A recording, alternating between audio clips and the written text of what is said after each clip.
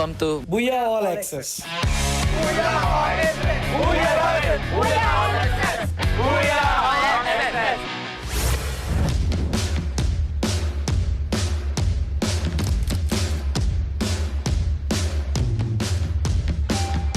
Hi guys, Bapu, Pai Tomer. Allahu Akbar. Audi is the best, inshallah. We're gonna win. Hello guys, welcome to the photo session. With me, this is RC Fahim. I am RC Rex. Our one player is doing makeup for the photo shoot. This is RC Ashik. He is our leader of RC. Estamos aquí en el Media Day, en la sesión de fotos. Bueno, la estamos pasando súper bien. Hola gente, sigo apoyando a Latin y vamos por esta copa.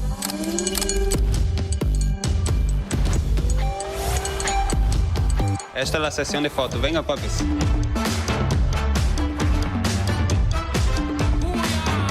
Boa sorte a todos os adversários, a gente tá preparado, a gente tá forte, tá vindo pra conquistar mais um título, se Deus quiser. Boa sorte também pra geral e que vão precisar.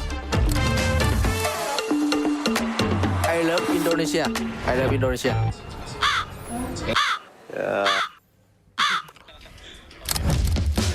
This is interview station. Welcome to FFWS. We hope you will enjoy this event. معكم تشيم ديال كلير فيجن. حنا حاليا دابا كنعملوا في الانترفيو ديال التيم ديالنا. كل بلاير شنو كيقول. داز عندنا اللاعب الدولي الكبير، لاعب بروباي اللي تبارك الله راه ما كيعرف حتى شي واحد من غير نفسه. اندريتد يونس دابا غادي يدوز. خليكم تعيشوا معنا هاد اللحظات هادو ومرحبا بكم معنا. Semangat terus buat musuh-musuh gua. Semangat juga buat musuhnya. Buat musuh gua kasih yang keras-keras lah. I hope they qualify to grand final. Buat tim Indo ya dulu. Semoga dua tim Indo lolos lah ke grand final biar di grand finalnya dua tim Indo bisa kasih hasil terbaik lah. Pesan-pesan buat tim lain, terutama buat tim Vietnam, jangan macem-macem lah datangin di terusan kita. Soalnya kan di Asia kemarin lo udah macem-macem nih, beberapa kali di terusan kita. Mungkin kita balas di turnamen ini lah.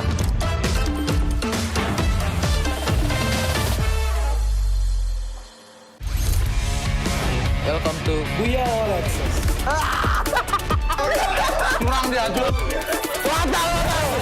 Welcome to This or That, where your choices decide how ridiculous your game gets. All right, players, here's how it works. You'll make a blind choice, left or right. Each side hides a mystery, and once you've chosen, we'll reveal what you've chosen. Oke, 1, 2, 3.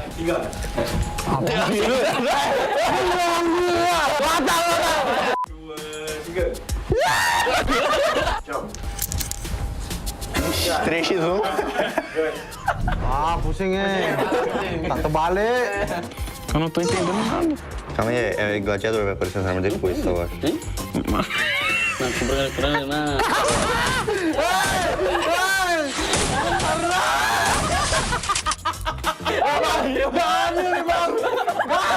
Meu Deus, meu Deus. Mano, isso é muito difícil, eu tô correndo no teto, viado.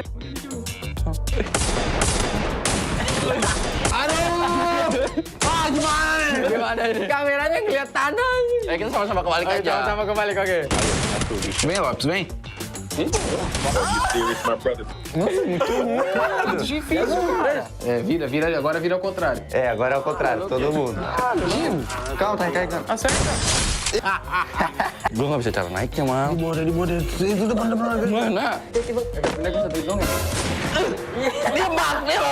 Dia mak. Ayo, tá fácil, tá aqui.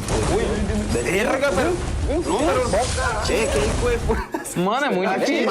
Mas é muito difícil. Desce capa Ele tá roubando, não carga essa, não vale carga essa, não. Curang dia, curang.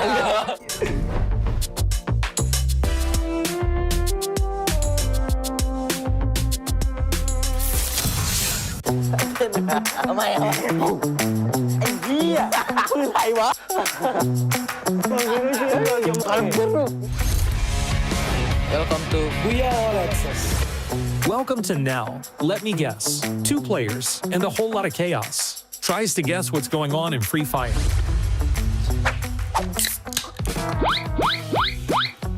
know. Maxim.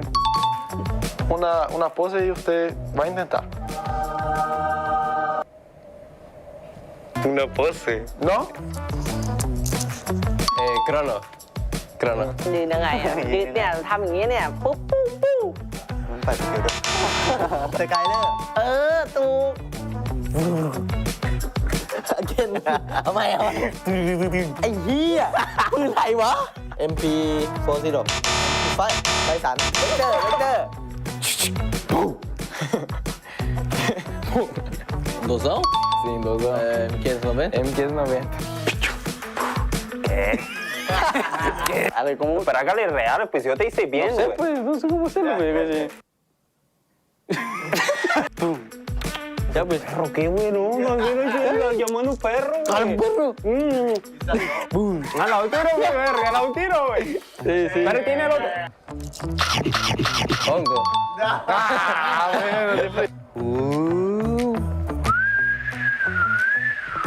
Profesor. Sí, profesor. Kidas? Command slash. Open. Globo. Yes. Ahí lo.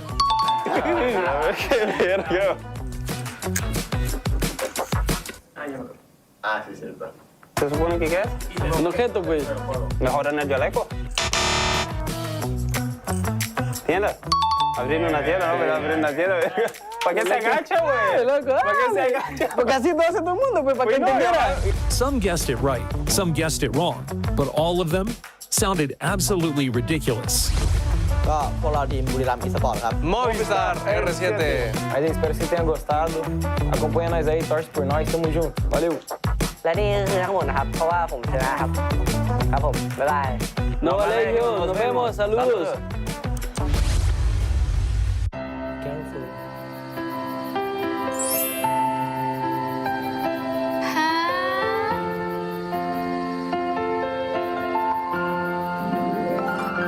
Will you marry me?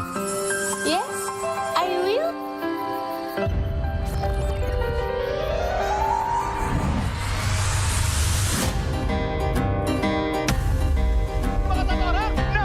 Masih ada nolot yang datang ke arah seorang dos. Tumbang sudah. And that's it. Falcon eliminates our argue. Yang nampaknya bakal dapat kesempatan emas.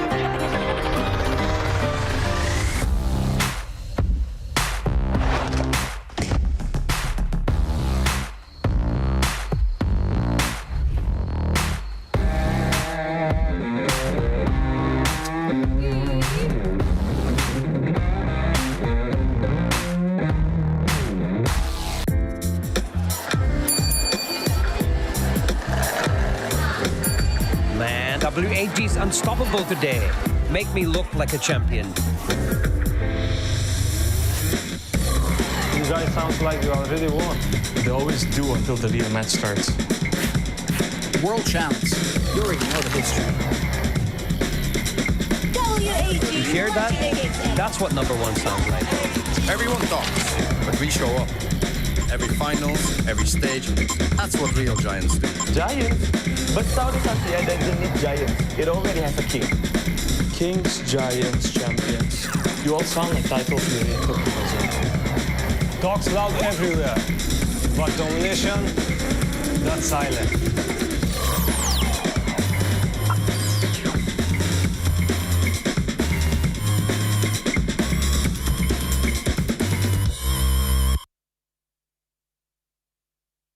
This is my FFWS 2025 Global Finals tier list, focusing on each team's global tournament pedigree and recent performance. Let's roll.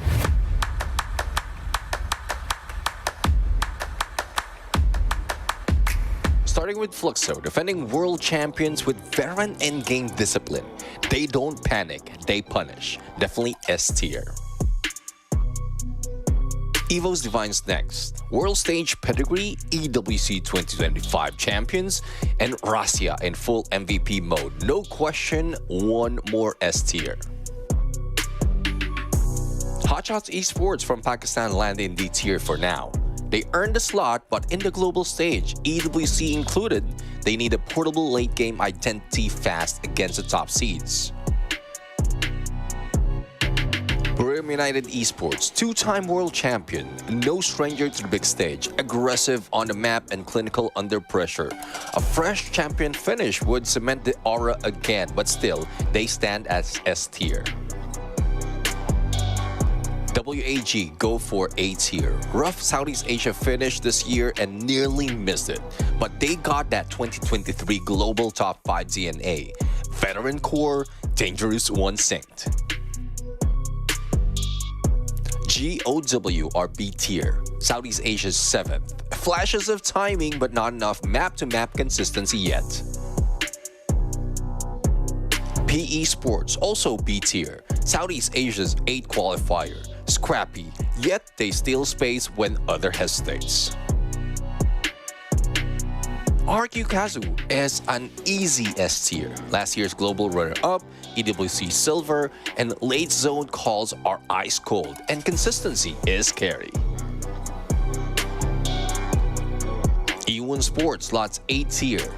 Brazil top 3 and 4th at the Worlds in 24. If that version shows up, the podium opens right up. Team Falcons, another S tier. Southeast Asia Fall 2025 champs and EWC 2024 winners. A total point machine with crisp macro, especially with those Guerrero takeover moments.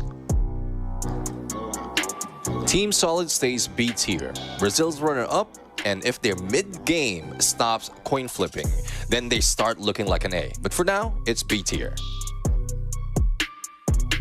Heavy is an A tier. Southeast Asia's number 2. Aggressive, confident, and their kill pressure travels if rotation tightens. Rainbow 7, also an A tier. Latam's champs with steady fundamentals. Internationally, they grade mid, but mid can absolutely upset. Nova Legion sits at B tier as Latin America's runner-up, solid regional form, global read is still pending. AG Global gets B tier. They do have time mechanics, but would swing a decision. On a good day though, they would grief your favorites. Red Hawks, your Bangladesh champs with raw aggression from dominant local run. This is the first true global test after EWC. For now, they get C tier. Clear Vision Esports, also C tier. MEA's champs whose style fits a format, though cross-region sample is thin, so we're betting on wildcard energy. Redcliffe closes us out on D tier. For Bangladesh runner-up, the goals are simple for now. Survive mid-game cleanly, cash out late zones, and build that reputation. Alright, that's the list. Why don't you drop your S tier in the comment and tell me who I overrated? Before we proceed any further, hit like, subscribe, and if you disagree with any of these, drop your argument below. Just keep it tight, keep it civil, and I might change my mind.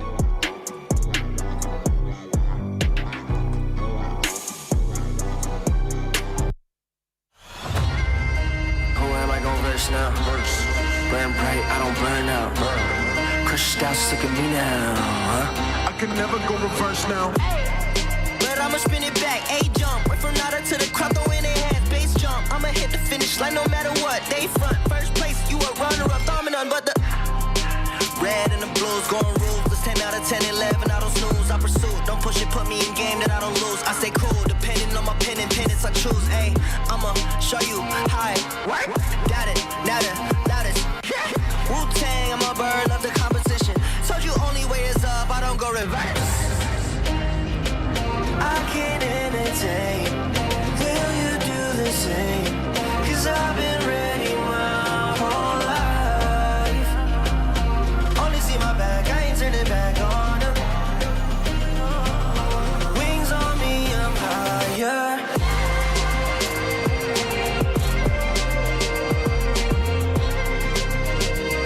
Cause I've been ready my whole life.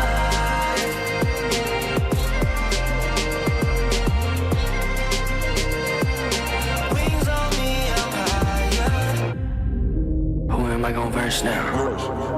Who am I gon' verse now? Show me what it's worth now. I pull up in the can't imagine all these people wanna follow, missing in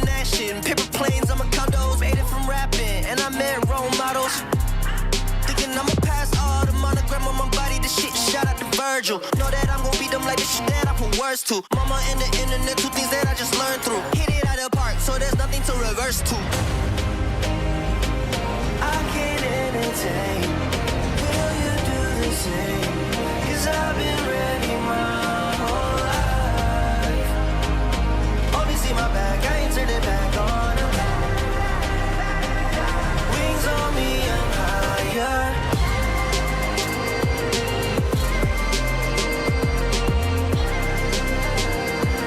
I've been ready my whole life.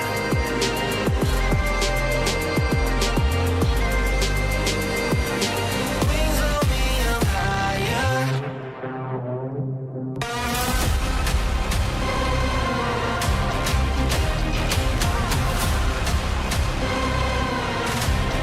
Now I can go reverse now.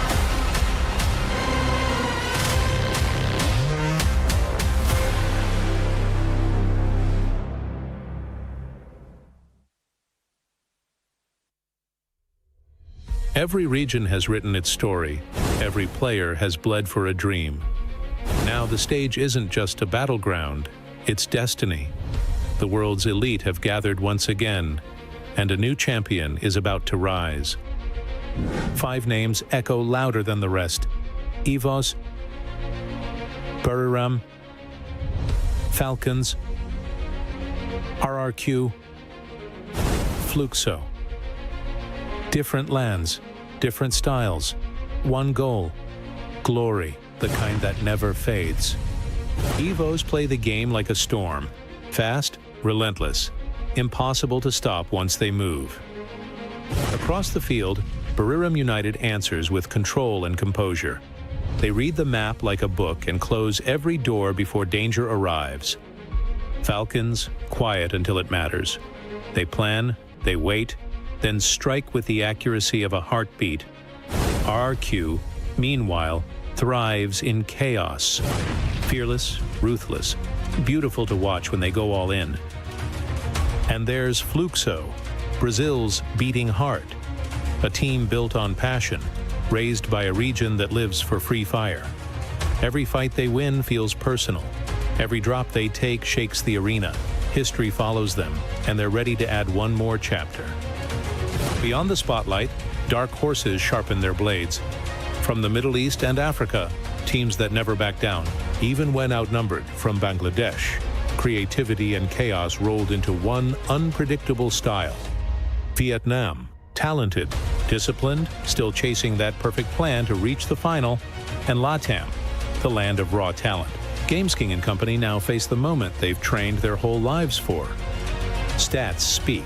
Eliminations, total points, placement, yet they never capture courage, timing, or instinct. The truth is, the finals rewrite every number anyway. Every number anyway. One tournament, one crown.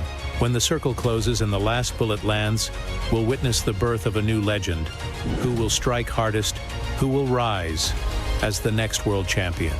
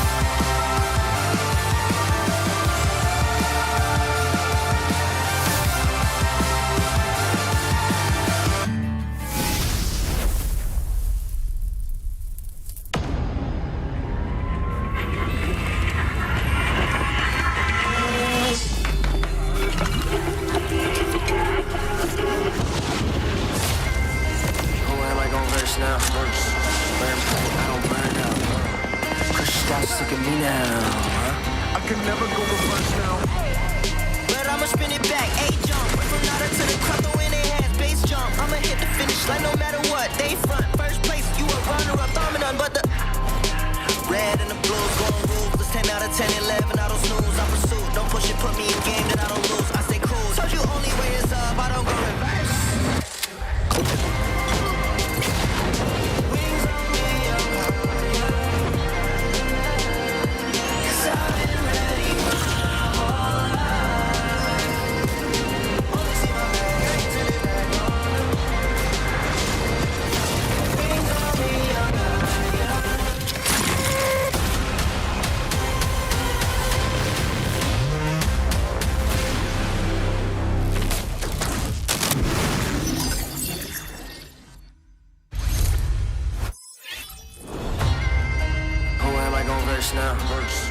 shine bright, I don't burn out.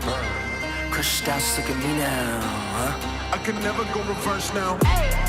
But I'ma spin it back, A-jump. Went from nada to the crowd, throw in their hands, bass jump. I'ma hit the finish line no matter what. They front, first place, you a runner-up, dominant, but the red and the blues going ruthless. 10 out of 10, 11, I don't snooze. I pursue, don't push it, put me in game that I don't lose. I stay cool, depending on my pen and pennants I choose. Ayy, I'ma show you.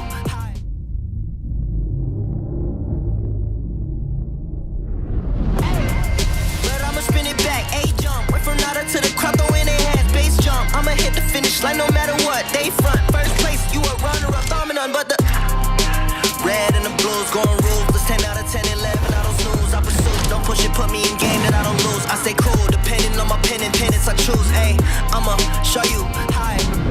Got it, nada, loudest. Wu-Tang, I'ma burn up the competition. Hit it out of the park, so there's nothing to reverse. I can't entertain. Will you do the same? 'Cause I've been ready my whole life. Only see my back, I ain't turn it back on. Wings on me, I'm higher.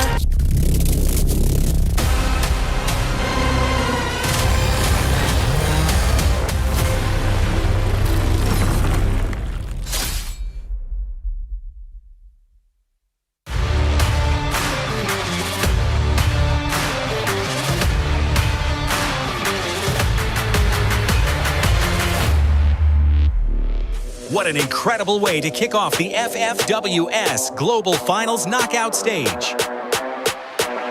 Let's take a minute to recap all that went down on the first day. Hop on in there, pulling out a double glue wall to block off the windows once again, but a mistake by PE Sports. But they still do manage to block off the access by Fluke Soju really low. But E Time Turner pulled out in the nick of time. It's not just the first Booyah Neptune, a freaking mad. Defending champions, Fluxo, crushes all doubts against them on the world stage with the FFWS 2025's first Booyah. Muito bom começar o Mundial de Free Fire com Booyah. Some spicy duels in Game 2 as Red Hawks trade shots to eliminate one of their doubters, Booyah United Esports. However, the Booyah is claimed yet again by another Brazilian team, Team Solid. A big comeback from the FFWS Seafall champions. Team Falcon ends Game 3 with a Booyah, rising above from their 11th place finish in the second game. Today's action continues with 3 back-to-back Booyahs from Vietnamese teams. GOW taking Game 4 in clutch fashion. Heavy with a clean rotation through the safe zone to win Game 5, and PE Sports secure the last Booyah of the day. Vietnam are strong contender in Free Fire World Series. Here's how things stand after our first day of action. Despite not getting a single Booyah, Thailand's All Gamers Global tops the leaderboard with 79 points. Not a single team was able to get the Booyah twice today. Will anyone break that streak? Get ready for more Booyahs on day 2 of the Free Fire World Series Global Finals knockout stage.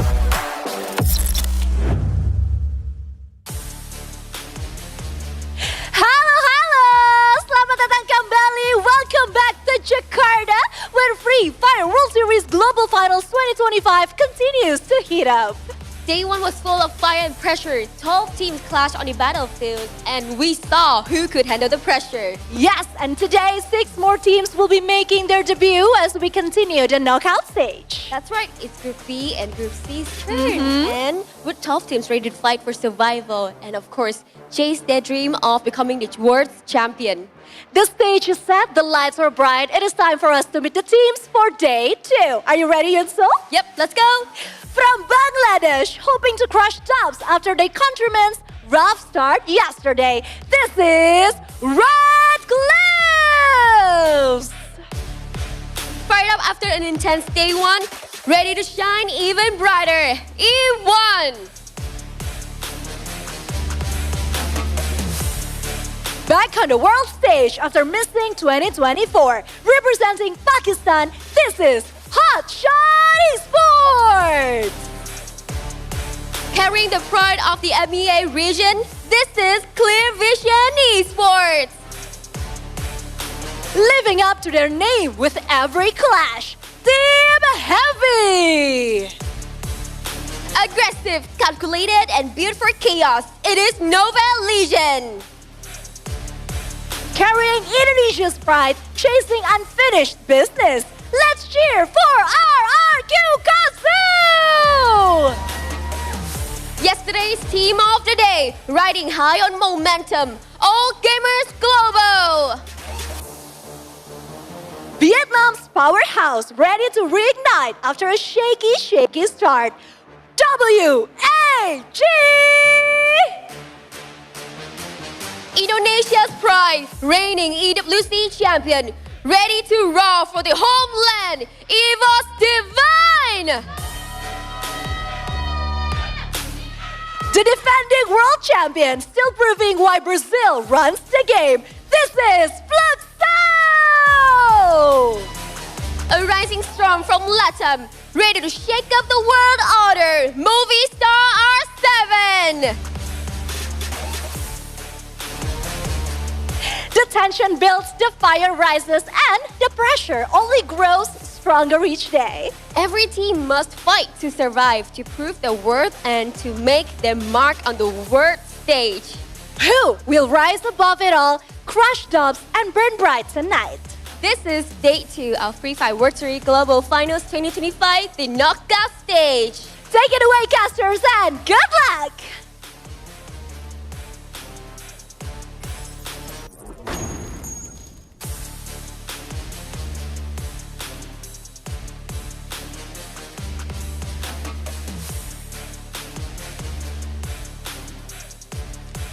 Absolutely. Well, ladies and gentlemen, boys and girls, welcome. This is the Free Fire World Series Global Finals 2025, Week 1, Day 2. Today is the battle between Group B and C. My name's AJ. I'm the Mustachio down here with the one and only Danley. We are your casters for the day.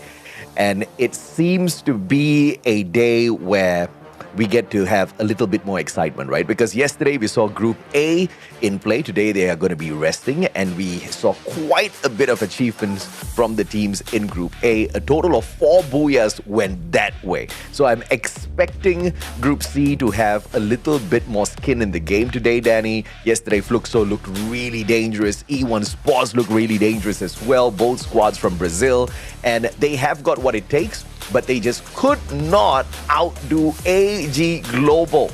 And I don't want to call AG Global the underdogs because they've been around for quite a while. We know exactly what they're made of, but what they brought out on the battlefield yesterday was just absolutely phenomenal. Let's take a look at the tournament highlights from Day 1 as we take a quick look at the timeline as well. We will be going through Week 1. Yesterday was the 31st, so today and tomorrow will conclude Week 1. Week 2 will be from the 7th all the way down to 9th, so that'll still be the knockout stage. Each and every single team, as you guys know, has been divided into 3 groups of 6. And each week consists of 3 of those match days, out of which each team will be playing 2 out of the 3. So that means a total of 24 games will be played in order to qualify for the grand finals, and the top 12 teams will make it through. The bottom 6 will exit the competition. And of course, the grand finals happens down in Jakarta on the 15th of November. There's a back-to-back grand finals because we've also got, for the first time ever, Clash Squad in here as well. So next week, just before the Battle Royale knockout stage, we'll have 2 days of Swift rounds for Clash Squad as well. So that is going to be absolutely exciting. Right, AJ. Take a look at the map schedule.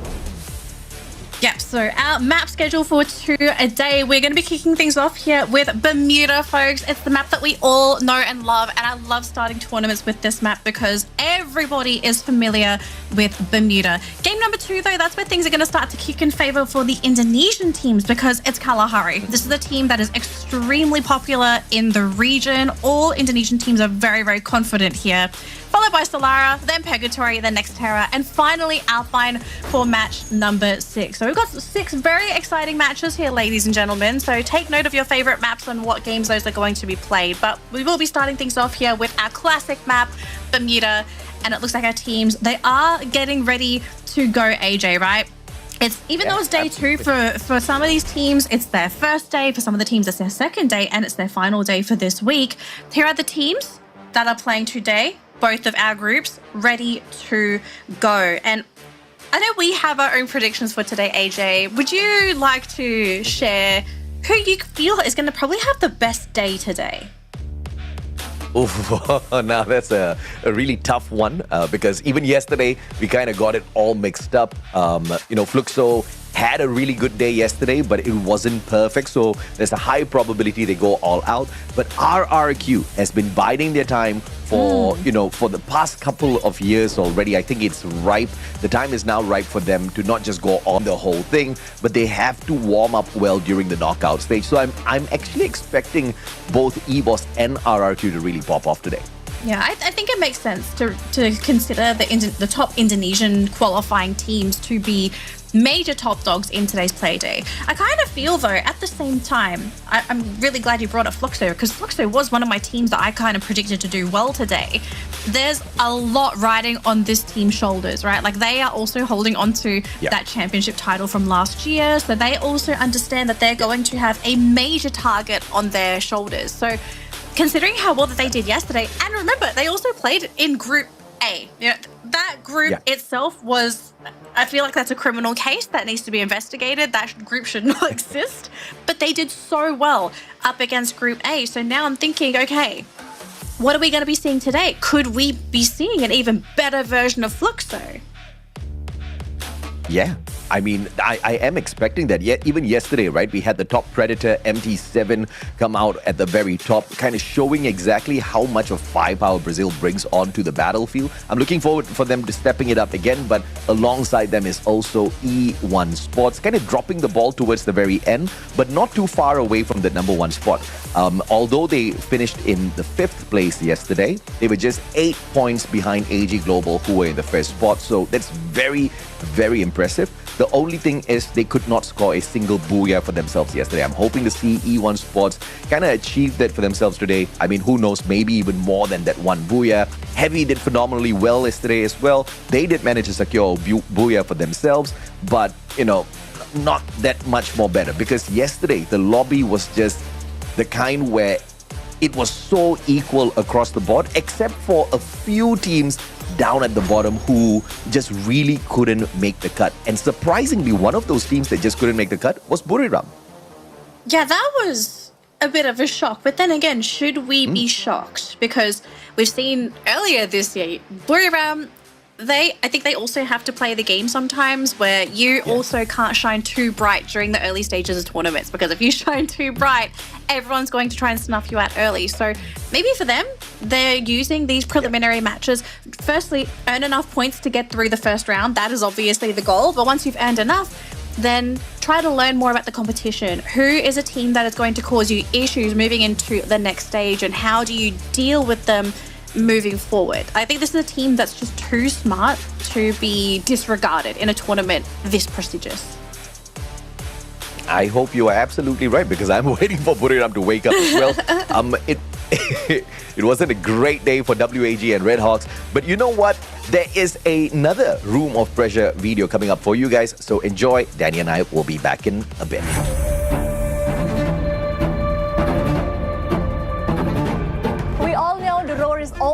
Always loudest when it's home. We have the world champion who's done it before, EFOS Divine, as well as the king who is still chasing their very first crown, RQ Kazu. Now the question is, can they turn pressure into power?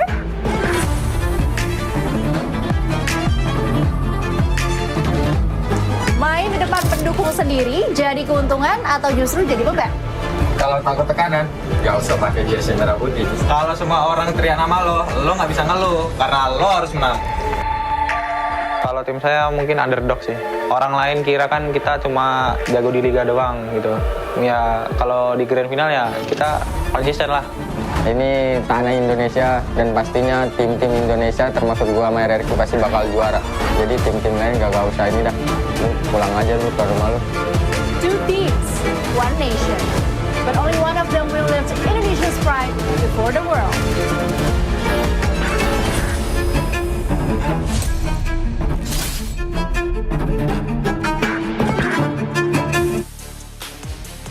Some fighting words from the two teams that are with the home ground buff here, Danny. We're talking about EVOS, we're talking about RRQ. And RRQ kind of called themselves the underdogs. I don't know which universe they came out from, because the last I checked, RRQ is no small squad. They can get the job done out there. The only thing is luck has not been on their side. Can they get Booyahs? Yes. Can they annihilate teams? Yes. Do they have amazing rotations to find the final circle? Absolutely yes. World-class squad, but just hasn't achieved the best just yet. Maybe now is the time that they have got this battle happening on their own home turf. Yeah. I think it just makes sense to bring this up as well. RRQ, it seems at the moment one of the major factors holding this team back is pressure. This team, once you hit that certain pressure threshold, this team unfortunately seems to crack. We've seen this in a few tournaments so far where they're so close to being able to achieve something great, but then all of a sudden that pressure kicks in, and all of a sudden RRQ as a team, they kind of crumble. So I think this is going to be a great testing ground for RRQ fans to see, has RRQ managed to figure out how to temper themselves and to not break? Because this is the world stage. This is going to be as much pressure as you get. You're going down into the depths of the ocean. So you need to fight against that pressure. You got to break it, and instead of letting it break you. So I think there's a lot of eyes on RRQ, especially for the Indonesian fans, because they have been waving the Indonesian flag for years. This is an org, and a lot of the players on the team, everyone knows them. They are idols for a lot of our survivors out there. They look up to these players because they have been around for such a long time. So RRQ, their moment of greatness, it could possibly be this year, but they need to figure out this issue of theirs.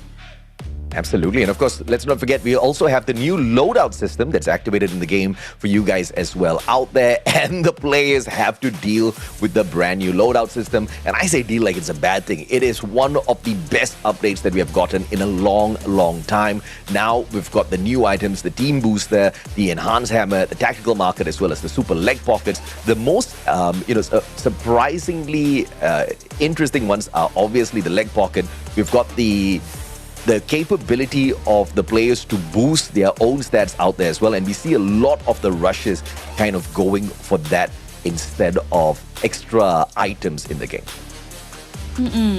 Well, I think with the inclusion of the new items, you have to sort of play with it. And considering that there hasn't been a lot of time since this has been added, I think there's going to be some teams I feel that might struggle just with the new additions. Like, yes, you're on the world stage, but at some point, once you add something new to the game, you have to be ready to adapt to these new changes. And I'm kind of wondering, are there any teams out there that might still be panicking, thinking like, guys, I'm not used to this yet. This I can't use efficiently enough because I just haven't had enough time to practice with the inclusion of the new system. So, I mean, based off of yesterday, do you kind of feel like there were any teams that might have sort of dragged their feet maybe in the dirt? Maybe you feel like they might have struggled based off of the new system? Nah, I don't think anyone's struggling with the new system. In fact, they all have a great advantage now. It has really empowered some of the rushes especially. And by the way, if you guys love big damage, if attack, offense, and aggression sounds like you, your loadout pick is the enhanced hammer. Now, unfortunately, we haven't seen any teams make this the priority pick for themselves just yet. I would like to see maybe a couple of those rushes go out there with the enhanced hammer, but they have been focusing a little bit more on recovery, a little bit more on shielding themselves from harm out there, because you can't take your chances. And I'd rather survive a little longer as opposed to put out more damage, because technically you've got other, qualities in the game that can get that done. Well, again, we don't know the full potential of the hammer. So maybe it just takes one player to figure out, okay, is there a way for me to make the most of this? Why, AJ? No, Why? I'm Why are you laughing because, you say you say you don't know the full potential, and the OB51 patch notes, right? When you look at the enhanced hammer, it just says firepower. that's the only description. That's what I mean. So Like nobody knows the full potential, so you got to use it to find out what that potential is. Look, looks like someone's the teams got to. just don't want to find out. I mean, you kind of can't blame them too. If you don't have numbers or statistics to work with, you don't know is it worth taking the hammer over, say, the healing instead. Because, I mean, at the end of the day, healing is also really great. If you're alive, you can actually help your team. If you're dead, then I think we kind of understand what you provide to your team. Not much, maybe a little bit of vision. But, AJ, are you ready? Game number 1. I think I am. Bermuda. The round is ready to go. Our teams are ready to go, folks. I think it is time to fly in and kick things off on Bermuda.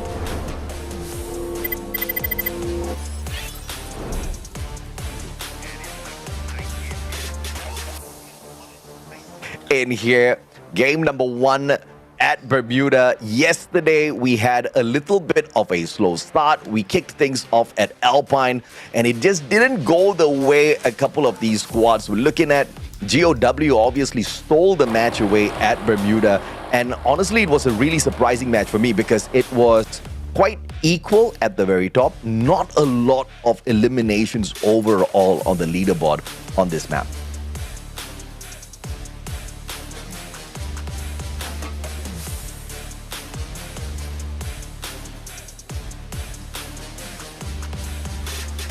All right,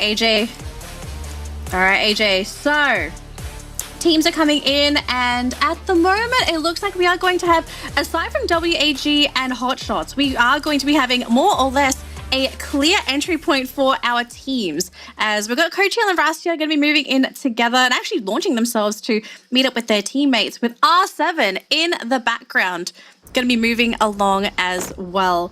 Now, Coach Hill going to be moving along with the team. I guess the question here for some of the teams is, what is the game plan? Because we know here right now, Hotshots and WAG want to put some blood on the board. They want to get those elims right off the bat. But who is in the better position? I have to say, WAG, I do like their position a little bit more, with Please One leading the charge and X4 just sitting on the side.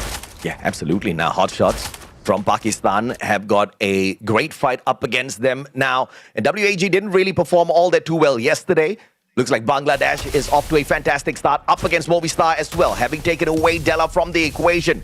Hunting down Games King. Here's Hope, has got the Mac-10 in hand, and he's braced him down. Bangladesh is off to a fantastic start, and Mexico cannot take the heat.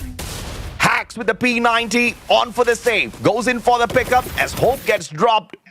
Maybe a little bit of recovery is just possible here. WAG, on the other hand, trying to dispatch the players on the side of Hotshots one after the other. Oh, but WAG, even though they won that previous engagement, now all of a sudden we have another team coming in to cause some issues here. NVL, oh my gosh, Flo, MVP and Kuslo already hitting the ground, and all of a sudden I think they might be regretting this movement here, thanks to EVOS, who are the ones to be sticking their nose into this business. And this is just as bad for WAG, because if you know that EVOS is here, this is a team that is going to want to eliminate you from the round. And you can see here AimGod and Ray trying to get into position. They do have to be mindful though, this is still WAG, but Please One being shot from the side thanks to Coach Hill. Rasta coming in to finish off Tikoi and Cyrus. And EVOS already starting strong with 4 eliminations to their name.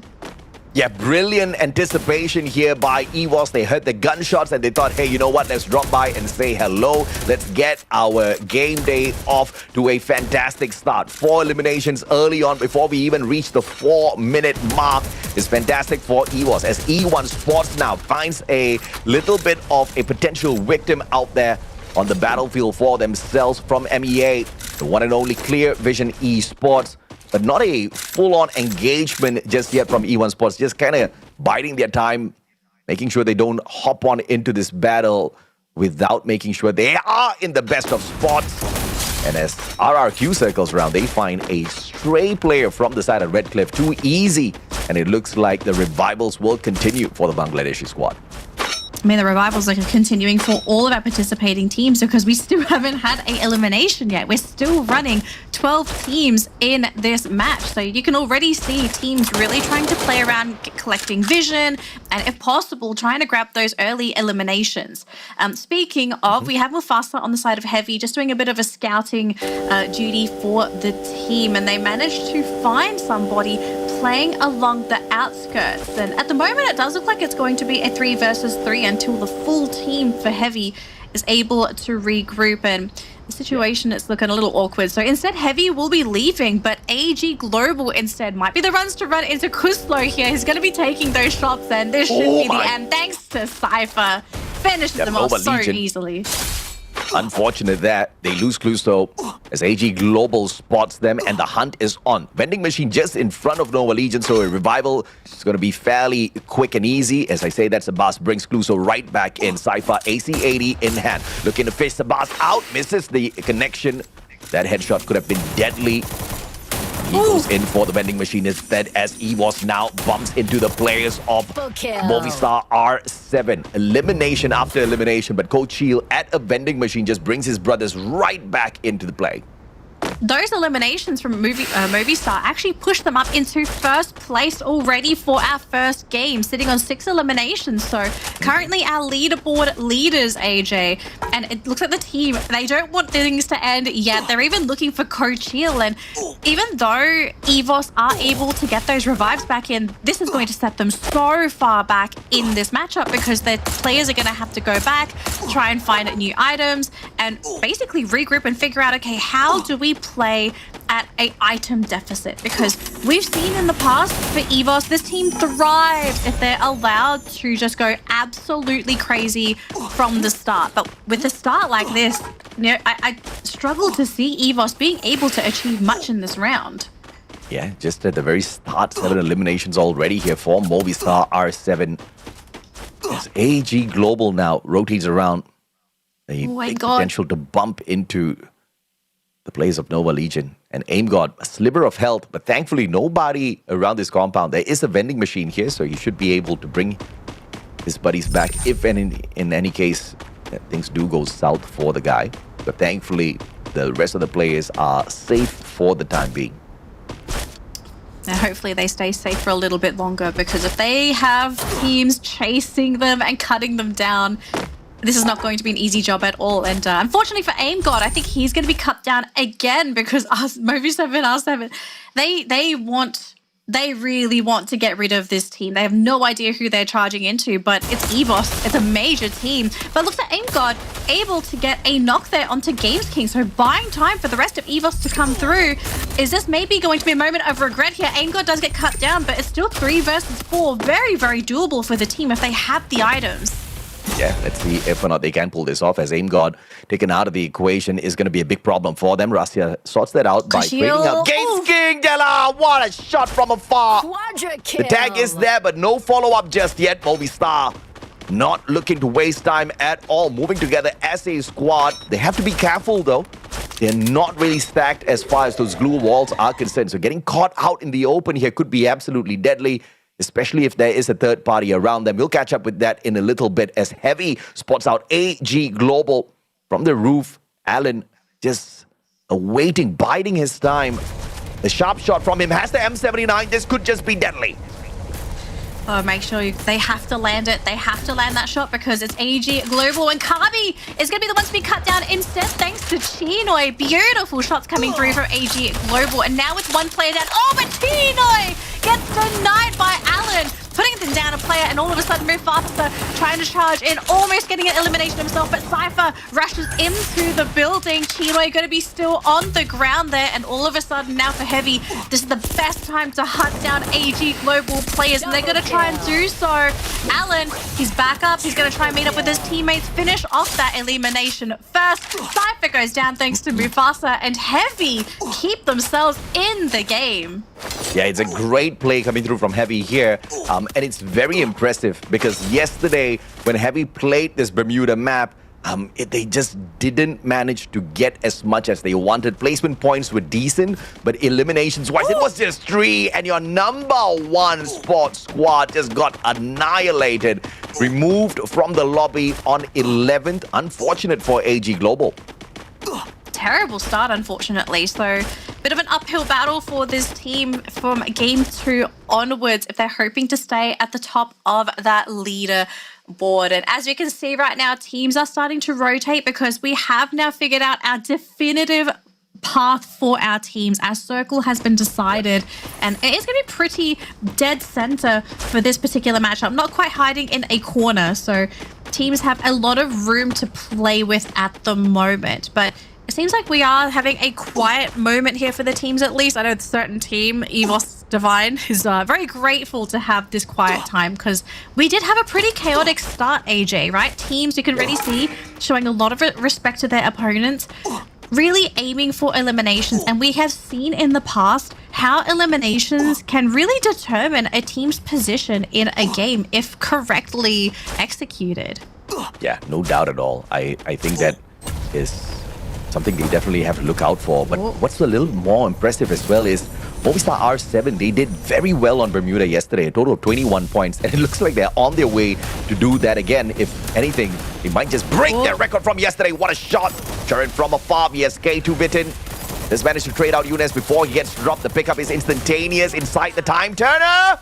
And E1 Sports just clean house. Clear Vision Esports spotted them, had clear vision, could do nothing with the information. Yeah, great recovery there for E1 because they did have a player on the ground when that fight broke out. But they do also reveal their position to the rest of the teams because right now, we are starting to run out of real estate and teams are basically next door neighbors at this point of stage.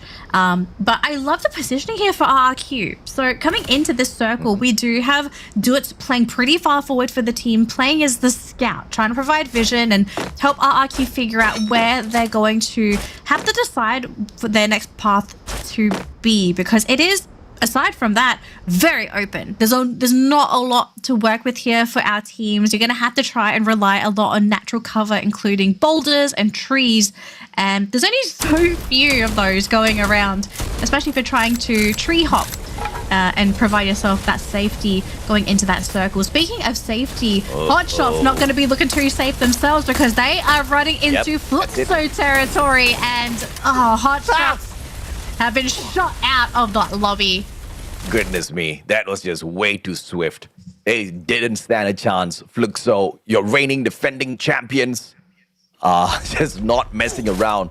They missed out on the #1 spot yesterday. They are not looking to do so today. Movistar R7 back in action. This time they won EVOS Cold Shield. Deep freeze thrown out. And the response of those glue wall melters meeting the EVOS players at RRQ. Backstab! Indonesia just messed up the play for one of their own, and they don't even know it. Aim got down on the ground. Riptide Rhythm sent as well from Ma'al. Just throwing more chaos into this battle between Movistar as well as EVOS. The pickup instantaneous. Aim got needs to back away for a little bit here as RRQ takes the fight straight up to them, and now this backstab is going to be pretty deadly, as Joker does manage to help out RRQ a little bit here with the elimination onto the EVOS player. RRQ makes it to the next circle. A very lethal elimination there for EVOS because they've lost Rasia. So the sniper is out of the picture and the rest of the team is going to have to try and pick up the pieces and survive moving forward. But RRQ showing signs of life in this lobby, looking to at least assert some level of dominance as they're trying to figure out, okay, where's their next path going to be? Because they have secured themselves a compound, so they've got some place to hide for now. But where's that next circle going to be? It's going to be moving much more center of that next section. And I mean, EVOS are pretty happy to be where they are right now. Movistar R7 is going to encroach on that territory very soon as well. And looks like Kochi has been caught there by Butson. Yeah, I mean, EVOS not having a great game here. They keep getting aimed down. Early on, Movistar and then RRQ and now Fluxo. Everybody taking aim. The champions of the EWC Free Fire 2025 about to get annihilated here as they stand right in the middle. Everyone surrounding them It is just unfortunate in terms of position for EVOS. How do they make their way out of this? They do have a vending machine that they could abuse, bring back their buddies, but in a circle so tight, spraying them down from the skies isn't going to be too tough at all. Heavy, on the other hand, losing player after player on that high ground, which was supposed to be advantages for them, turns out to be an absolute curse. Mufasa is still there, though. Oh boy, RC is going to be out of the running. So we still have 7 teams in the running here, AJ. And right now it looks like Fluxo has made their move. They're going to try and fight into E1. And so far the team is looking very strong. GU is right in their face. And right now E1, they're running out of distance. But MT7 has been caught thanks to Vitten. Beautiful snipes coming out from the team. If they can keep chopping them down like this, this is how E1 can get rid of our reigning champions. But Fluxo still trying to find that opening, and it's very, very dangerous now. They're running low on resources, but looks like Vitten's been caught. Lions, the next one to fall thanks to RRQ. RRQ are actually helping out Fluxo. Yeah, RRQ doesn't know that. They just want to sneak away these points, and of course, those bumps off the grenade launcher, one after the other, being tossed at that battle, hoping to get lucky. RRQ does manage to sneak one knock away. Ma'al's gonna miss the signal here. The 2 E1 Sports players will get away with their lives, but RRQ will be in trouble because E1 Sports could just stab them in the back as they make this rotation in. And while all that's happened, Movistar's R7 has been eliminated. So clearly something has happened, meaning that EVOS all of a sudden have a way into this game. And we're going to be starting to see some monster truck gaming here, folks, as we use this as cover. This hill is barren. There is barely anything to work with. And you can see already the rivalry between the two teams. MVL looking to take out EVOS on that low ground, and RRQ wanting to keep Fluxo at bay on that high ground. EVOS still struggling to try and make their way up onto the high ground. So they have the blue walls. We see NVL rushing in. Kusto going to be hitting the ground first, though. Sebast still looking rather healthy, but EVOS not looking healthy themselves. Both of their players very, very low. It's just Aim God. He's going to finish off Lopez and do the best that he can, but EVOS down to their final player, and look at this. RRQ looking to take game number 1. AJ, NVL, there's only so much you can do with one player, but RRQ have taken game number 1. Beautifully done by RRQ. Very safe, and in fact, luck was definitely on their side. Unlike what EVOS had to deal with so many squads, is constantly focusing their firepower up against EVOS, where they had to play defense, where they had to lose a lot of resources, play those revivals in those very final moments. RRQ, on the other hand, brilliantly created their own future, playing from the edges of the circle. Had also the M79 in hand, the grenade launcher, which tried its best to sneak away a couple of extra eliminations off of some third-party situations. But of course, it was an opportunity well played for them. Movistar R7 did well as well, but unfortunately couldn't get deep enough into the final bout of the action. So I think we're already starting to develop some storylines here for our first game, AJ. EVOS, they could be in trouble if Movistar's R7 continue to chase them moving into game number 2 onwards, because that was a trend that we saw for this particular game. Fluxo might have some beef to pick on with RRQ just because of that final circle. They were almost at risk of being eliminated. E1, that bout with E1, I think that is also going to give us a bit of a glimpse into RRQ's playstyle, because they could have fully committed into eliminating E1, but the fact that they double backed, that is giving me hope for this team, that they have maybe curbed that impulsiveness that sometimes sort of kicks this team in the shins. So I'm feeling good vibes. Okay, but it's only game number 1. I've got to see more from RRQ to feel really confident in them for the rest of the games today. Yeah, I understand where you're coming from, but I think RRQ is definitely geared up. They are well warmed up because of that home ground advantage, right? They know exactly what they're dealing with. They've got a little bit of fan power ahead of them as well. I didn't hear anyone scream out for RRQ earlier, but you know, for EVOS, someone went crazy in the crowd earlier on, right? They're like, yeah, EVOS! That's the kind of extra buff that you need. For all you know, you've got some of your friends out there who are right in front, maybe part of your crew as well, cheering you on. Things like this make the biggest of difference. And at the end of the day, RRQ has been waiting for a long time to prove themselves. And nothing went wrong for them in this matchup. Once again, some of the other teams faced a little bit of difficulty. Of course, that's exactly how each and every single lobby is going to be. But with all of that luck being on the side of RRQ, they made very good use of it. In fact, I would say in some of those circumstances, they manufactured the luck because of that brilliant rotation that they had, just sticking to the very edges of the circle all the time. Yeah, I think... Have we seen RRQ sort of deploy this playstyle quite recently? Because I know in the past, RRQ would play the opposite, where they would basically try to find the center of the circle and they would camp out in whatever compound that they could find there. Is this, do you feel like something that might have been a new emerging playstyle for this team? Because I feel like we saw a lot of this at EWC for RRQ, like this team trying to figure out what their new identity and play style was moving forward, because we know in the past, like their old strat just stopped working and they really tried to make it work. But now that we're seeing this seems new. I don't know about you. Yeah, this is just classic RRQ, right? Just play the late game. Don't go crazy just yet. Wait for that best opportunity before you strike. And of course, they've got the Skyland Nero Chrono Oscar on the combo, and as anticipated and discussed earlier on as well, the team booster as well as the tactical market being the choice for a lot of these players. They don't want to go crazy with the hammer just yet because the health and the utilities kind of take the priority as of this point. Yeah, I'm hoping we see at least one hammer on one of these team stats today, because I would be very disappointed if nobody attempts to make the hammer work.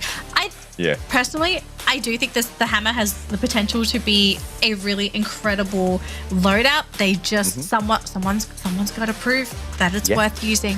I'm waiting for that Guardian Angel of mine to suddenly appear. But Guardian Angel.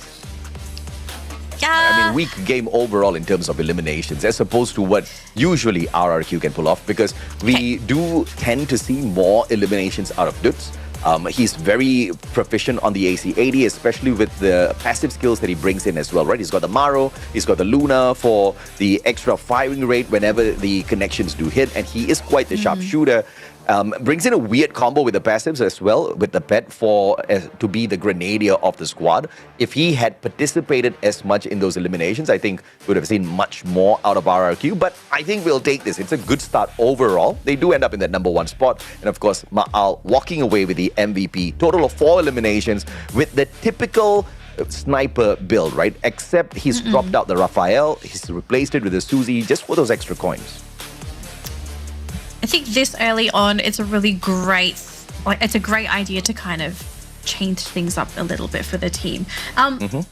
Okay, good start for RRQ here, right? It's Bermuda, it's game #1. Game #2 is Kalahari. Does RRQ have the potential to be able to bring this momentum into game #2 and potentially be the first team to get 2 Booyahs? Because we know right now no team has secured 2 Booyahs in a day, let alone a back-to-back Booyah. Just based off of what we have seen from RRQ today, do you think they're going to be able to pull it off for this next matchup? High probability. I think RRQ is just one of those squads who's really proficient when it comes to those rotations. When it comes to moving from compound to compound, no team does it better than RRQ. At one point of time, it was definitely Buriram on the Southeast Asian platform, but RRQ was always supreme at getting those rotations done, right? Now when you throw in some of, LATAM in, you throw in some of these Western squads who are able to take the fight up to the east, then the story changes just a little bit. I have to highlight as well, the LATAM squads are doing exceptionally well in the competition. Yeah, the LATAM teams, I have to say, I think they could be the X factor that kind of throws off some of our potential favorites in the competition, because we have to remember this is an inter-regional event. We have teams from regions that don't normally play together playing in the same tournament. In particular, LATAM, Brazil playing with our Asian teams. Like, yes, we do these in international events, but for most of the year, these teams don't really get to play with each other. And I kind of feel like LATAM and Brazil, Fluxo, they're last year's champions, but I really feel like they could be, like the region in particular could basically steal another title away from Asia, as long as they can try to catch some of these Asian teams off guard, because there is still this level of respect by all teams from every region that they give to the Thai teams, even though these teams are not currently holding world championship titles from last year. So I feel like this could be something that really just throws off all of our Asian teams. Absolutely. And I think it's a brilliant debut for Nova Legion. Walking into game number 1, they take the second spot, almost struck the Booyah. If they had the numbers on their side, it would have been phenomenal, right? And we have to acknowledge as well, Nova Legion almost got wiped out in the very first circle itself. Within the first 2 minutes, they were taking a heavy firepower, and thankfully that recovery was not just good, but absolutely sublime, and they went on to pick up massive numbers of eliminations. Remember Cluso, AG Global, he got trapped, and I thought that was going to be the end for them, and we wouldn't get to see LATAM kind of show off much in this Bermuda map, but it was the exact opposite. They walk in and they get the most number of eliminations in the lobby, 13 in total, which was very impressive. All right, so game 1 is done and dusted, ladies and gentlemen. We are done with Bermuda, and we are getting ready to go into Kalahari for our next map matchup. And we already mentioned, AJ and I already talked about this earlier in the broadcast. The Indonesian teams, this is where they are going to thrive. But I think everyone knows this. Everyone knows that all of the Indonesian teams love to play Kalahari. So with this information in mind, how would you play around the Indonesian teams? Because I think they set the gold standard for Kalahari playstyle. Yeah. So they definitely were very proficient on Kalahari until Thailand just said, you know what, sit down boys, we're going to take over this map. And you see a lot of proficiency coming in from Thailand, but we also do have to respect Movistar R7 out of Mexico, right? They proved themselves yesterday. They have taken a lot of opportunities on this Kalahari. You got to respect the rotations out of Movistar R7. You know, great consistency in the squad overall, and one of the more impressive plays were on Kalahari. So this is definitely something that we got to look out here for. As far as Indonesia and Kalahari is concerned, I just think EVOS needs to use this to step it back up, because this is where Russia truly shines. If I was Russia, I think I'd probably want to hide a little bit more, because you're going to have a target on your head. I think that goes without saying. This is probably the man to watch out for in Kalahari, as we are getting ready for Kalahari here, folks. We've just finished up Bermuda. If you missed out on match number 1, RRQ is setting the stage here for day number 2 after securing our first Booyah of the day. So strong start for the team so far. They're looking good, but we still are waiting to see if RRQ is considered a top contender, because they labeled themselves as an underdog, which I personally don't agree. I do think this is still considered a top tier team. It's just they're probably not being looked at as much as Falcons, for example, and to a certain degree EVOS and Booyah. So I think RRQ, they still need to be very careful, because if they are going to think of themselves as an underdog in the tournament, I'm scared this mindset could get them killed unnecessarily on a map, because they think that they're harmless. They expect everyone to think they're harmless, but that's not quite the case. Yeah, I think it's ridiculous that RRQ calls themselves the underdogs, right? It's just, it does not fit. The description definitely doesn't fit what the team is capable of doing. We've got a video as well for your delight, ladies and gentlemen, boys and girls. We've got ABAX here with some spicy words. Let's see exactly what the good sir has to say. So, coba kalian bisa adaptasi nggak di sini, karena soalnya kemarin kita di Brazil susah banget buat adaptasi dengan makanan, cuaca di sana. Nah, sekarang kalian cobain di sini di tanah kita. Sangat berbeda jamnya, makanannya. Kemarin gue dengar makanan Indonesia dia nggak suka. Dia mesennya McD mulu. Dia nggak suka makanan Indonesia karena pedes. Ya buat haters ya tetap ngehujat kita. Semoga hujatan kalian nggak bakal capek ngasih ke kita, karena itu kata-kata salah satu motivasi buat kita. Thank you bro, semangat terus. Semoga dosa kalian makin banyak. Shots have been fired. EVOS taking a dig at Fluxo of all teams. That wasn't even a dig. I think the Indonesians are just showing off that they are as spicy as their food. So I think I'd be a little bit careful there, right? Because if you stoke the flames to some of these teams, you could be inviting an unwanted guest in your house. But, ladies and gentlemen, it looks like we are ready to jump into Kalahari. The teams are ready to go. The Indonesians are ready to go. All our participating teams are ready to go. Folks, who do you think is going to grab our second Booyah of the day? We'll find out right now, but let's fly into Kalahari. Let's see exactly who gets to dominate the desert sands out here at Kalahari as we kick off game number 2 on day number 2 of our knockout stage. A total of 6 days here at the knockouts, and each team gets to play 4 out of those 6 days. You technically don't have a lot of opportunities at all. Yes, 24 sounds like a lot when you start, but as you start going through those matches, they dwindle down really, really quick.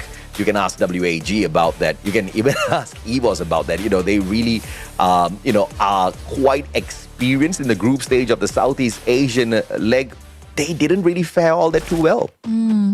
Speaking of not faring too well, we might be seeing a little bit of action on confinement over there, AJ. We've got NVL and Heavy actually fighting over that singular compound. So we could be seeing some names hit the dust, some players being sent back to the aircraft. But we are seeing here RRQ camped out at their favorite spot. They're back in Refinery. This is the place that this team knows and loves. And we'll have to see if anyone decides to compete for that spot later on, as Kabi is the first one to be down there.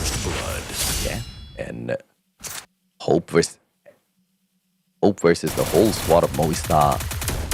Until Liku shows up, Games King. Oh, sliver of health left on him, P90. Liku has the advantage here, goes in for the spray, gets the fantastic knock. I have to say, Redcliffe has been very impressive, albeit they did not manage to get very far in that first game. But their engagements look a little sharper than Redhawks, which is quite a big surprise to me. I mean, if they keep fighting like this, I think it will absolutely pay off for the team. Yeah, so Redcliffe, they pick up 2 eliminations.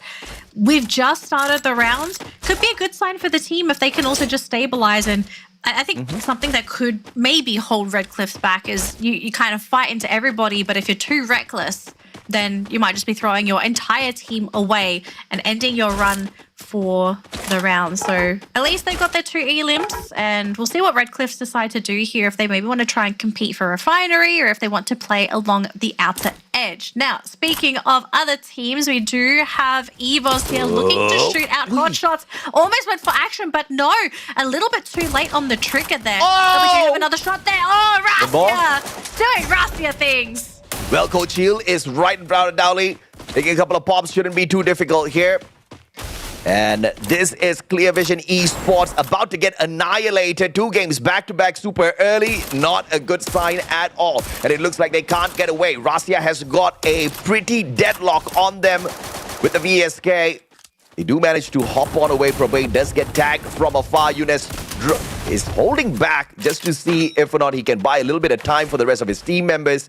And he sacrifices himself for the greater good. Question is, what can the rest of the Clear Vision Esports players do with the extra time their buddy has given them? Absolutely nothing. Yeah, Fluxos decided to end their run, so Clear Vision, they thought they were free, but you know, sometimes you just launch yourself in the wrong direction and you basically feed yourselves into the mouth of another potential predator in that lobby. So first team gone, 11 teams remaining, but already a great start here for EVOS. And actually, there are still some other teams that are doing rather well in the lobby, but I think EVOS, I think a lot of teams are expecting EVOS to do well, and the numbers, they're kind of proving them all right. You know, EVOS are currently the kings of Kalahari for this round. And Clear Vision again with the early exit. Unfortunate for them. They only picked up 1 point on Bermuda. And barely anything in this matchup, so we'll have to wait and see what they can do with the rest of those 4 opportunities. Hacks with the stop. But Liku with the revive before he gets shut down. So quick fingers right there for the Redcliffe players. And this just happened to be the same issue that the Red Hawk squad was facing as well. Great start with the initial engagement, and then they fizzle out fairly quickly after that. I just think Bangladesh needs more time on the global stage just to get used to the very, very different pace that we have from some of these other regions here. Yeah, very, very fast paced, unfortunately. Teams just constantly moving. As we've got Kuslo on the screen, just gonna loot up a little bit and then regroup with the team. Oh, but Floki has been caught in the backside thanks to Games King, who is able to get a very sneaky elimination. A bit of a very sneaky elim. Oh, Sebas has been caught as well, down to 30 health, is able to try and recover, but you can see Movie Stars in the background looking to finish him off if they can catch his head. Just the top of his head is all that they need, but he's able to juke them out so far. So Sebas, oh, but he gets caught anyway, thanks to Della. Well, let's see if or not Nova Legion can find the recovery, because once again, they've had a very hot start, but Heavy up against EVOS. A great one, as they don't manage to bump into that little Oscar. Valiant dash for nothing, but don't cry. The timing is bad here. Ray spots him, Charge Buster takes him down, and that leads them straight into E1 spots. I don't know if it was intentional, but they've been baited in. EVOS needs to get the heck out of here. Either get the heck out or just go the heck in, because you can see Ray jumping into the fray as well, and they've managed to get it down there onto Vittini. So EVOS, I think they're comfortable trying to fight into this, but they have to find a clear point of entry into the team, because E1 is going to keep themselves within that compound for now, and so far it is keeping them rather well protected. And you can see right now Rasia trying to see, okay, can I get into position to maybe punish someone instead? Catching vision of another player on his side. So I think Rasia just wanted to make sure he's covered on all angles to make sure that he's not picked off while he's trying to go for these snipes. EVOS 10 eliminations on the Bermuda map, and they are already at 6 on the 6th minute here. And Redcliffe, just like Red Hawks, hot start and a quick fizzle out. I think they need to replace some of their vendors for their little flame here. Because, you know, sometimes when you buy the wick and the wick is bad, your oil lamp doesn't burn as bright and as long. I don't know if anyone gets the analogy. I don't know how many of you guys light lamps at home, but their wick is definitely bad. Yeah, just not, you don't not get the best game. What do you mean? Yes, I do. You don't light lamps at home. I don't. You're old. What do you mean? You're old. I know what an oil lamp is. Thanks, you know what it is, but you don't light it. I don't need to light it. I press the button and then there's light. Amen. Amen. Alan, a little bit of a risk here. Riptide Rhythm sent out from the side of Heavy up against Fluxo. He's got them flanked out already, which is in trying to fish one out. And Alan can not move anywhere at all. But the setup from Heavy is such where if they do try to take Alan out, the rest of them can back him up. Alan, one more tag, and Bobs gets it done with the Winchester. Bops them out of the air. So Heavy not feeling too happy themselves either, because now they know they're at risk of potentially being rushed upon by another team. And, you know, Bobs, he's going to be the one to set the tone for the rest of the team. But actually, Butson is there as well. So Fluxo wanting to leave a mark on the map, grab some eliminations. If they get rid of Heavy as well, this will secure their position at command post. And look how quickly they are trying to get on top of this team. Heavy is now panicking. They're hiding in that building. Butson's playing on the rooftop. The rest of the team has made it through. All it takes is for one head to be in the wrong place at the wrong time. Some trick shots here from the jump out of the window, but on the other end, Movistar R7 moving down the players on the side of EVOS. 6 eliminations already as they break down these glue walls, ripping away lives. EVOS trying to find some way to survive this encounter. And Heavy, on the other hand, I thought they were successful running away from the players of Fluxo, but all 3 fall. One final survivor. Can they find some sort of a miracle here? We missed that whole bout, and Kabi got away with a sliver of his health still left on himself.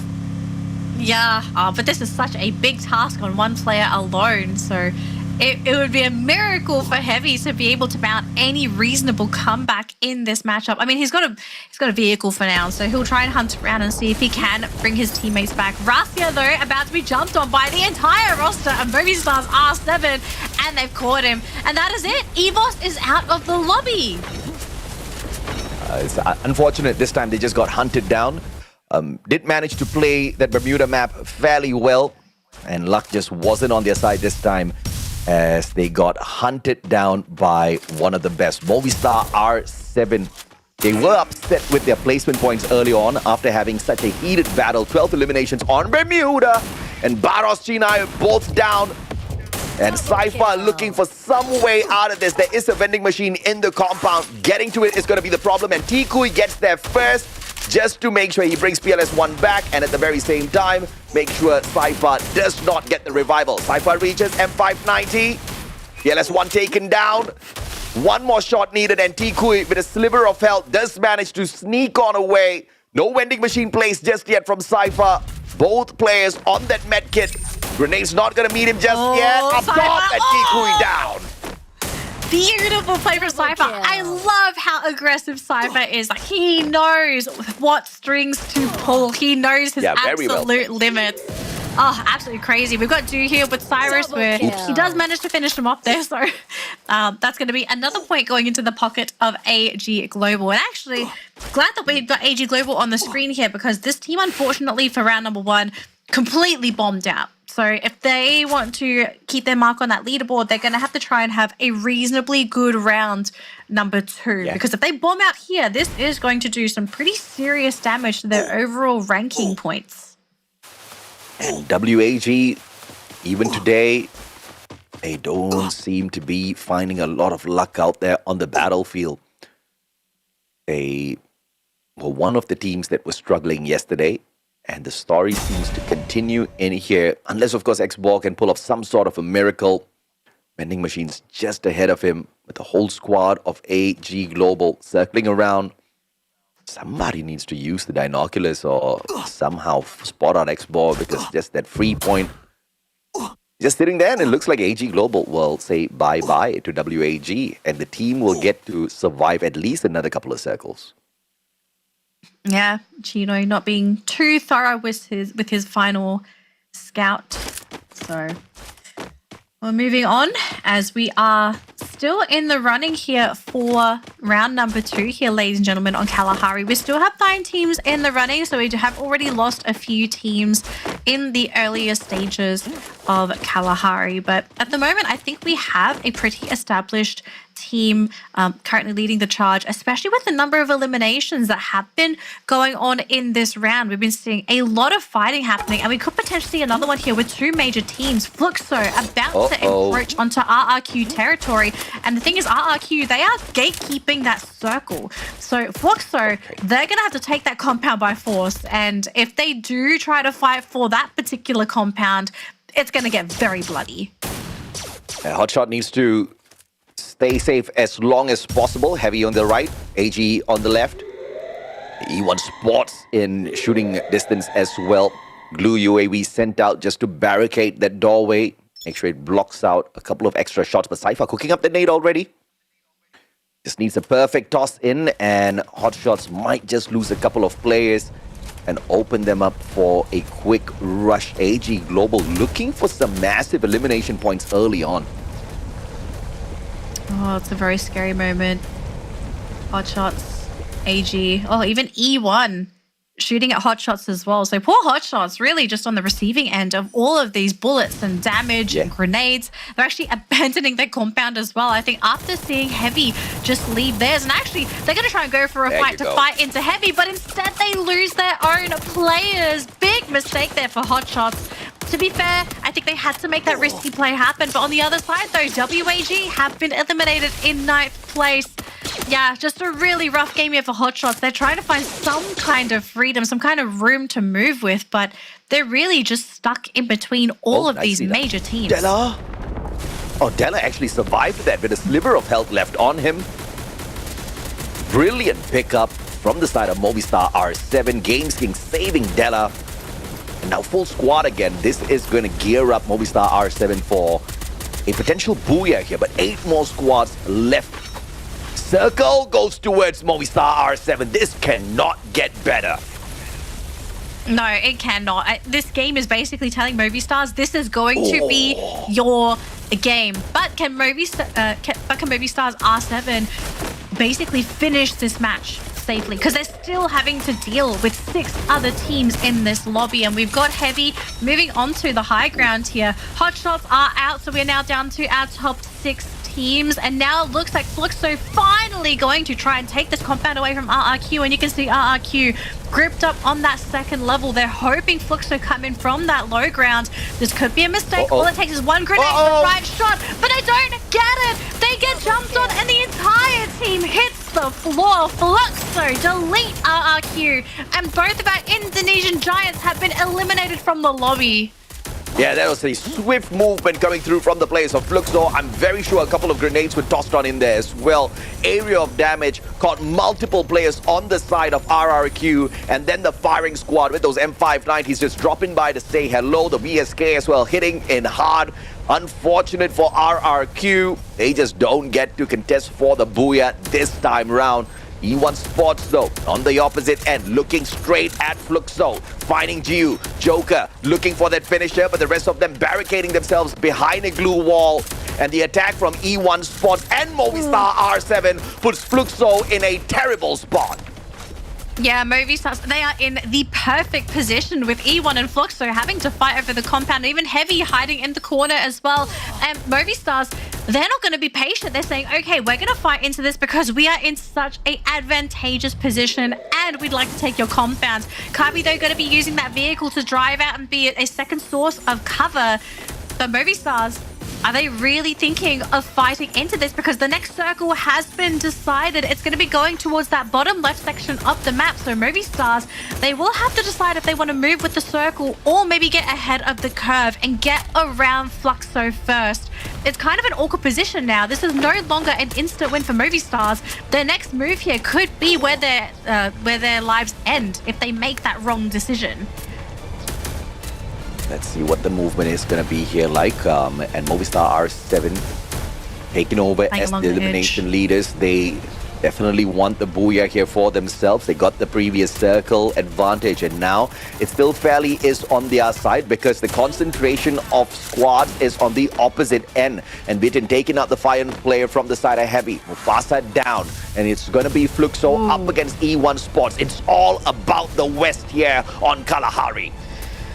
It is so far. E1, they still have one player on the rooftop, and actually Bitten's going to abandon ship, and instead they're going to play with this small fence line here for E1. So trying to keep themselves away from the competition. So we now have some distance between all 3 of our top 3 teams, AJ. Now the question is who gets that first big shot? It can come down to a grenade to maybe flush a team out, or it's going to have to come down to that final circle as we start running out of space. Teams having to run on in, and it could be an eco game. Who has the glue walls? And who's got the smarts to get this victory? Deep freeze tossed on out here, and it's going to barely tickle the players on the side of E1 Sports. Everyone's so hesitant. On the other hand, just biding their time. They've got a perfect defensive spot here that does not require them to use up their glue walls. Movistar R7 splitting off into a 2-2 buddy system, and they might just be the ones with the luck here, and Fluxo flies straight into E1 Sports, but on the drop with the Winchester and the M79 annihilates E1 Sports, and Movistar R7 moves on in as well, taking advantage. The third party, only one more to shut down, but they turn on them. E1 Sports holding their ground, but Joker and Della finishes it. And Movistar R7 secures their Booyah. Their patience pays off. They let Fluxo decide the course of the match. Whoever they flew into, that was going to set the tone. And luckily for Movistars, Fluxo, they went to E1. That was all that it took. And if I'm not mistaken, when Fluxo jumped into E1, I think that was almost 1 or 2 players instantly downed. Huge crippling move onto E1, and that just opened the floodgates for Movistars to come in and clean things up. So patience was really the play here for Movistar R7. yeah, totally nervous when you saw two players on the side of Movistar R7 go down, and it was E1 taking the shots up against them. I was thinking, what in the world is happening? Because Fluxo just hopped on into you, blew your squad up with all of those grenades out of the grenade launcher. You should have been annihilated by now. But that is the strength of E1 Sports, holding their ground, out-surviving Fluxo, and the timing of the backstab from Movistar R7, initially splitting off into two sides and then moving in at the very same time after Fluxo had started off that engagement was just chef's kiss, guaranteeing them that Booyah, but obviously they needed to win out those gunfights as well. Let's take a look at the final engagement, the final shot that granted Movistar R7. See Leon with the double, taking down Hex as well as Games King. But thankfully, Della was there to sort him out. And E1 out, Movistar R7 up. And this, by the way, is their very first Booyah. Their very first Booyah, and it could be the gateway to more Booyahs for this team. Because Movistar, I have to say, we've just seen 2 games today from this team, and they look brilliant. They really look on point today. They have been hunting down EVOS, and I have to say, I kind of wonder, when EVOS has a moment to sit down and potentially with the coach as well, if they do have a chance to look at VODs, I think they now have to consider Movistars as a huge team to deal with, because they hunted them down in game number 1 and they hunted them down in game number 2. So EVOS starting to realize this is a dangerous team, but also Movistars are making a name for themselves with the other teams in the lobby as well. So are they an underdog? I don't think so. They definitely play like a top dog at the moment. And if things just keep going the way that they are, if they're not given the respect that they deserve, I feel like they're just going to steamroll the rest of the matches today. Yeah, I mean, I do expect them to attempt that for sure. I have to say, though, a little upset that Nova Legion did not get to continue the phenomenal streak, because Bermuda was a great play where we saw them kind of come out of the gates bursting, showing what they're capable of picking up here on the battlefield. Unfortunately, in Kalahari, that didn't really last all that too long. A little bit too much of aggression taken out of the equation. Let's take a look at the game standings and see how they fared, because Nova Legion, although they did get taken out so early on, that aggression of 9 eliminations that they picked up still does put them in a decent spot with a total of 12 points. But focusing on the Booyah squad, Movistar R7, 26 points in total. E1 Sports with 19 out of 10 eliminations and 9 placement points. Fluxo kind of gave their spot away to All Gamers Global here because of those eliminations that was kind of on the low. Although AG got taken out first, they still overtake them on the leaderboard. Yeah, I have to say though, AJ, really glad that this is not such a top-heavy leaderboard today. I think it just goes to show how competitive this lobby is. That everyone competing today is very capable of grabbing a Booyah, of being able to take down each and every team competing. But our overall standings is going to tell a better story of what is currently happening for today. And Movistars are currently leading with 43 points. And it's a significant lead too, because E1, next team down, 36 points. And Nova Legion, hello, 34 points, 3rd place. Yeah. This is fantastic. This is phenomenal. This is what we need to see. And at this point, I am just going to bring the conversation back. It is once again the East versus the West.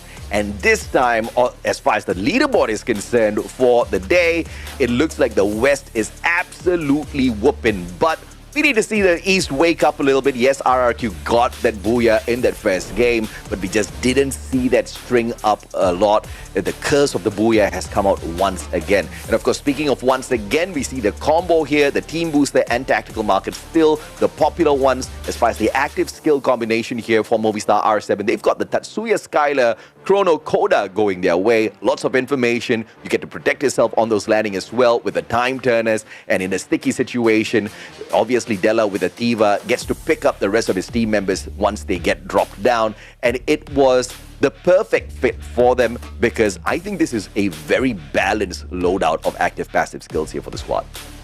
Yeah, I think we also need to point out 2 team boosters, 2 tactical markets. This seems, just based off of these 2 games, this seems to be the loadout that everybody is currently comfortable with, by just having a good mix of utility as well as being able to support your team. So again, I would love to see a hammer. I really, really want to see one, but someone's going to have the confidence to be able to bring it out. And also knowing that, can you grab that Booyah as well so we can see the stats? But moving on though, speaking of stats, Movistars R7, very, very aggressive team. And across the board, you can see very, very even in terms of eliminations. We have 4-5-4-5. This whole team is bloodthirsty. And I love seeing stats like this because it shows that if anything happens to players on Movistars, they're not relying on a single sniper to pick up all of their eliminations. It means across the board, the team is able to equally contribute to all of their eliminations. Yeah. And this is what you need out of a squad. Everybody is chipping in to the performance of the squad. Nobody's getting ultra carried on the global stage, and that means you just have a good run for your squad. And I think consistency from yesterday into today is really solid, especially for Games King, the star player of Movistar R7. 4 eliminations, 2,514 on the damage. Walking in here with the Tatsuya, the Rebel Rush, has got the combination of the Shani, Joseph, Ford for his passive skills as well. Now we know, although Ford just got that little bit of a nerf recently, that still has not deterred these players from picking him. And having Shani just give him that gear recycle, having that extra layer of defense helps him out on the front line, that M590. And to top it up, you've got the team booster as well. I think he's got that perfect gear. No wonder a lot of these players want to bring in the team booster. I don't think you're going to see that hammer, Danny. No. I mean, just based off of the games that we've seen, yeah, I think it's very, very unlikely that we see the hammer. But I will be very positive. I do want to see at least one. So if we see one throughout the entirety of the World Series, I think I'm going to be glad. Satisfied. Okay, yeah. all right. Yeah. So walk us through the weapon progression here, AJ, on for Kalahari, at least for Movistar's R7. So thoughts so far?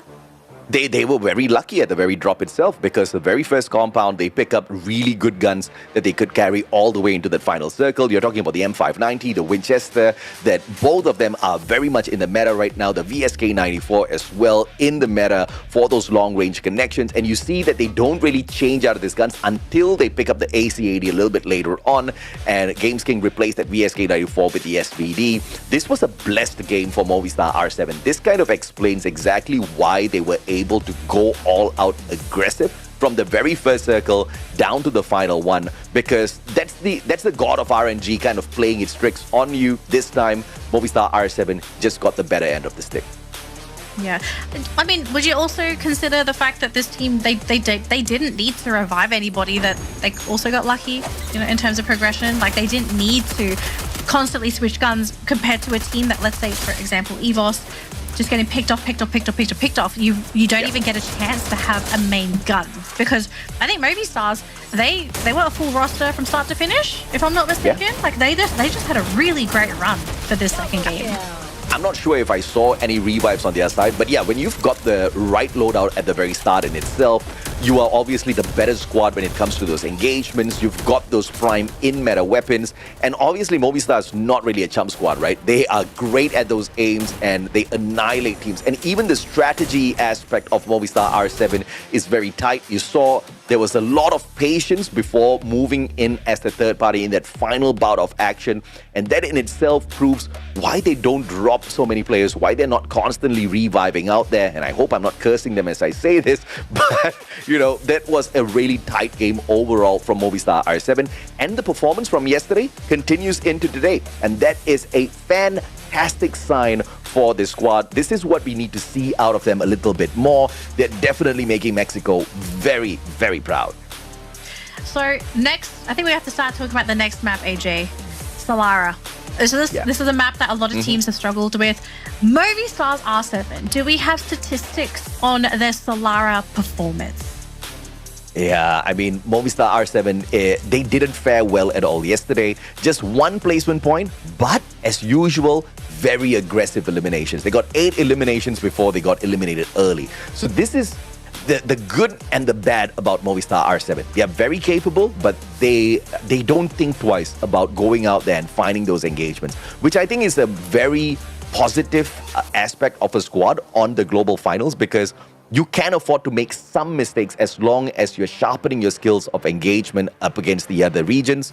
So, but as far as the stats game go on and the leaderboard, they didn't fare well because of that very peppy, hyper-aggressive side of themselves. But are they good? They're damn good. Yeah. They're pretty dang good, especially after the 2 games that we have seen for this team.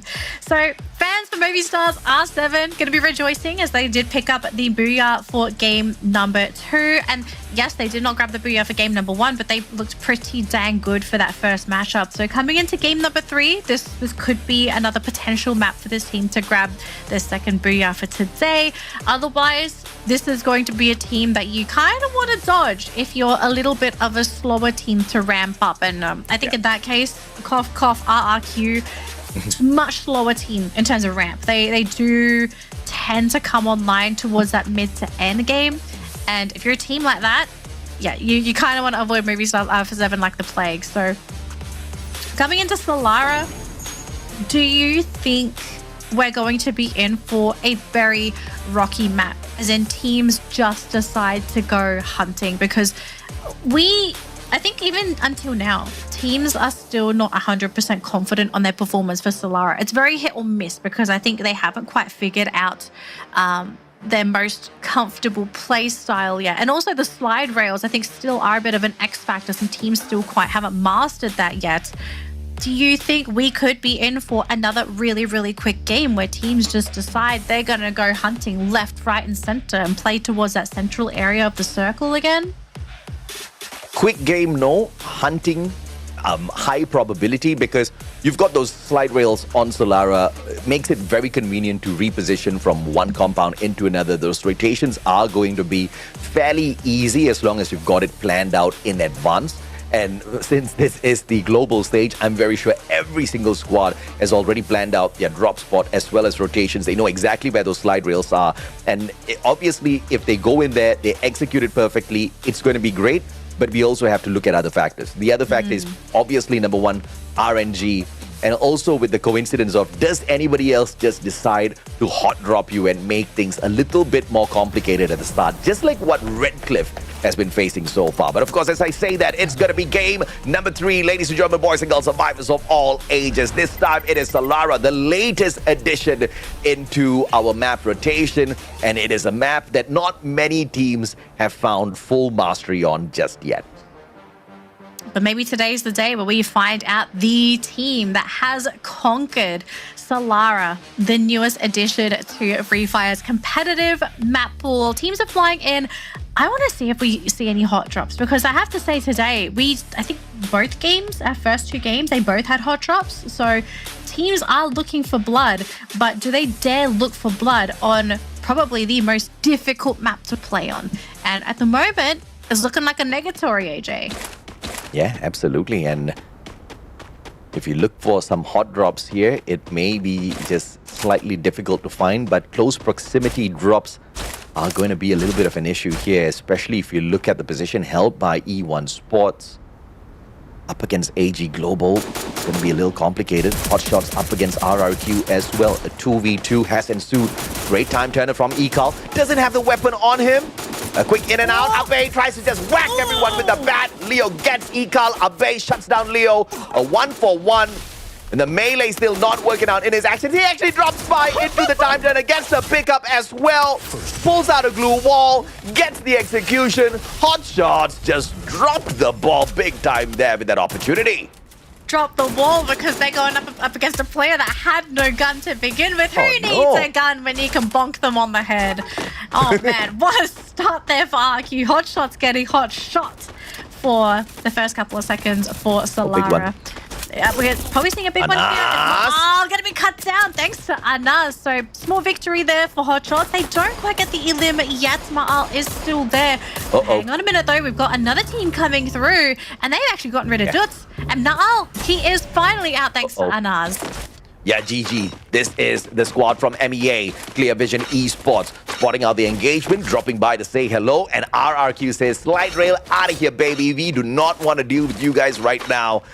2 players down. They need to recover off screen. Nova Legion shutting down players on the side of Redcliffe as well. WAG up against E1 Sports on the other hand. Explore with a first connection, but Leon just turns around 180, finds the connection. Tikui with the backstab will save his buddies.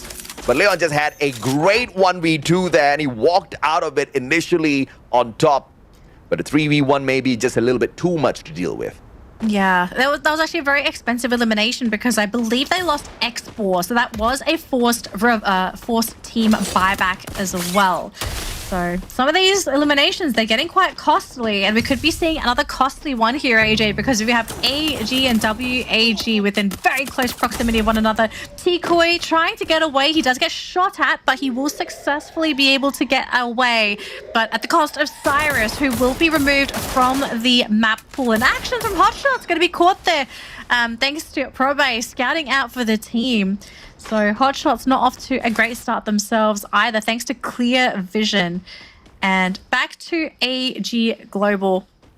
I have to say, AJ, that today has not been AG Global's day. Very, very horrible game number 1. Game 2 was also another AF round. I feel like if they don't stabilize game 3 onwards, I feel like they're just going to drop down so far on that leaderboard after such a great start. No doubt at all. And Vitin is going to be the sacrificial lamb here on the side of E1 Sports, left behind. And he is not going to be surviving this encounter for sure as AG now 2v1. Vitin tries to turn things around, has the Bison, but they flank around perfectly well, not giving him an opportunity to even strike a single one of them down. Hotshots, on the other hand, about to lose another player if Hasu literally runs into the squad of RRQ. This is not looking good. No, G. Luckily for the team, he's not the last player standing, but there's a lot of work that needs to be done for Hotshots to be brought back. That was a nice elim for RRQ though, because that does give them another point on the board. Geo though, going to be shut down thanks to Floki. So Fluxo not going to be too happy losing one of their major contenders on the team. And well, E1 thinking of wanting to fight into this as well. And I think things are going to get really messy here, AJ, unless somebody decides to bail. Yeah, you could say that again. Nova Legion up against Fluxo. This is not the battle you want to see if you are in support of the whip. But Nova Legion with this rotation puts themselves smack dab right in action up against Fluxo. Butch is in, about to get caught out. Sabas on for the chase. Has the right gun. 16 medkits. What's he going to do with all of those? Open a hospital at that point. Fluxo playing on that second floor. So Nova Legion going to be staying on ground level. I think the best play for Nova Legion, stay on ground level. Don't compete with Fluxo, especially on that high ground, unless you're in a position to maybe start things off with a knockdown. A knock is probably the best way for them to try and fight into such a fearsome team like Fluxo. So it's probably going to be a bit of a stalemate for a while until someone figures out what they want to do. In the meantime, though, we do have EVOS nearby on that low ground. So if a full-on fight does break out, they could be inviting an uninvited guest in the form of EVOS. And actually, Geo going to be caught thanks to Floki. And that's a pretty big one as well because, again, that's a wasted buyback for Fluxo. And that's one of their big players out of the running. And is that another one? Another knock? Yeah, E1 Sports, I don't know where they are right now on the map, but they just took a knock on the player on the side of Fluxo. No pickups coming through just yet. If the play does expire, this is going to be unfortunate. E1 now using the slide rails to quickly reposition just outside of TV Tower. They might decide to drop by and check out the situation as the third-party squad. And if they do, well, Fluxo might just get away with this because the distraction might be sent towards the way of Nova Legion. But either way, E1 Sports not looking like they want any piece of that action just yet. They keep an eye on RRQ instead. Oh, Abe going to be shut down thanks to Vitin. So RRQ not going to have a smooth running for this game at all. And I wonder what the play is here for RRQ because this is definitely one of their slower rounds. They've been very inactive up until this point. It's basically just if anyone decides to shoot into them. But we'll have to find out later on. Yeah. Well, they lost Ma'al though. They lost Ma'al to clear vision. That's a very big knockout for the team. Yeah, a quick recovery for sure is needed for the side of RRQ. They're about to lose another one. Yeah, I think we're missing out quite a bit of action here, and RRQ is happy that we're missing that action because they do not want to seem like they're getting pummeled right now. Abe out, Dudes. The pickup is perfect. 3 players still intact. And Heavy does not get to reach them, but on the landing, they do stick it with the glue wall. to protect themselves, and the Vietnamese squad will try to find a better angle to engage with RRQ. Oof, a lot of pressure on the Indonesian Giants. Yeah, that was very scary. If Heavy was able to get another down there, I think that would have been basically crippling RRQ for the rest of the game. But Heavy just unable to get that one bullet, that crucial bullet, to get that final knock. So RRQ still in the running, but Heavy are possibly going to run into clear vision here. Very, very close. They're going to try and launch themselves a little bit closer towards that compound. I mean, if that happens, if they have a clear line of sight, clear vision could just shoot them as they fly in, and they do have the time turner at least. Okay, so the team is fine. They're fine. Yeah, for beautiful. now. First the Dinoculus and then sticking the time turner on the landing. Clear vision had no chance to find the connections onto Team Heavy. Great rotation from the Vietnamese squad. Quick update here. Most revivals, Sabas with the 2 on his side. And that's good. Not too many revivals for the squad as well. But RRQ still in need to bring Ma'al back into the fray here. Fortunately, they haven't found a vending machine, but they do find Movistar R7. Bad timing for RRQ. Ooh, and that's going to be Dutzgorn as well. So RRQ back to two-man strong roster. This is going to be a really tough game for the team, unfortunately, but if they can try and figure out a way to recoup the team and get back into that circle, there is still a very possible dream for RRQ to get another Booyah today, but with movie stars around, it's going to be a really tough one.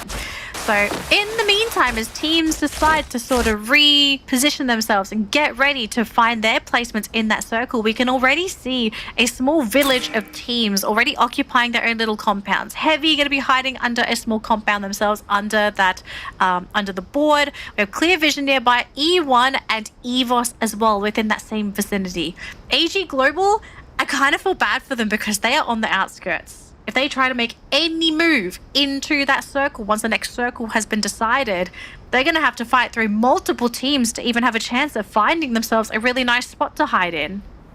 And the positive thing here is for Bangladesh, Redcliffe still hanging on.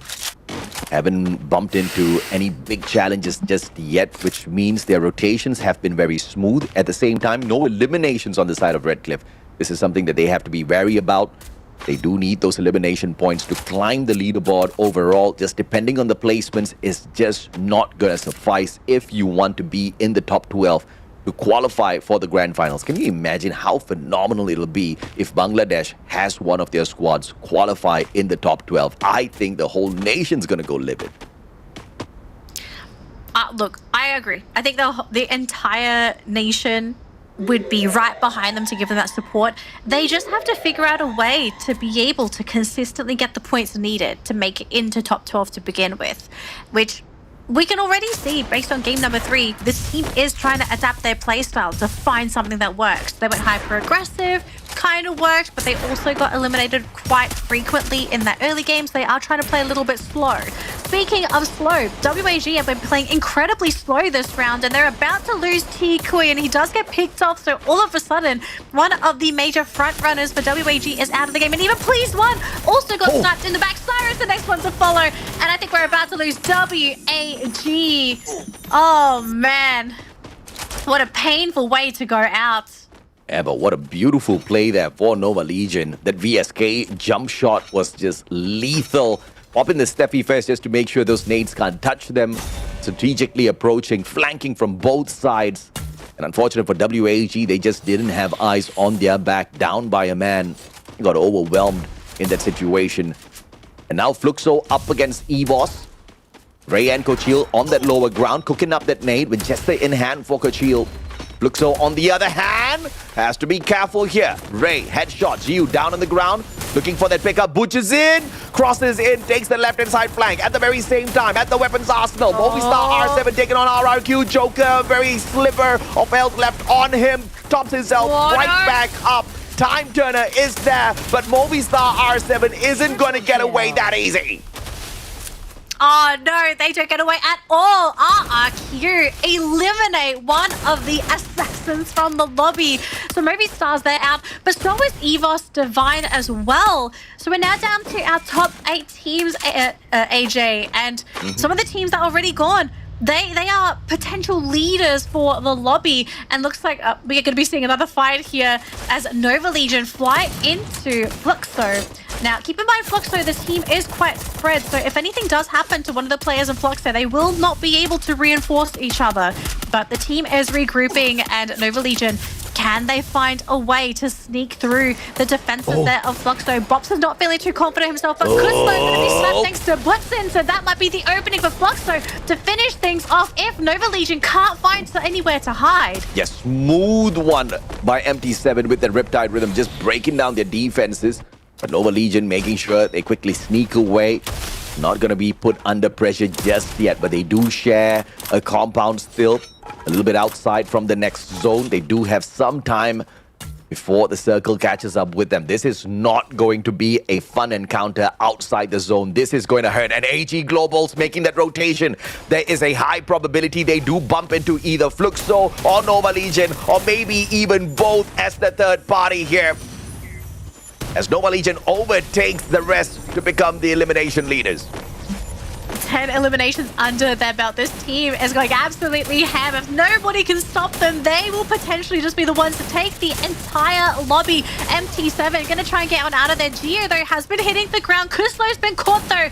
Maybe this team has gone a little bit too ham here. Nova Legion down to 2 players. It's Sebast and Floki to hold the flag strong here for the team, but they do get rid of one of their major opponents. Fluxo is out, but they still need to deal with another team. E1 fighting up against AG, and Vitzen is still on that ground. I don't know. I'm not feeling too good here for E1. They have to figure out a way to either beat through AG Global or just get on out of there. But it's so difficult because you have Nova Legion on the other side of E1, and poor Lion fighting for his life, trying to hide behind that singular glue wall. Yeah, Nova Legion is about to get yet another point for themselves here. E1 way too low, and as anticipated, Sebastian is finding with the M590. 16 eliminations already. Nova Legion on a tear. Unbelievable performance out of the LATAM squad in the previous match, continuing to stomp everyone in this game 3 as well. AG Global up on top of the roof, Heavy right down below them, and Redcliffe still alive. When are they going to start picking up points? The time is right. They have to move. They got to move, but they only have so little room to work with. And it's kind of funny too, because you have 2 players occupying a single household. Heavy on the ground floor, AG on the rooftop. Nova Legion, though, will be finally picked up, unfortunately. The damage from earlier on was just much too much for the team to deal with. But with our top 5 teams in our next circle having already been decided, it's now going to be time for these teams to move, especially if they're trying to occupy some of this natural cover. And I mean, Clear Vision, I love their positioning so far. They are so far from the rest of the teams. As soon as anybody makes a move, they are in the perfect spot to come in and shoot them down. Yeah, but Redcliffe just needs to think this one through. Moving first will just make them into a sitting duck. They will get shot at. They need to bide their time and play this absolutely well. Wait for AG Global as well as Heavy to start moving in first. Clear Vision, on the other hand, being pressured by the players of RRQ. Abey with a fantastic nade onto Dowley. Takes him down, but the pickup is going to be attempted here by the players on the side of Clear Vision. Probey, a sliver of health left on him. Bay needs to top his health right back up. M590, first one does not find the connection, but Time Turner, Riptide Rhythm breaking down their defenses as well. Perfect one from Clear Vision. Esma Ark is taken down. Ekal with a sliver of health. Trogon could not save him. And what a fight by Clear Vision. But Redcliffe from the back takes advantage. Just could not secure the elimination. Does get the double knock, but Heavy now stabbing Redcliffe in the back. The placement points are there for the Bangladeshi squad. Riptide Rhythm courtesy of Fahim. How is that going to help out the squad? As the rest of the Redcliffe players stand back, not wanting to engage just yet. And Heavy, out of all the teams there, is the healthiest team as well. Oh boy, Clear Vision, they're going to have to start moving as well. Now going to try and rush in and pick off Heavy. This is the best case scenario for the team. If they try to wait, I feel like they're just going to be running into a team that's absolutely fed. So Clear Vision going to play aggressive. Heavy looking to stand back a little bit, and looks like Sharon thinking of maybe trying to fight into AG Global. We still have Du and Chinoy trying to hide within that compound. The question is, who's going to be the one to make that that first move. Younes still scouting things out for the team. Chino and Ju still holding down the fort, and Heavy not wanting to make a move themselves. Who is it that's going to start? It might have to be the circle to decide who goes down first. And Chinoy first wave shot, and Ju as well. Both elims going through Heavy. And now all of a sudden, it's going to be a 4 versus 4 AJ between Clear Vision and Heavy. Can Clear Vision finally make this recovery, make this comeback? In the first 2 games, they were absolutely nothing, only scoring an average of 0.5 points across the 2 maps. But now on fire with the eliminations. Heavy now has split up into 2 sides. This is the opportunity for Clear Vision. They need to take advantage though. They flank on towards the right-hand side to meet Alan and Kabi first. Probay with the push, M590 in hand. Alan turns around, Sharin for the knock, but Mufasa finds him first. A big mistake by Clear Vision. Here comes the Glue UAV as well, just to barricade themselves a little bit more. Younes drops by, Don't Cry joins him and just rushes straight in for the knock from the back. And Heavy is cleaning house, absolutely clapping the players of Clear Vision. Heavy were just far too much for Clear Vision to deal with, and all based off the fact that their movements were perfect for that initial rotation. Yeah. We saw both teams going counterclockwise, and originally I thought Clear Vision were going to be the ones to be able to take the round, but I think the first mistake was leaving Sharon behind. Sharon really lagged behind the team, and we already saw as well Heavy. They were also making their own rotations. And so we saw the 2 players on Heavy take down Sharon. On the other side of Clear Vision, they did not get an initial elimination for their first rush. And from that point on, everything absolutely collapsed, because I think Younes was the next one to go down for Clear Vision. Was out in the open, had no glue walls. I guess they didn't have any glue walls on them as well. So really just a sitting duck, praying that any of the existing glue walls was going to be there to provide the cover. But Heavy, I think they just did the better decisions in that late game. The fact that they waited and they let Clear Vision dictate the path of the fight, Heavy's reactions were on point. And Heavy proving that Solara is not their weak map. Yesterday was just a one-off. Heavy walked away with just 1 point on Solara yesterday, but today, of course, it's a different story altogether. Just from the placements alone, they sneak away 12.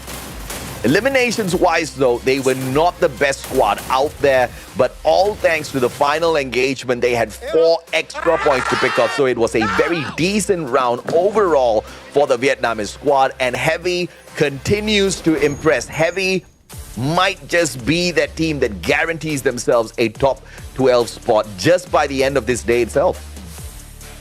Well, Heavy's done really well today, I believe. They'd had no bottom finishes. They've been rather consistent.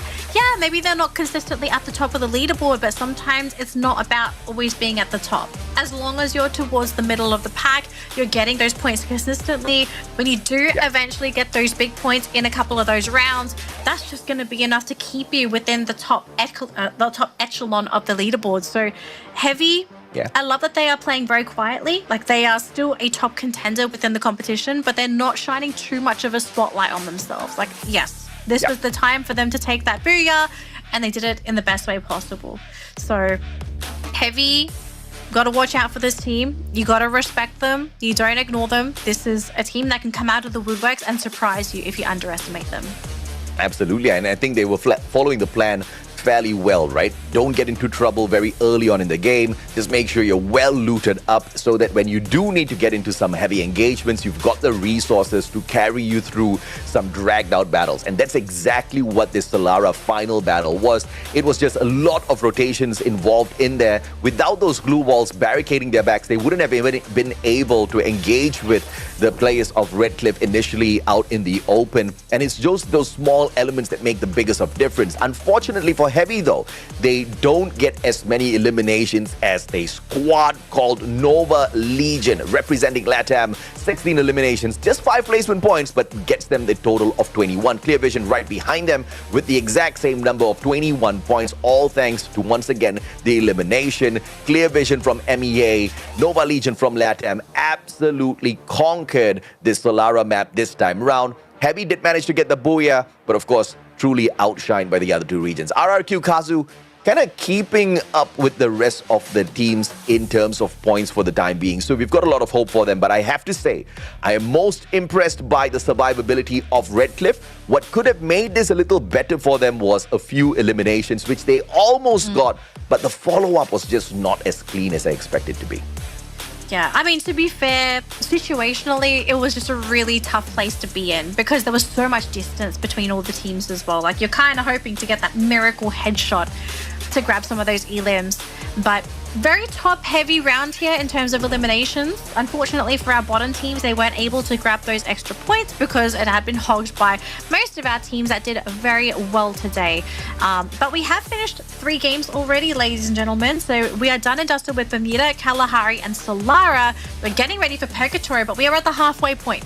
All the teams, they have already gone up that mountain. It's all downhill from here, but that this downhill is a very dangerous one because if you are not happy with your current placement on the leaderboard, you can't afford to mess around with these next 3 games because if you have, we've said this in the past, if you have a terrible play day, sometimes that play day is going to come and bite you in the butt because sometimes if you just didn't get enough points on one day, you're out. Your fate in the competition is decided by your opponent's performance. Yeah.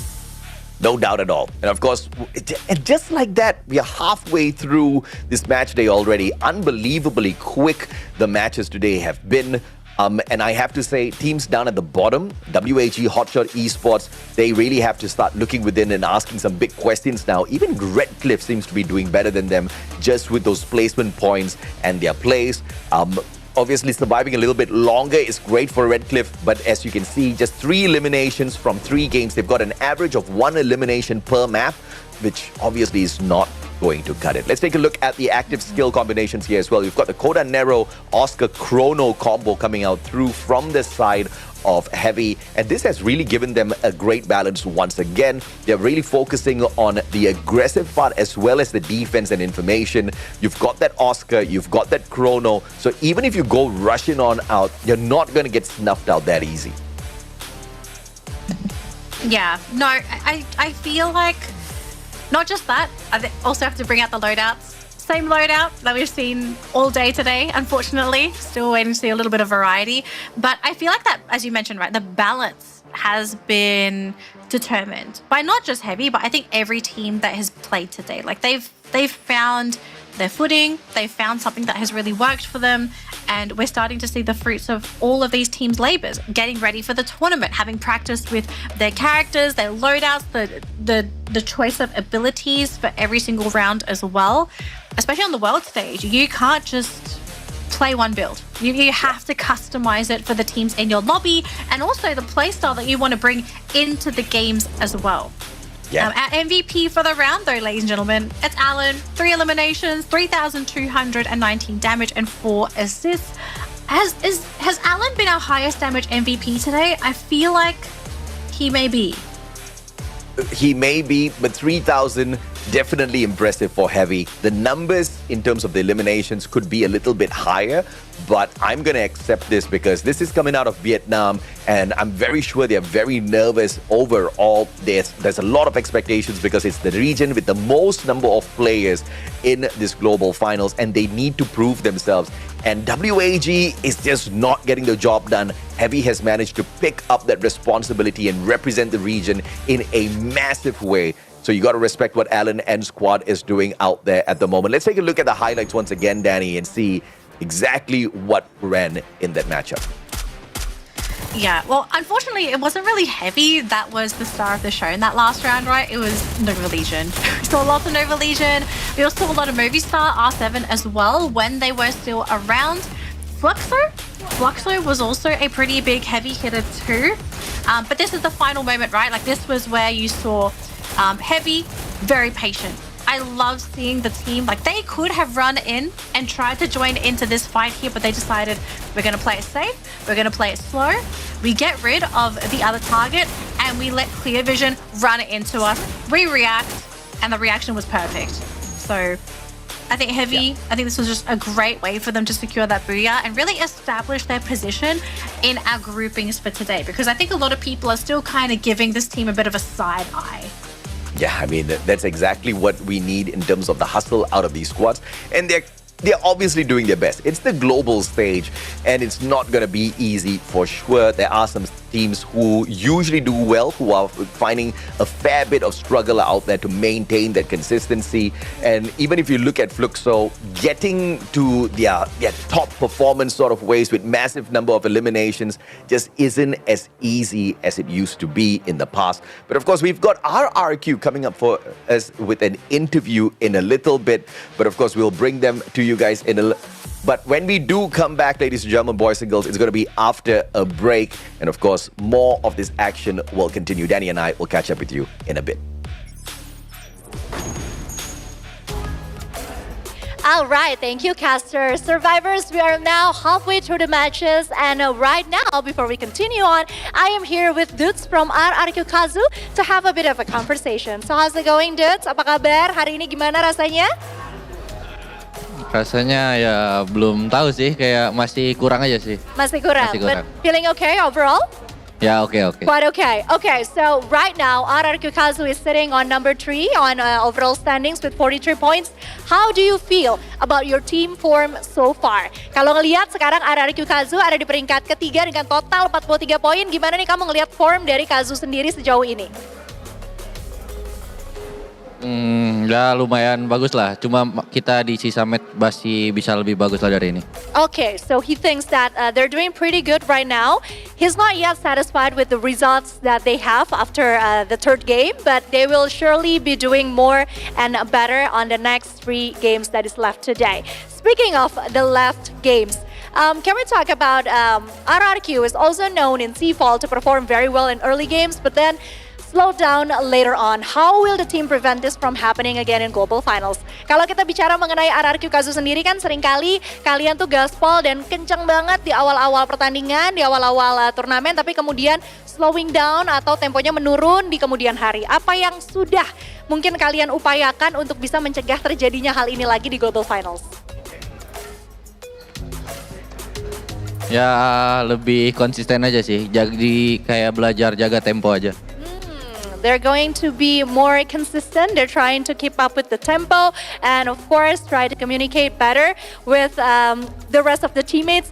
Last question, do you think you can get more Booyahs today seeing that Vietnam successfully secured 3 Booyahs yesterday on the first day of the knockout stage? Apakah kamu merasa RRQ Kazu bisa mengamankan Booyah lagi mengingat kemarin Vietnam total ada 3 Booyah yang sudah diamankan sebagai perwakilan dari Asia Tenggara?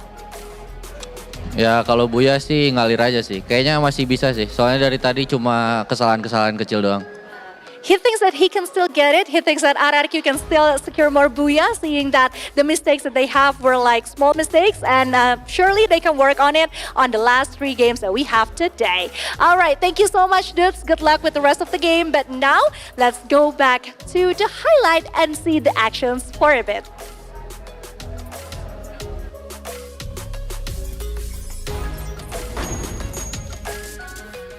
Our co-streamers are here. Hello, everyone. Hello. So, we have met so many times, right? Can you introduce yourself to the audience, please? Of course. My name is Jotinha. I'm straight from Brazil.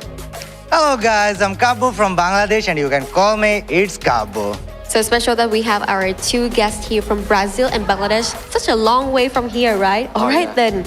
So, how does it feel for you guys to be able to be here for the stage at FFWS Global Finals 2025? It is such an honor to be here. Like, I feel privileged to be selected among of a lot of streamers and to be cheering for all the Brazilian teams. So, big expectation. So, feels great. Yeah. What about you, Kabo? This is the first time I'm coming to an international event, and it feels awesome, especially all the hosts here. They're very welcoming, and Bangladeshi people would love this opportunity a lot to cheer for their team while watching the live stream from the stage directly from Jakarta. Really agree with Kabo because this is the first time we can see a Bangladesh team in our FFWS stage, right? So it's a very special thing. Again, thank you for coming, and we would love to have you guys here. All right then, so how do you feel about the team so far? So from Brazil, we have Fluxo, Team Solid, E1, and Bangladesh, we have Red Hawks and RC. Well, I feel amazing. I mean, we are the actual champions, right? Fluxo is doing a pretty job. a good job here. We have E1 playing really well. Team Solid, all the Brazilian teams are playing regularly, which is very good for the competition, which is, in my vision, the most important thing. But I really believe that this first stage, the first days are gonna be a little bit nervous. However, we're gonna go through and doing our job what we came for. Yeah, so for me or for us, I think this is one of hell opportunity, and we're trying, our boys are trying. Sometimes the results are good, sometimes the results are not as expected, but they are trying and they have brought Bangladesh to the world stage, and that's what matters the most. All right, thank you so much for sharing your thoughts. And I'm kind of curious about this. So the Free Fire esports scene in you guys' own respective regions. So what about the hype that everyone is giving for Free Fire series right now? Because I think Brazil and Bangladesh are really hyped for this. Oh yeah, it's the most expected moment of the year, right? Everybody train a lot, give their best, like through the whole year, the whole calendar to be here in Jakarta. And like I say, it's an honor to everybody, but the fight, I mean, it's just beginning, like can I say, because the process is like really, really hard. We're gonna have only 12 teams playing for the finals and only 8 teams play for the counter squad, the clash squad. But I really believe that this is expectation time is the thing that people are like really waiting for in Brazil. And when it's for Bangladesh, this time 2 slots are given to Bangladesh, and people are really hyped. Yesterday, unexpected happened, the total watching viewership that was like way above the average, and everybody was going crazy for the teams. They were going crazy looking for the gameplays. And I think within a few years, esports scenario in Bangladesh, it will be totally changed. The aura of esports, it will be revealed properly, totally in Bangladesh. Lovely to hear that. I think so many new things are coming to our FFWS season this year, and I hope that our next year will be a brighter one. So, is there any thoughts you want to send to the viewers in your region? Well, I just want to say that to be ready, because the show is just beginning. Like, I hope the Brazil can go through the whole 3 teams, because this is what I'm cheering for. But I'm actually so happy to be here to see all these young players and good players and veteran players together and see the harmony of the show, which is, for me, the most spectacular thing that I've ever seen in a scenario of esports. Can I say this in Bangla for the audience, for the Bangladeshi people? So guys, আমি তোমাদেরকে বলেছিলাম যে esports scenario এবং everything in the community সবকিছু বদলাবে। From 2021 to 2025 আমরা 4 বছর অপেক্ষা করেছিলাম এই মোমেন্টগুলো দেখার জন্য, and finally we are here in the world stage. আমি just তোমাদেরকে এটাই বলবো, be ready, be supportive, and let's dominate, and let's show the world what we Bangladeshi people can do. Thank you very much.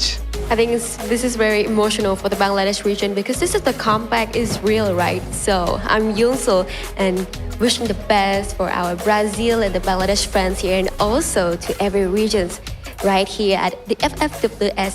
Thank you so much to of you, and now thank you. Let's going back to our interview.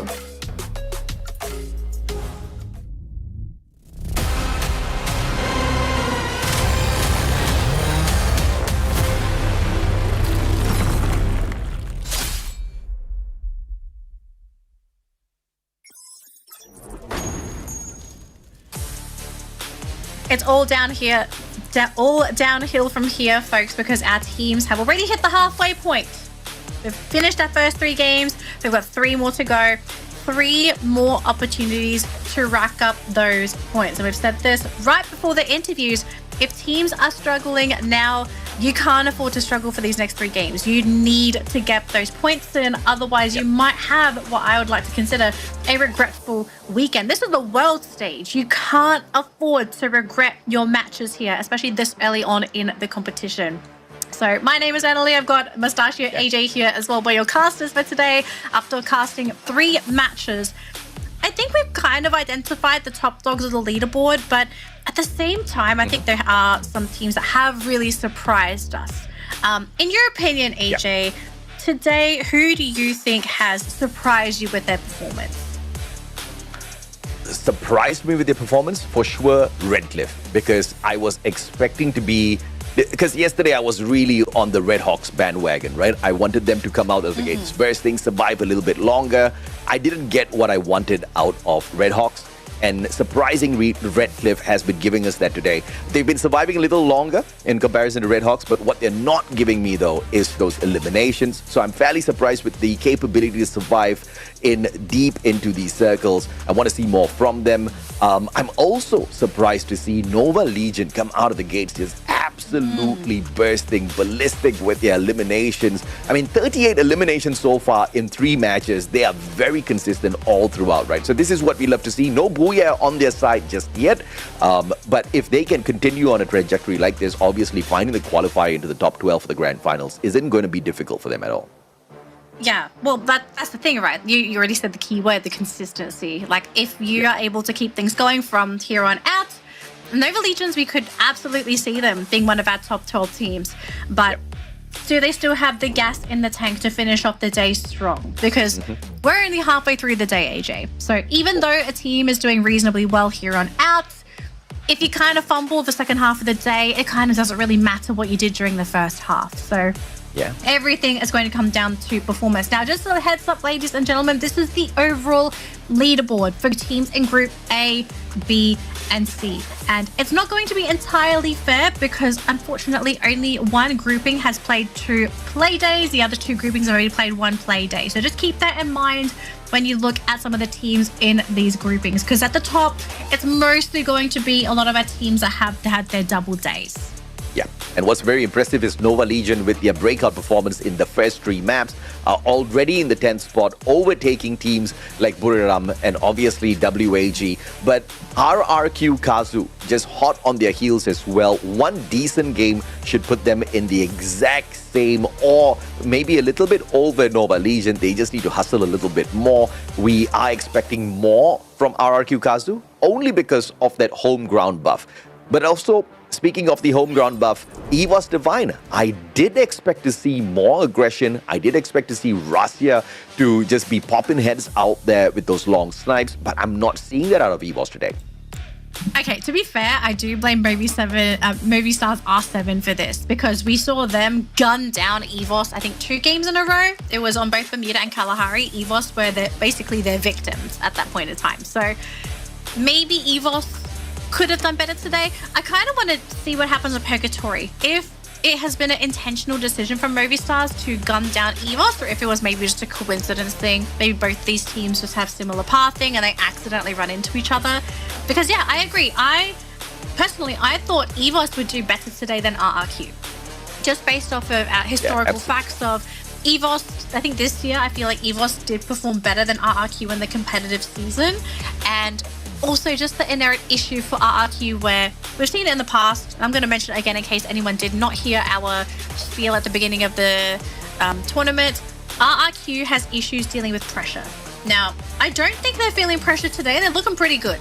So I'm not really too concerned with them yet.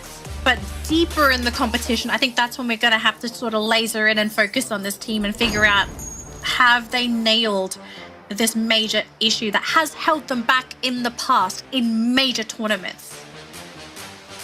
And so far, only 2 teams have managed to secure 2 Booyahs in the competition, and that is from Vietnam. So Heavy is just having a wonderful run in the competition so far.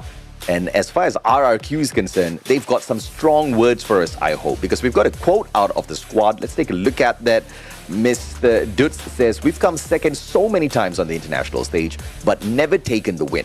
This time, we are going for it. I want to win it here at home." You know what, Dutz? We want you guys to win it here on your home ground as well. But you've got your brothers EVOS, the champions of WC 2025, also wanting to do something like that. So it's definitely going to be a tough fight on their home ground up against their brothers. And if that wasn't difficult enough, the West seems to be absolutely kicking. I can't say it on broadcast.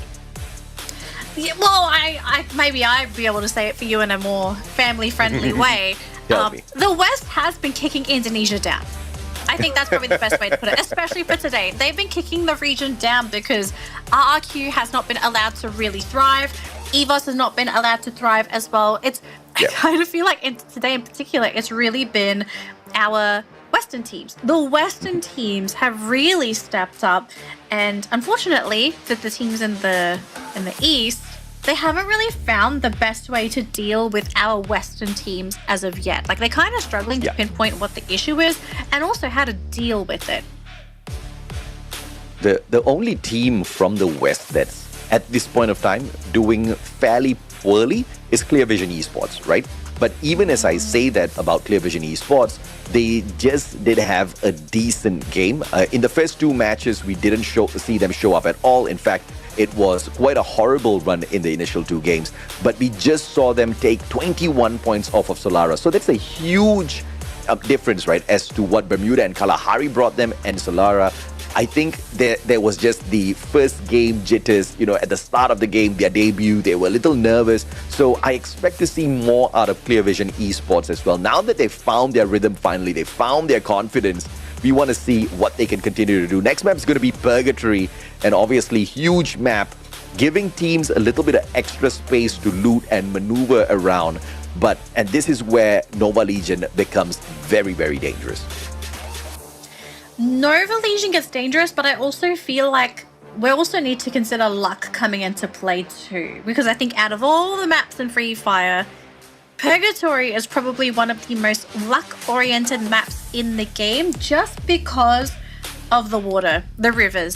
If we end up getting those water circles, we have seen this in the past before, sometimes you're playing Russian, you gotta guess the right side. And you never know what the answer is, what the correct answer is, until that circle has been decided. And we've seen teams where they're basically positioned to win the entire game, and all of a sudden they're on the wrong side of the river. So, as great as you can play, I think sometimes you just have to consider Lady Luck as that invisible wall that might probably block you or help you to get closer to your dreams. Yeah, absolutely. And, Lady Luck sometimes does bless you with a little extra opportunities out there. We did see the weapons picked up by a couple of squads out there, especially RRQ on the initial drop. They had a blessed run. Movistar R7, fairly similar situation on Kalahari a little bit later on as well. But one of the things that really does create the luck for these players is their selection of those active skills. And what we just saw on the left-hand side of your screen, ladies and gentlemen, boys and girls, the most used characters in the competition so far, Oscar literally takes the crown, right? That Valiant Dash, the capability to not just break down those glue walls, but also have a surprise factor showing up all of a sudden. Now that you get to beef up your glue walls with a glue UAV, you've got all sorts of thingamajiggies out there to buff yourself up. But this one character can really turn the pacing of the game. And to make things worse, he also bumps you out of the way if he does manage to come in contact with you. So in engagements in tight spaces, some of these rushes who have those flexible fingers with those 180 turns on the M590 have been really able to abuse the Oscar to no end, and we are loving it.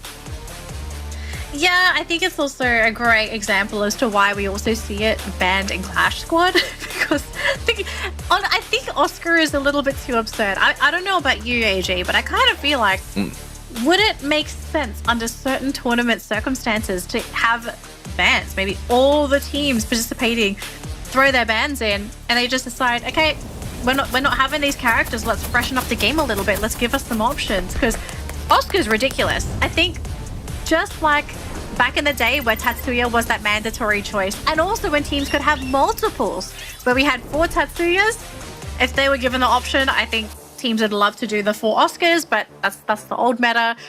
I kind of feel like Oscar is a bit too strong. Or if you want to keep Oscar, you got to add some stuff that's as strong as Oscar, please. Yeah, the problem is the game is so balanced now that, if you remove Oscar, you still have a lot of viable options out there, right? You still got Skylar to annihilate all of those glue walls. Yes, the glue UAV does counter that a fair bit, but it still is a huge factor in terms of timing. You've got the Chrono for the defense, and even if you remove the Oscar, the Tatsuya is definitely going to come back very, very popular. The Rebel Rush just kind of zipping around on the battlefield, confusing your opponents. But of course, you need to have great mechanical skills to play around with characters like Oscar and Tatsuya. And thankfully, we get to see that on a level like this. Almost every single squad out there has had full mastery of what this game has to offer. But some teams are still struggling when it comes to the engagements, like the players on this side, Redcliffe. Beautiful shot. Hope does get the down onto Dowley. But unfortunate for him, 2 players take the shots at him at the very same time. And Clear Vision Esports will be able to secure the first elimination off of the player on Redcliffe.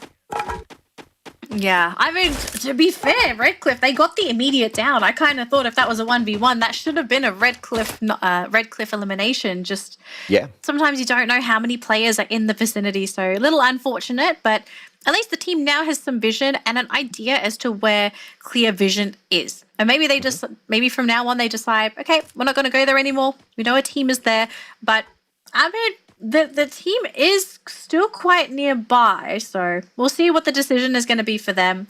But speaking of another team, we do have Heavy over here, just hanging out. No contest, which means it's going to be a pretty clear entry for Heavy to potentially run away with this game. And hello? What are these picks? Well, it is Redcliffe currently clapping Fluxo. That's exactly what all the doubters needed. Smile a little bit. Even Fluxo's running away from Redcliffe at this point of time. Glue UAV just buffing up the glue walls dropped here by AG Global as they hunt down the players on the side of Movistar. Games King has this car in hand, going up against 2 players. Grenade though by Cypher. Needs to play the timing right, cooked it up perfect. Oh, and just misses that opportunity. Games King will be able to burst out of their hacks. Flanking round from the right-hand side. It's a 2v3 at this point of time before the rest of the players on the side of AG come flanking on in as well. Electrotherapy pumping Cypher up. It's got the capability to engage here because of the backup on the side of Barros. And gets his glue wall smashed down by the Riptide Rhythm. Cypher, MP5 in hand. And a fantastic circle around as Barros drops hacks, but the flank from Games King. Mag 7 to the head. And Hotshots off screen has been removed from the map. Yeah, I believe they dropped to RRQ on the other side of the map whilst this skirmish has been happening. I have to say AG, though, at least they were able to make that recovery happen, as unfortunate that Cypher and Chinwei kind of failed that initial rush. No. As, oh no, Redcliffe, they're going to lose 5 hymns here. No. Fluxo's mad.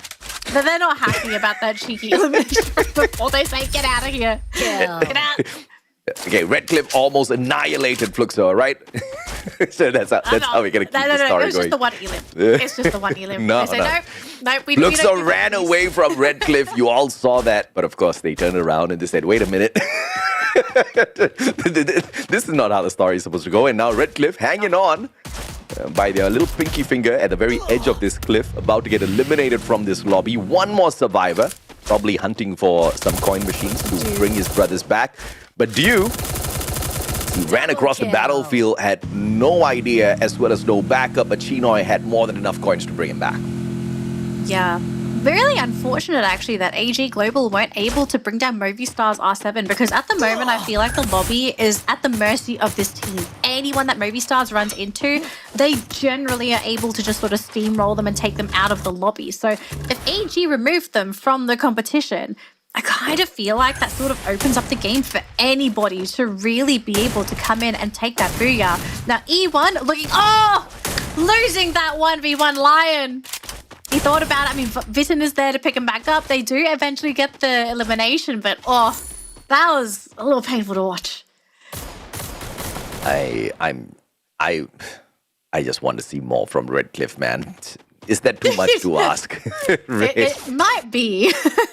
It's all right. It's all right. There was one point of time where Vietnam was not getting a single elimination out there on the battlefield. So we're going to just stick it to that. And now look at Vietnam. 4 squads on the global finals, looking for a spot in the grand finals itself. This is exactly what sort of a inspiration Bangladesh needs to continuously dominate in the future competitions. But of course, for the time being, they can continue to dominate their own local league first as they sharpen up their skills. E1 Sports, though, the sharp shots from afar. Movistar R7 losing a player, but not losing their pacing on the leaderboard for this matchup. 5 eliminations already on their side.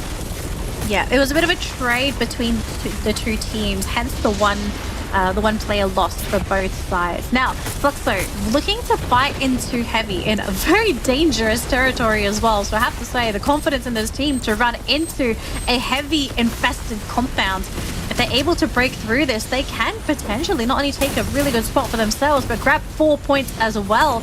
Jiu trying to find that opening. He has the ice grenade, just going to keep them sort of zoned in with the compound, but heavy. They have abandoned ship. They have thrown down so many glue walls, so it is going to be a little bit of a maze that Fluxo has to fight through. Kabi is back inside the compound. Blitzen, though, wanting to infiltrate into the back line. He manages to catch out Mufasa. Doesn't quite do the damage to finish him off, though. And now Fluxo, they're in knee-deep into heavy, and it's 1-1 so far. Blitzen for Kabi, but Kabi does get picked up. They are going to try and go for the pick onto Blitzen, but Jiu goes down. Fluxo maybe getting a little bit too aggressive with this fight into heavy. I mean, they are still keeping up with them, though. Toe-to-toe. Bob's MD7 backing away. Allen has got the grenade launcher. Just needs a good pop here. Tosses it out. Kabi needs to get picked up, but Bob turns things around with the MP5. The grenade launcher just wasn't used to perfection in a heavy pace. The big prize for it almost took down the reigning champions Fluxo, but the battle will continue on the opposite end of the battlefield. WAG and EVOS now continues the fight.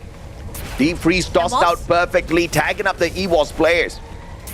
Yeah, whilst all that happened as well, Movie Stars were actually eliminated from the round. So one of our major kill leaders is gone from the competition, AJ. So all of a sudden, some of these teams, I think, are going to be feeling a sigh of relief knowing that one of these monster teams is no longer going to be a threat coming into these next couple of circles.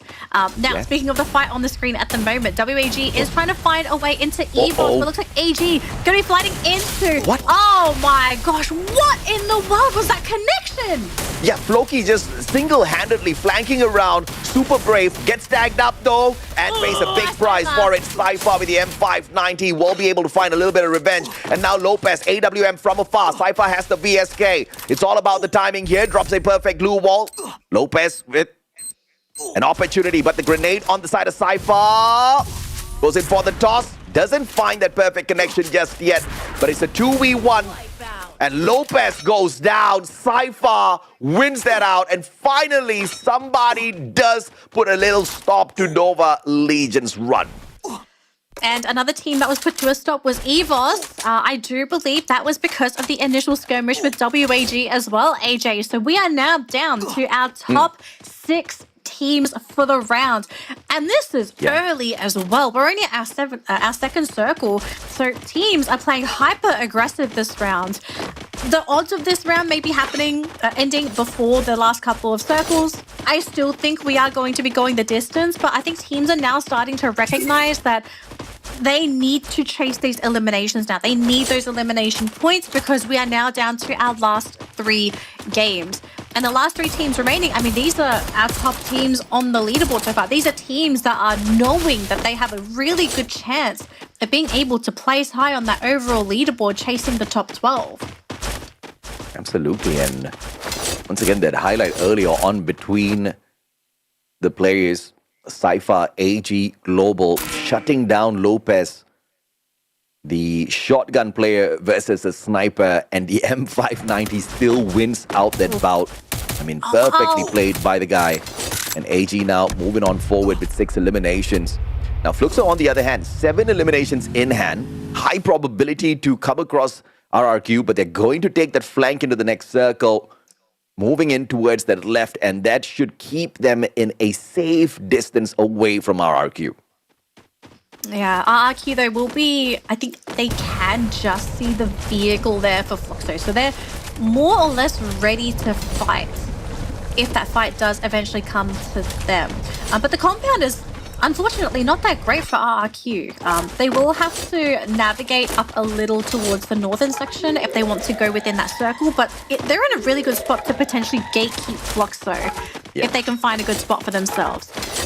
Unfortunate story for the teams though towards that top right-hand corner. Anyone that is on that side of the river needs to make it to the east, needs to make it to the western side now, because if they don't get across that river now, I think that's just going to be the end of the run for them. Fluxo looking solid on their approach here. As far as the utilities in their backpack is concerned, they are ready and geared up for multiple back-to-back battles. And they do have the mechanical skills to pull that off as well. But AG Global up against E1 Sports. This was an encounter they did not expect by the looks of this landing. Bit in surprise, pulls out the time turner. Cypher rushes straight in for that battle through the window, looking for the connection. Neither one of those players finding it. Leon versus Cypher, both with the M590s and both missing those crucial shots. But of course, neither one taking the bitter end of the stick just yet. But like shooting fish in the barrel, a couple of grenades can really put AG Global in a pickle.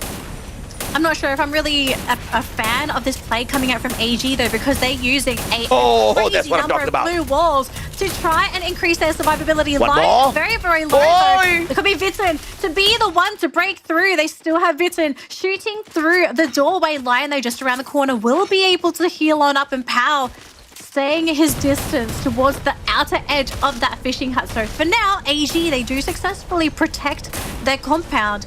But for how much longer? And where is that next circle going to be? Because I fear right now, AJ, they fight for this compound, but look where the circle is. It's on the other side of the river. They have to fully commit, because if they don't do it now, they will be chased into the water anyway. And on the high ground, on the rooftop, E1 are looking to take down AG.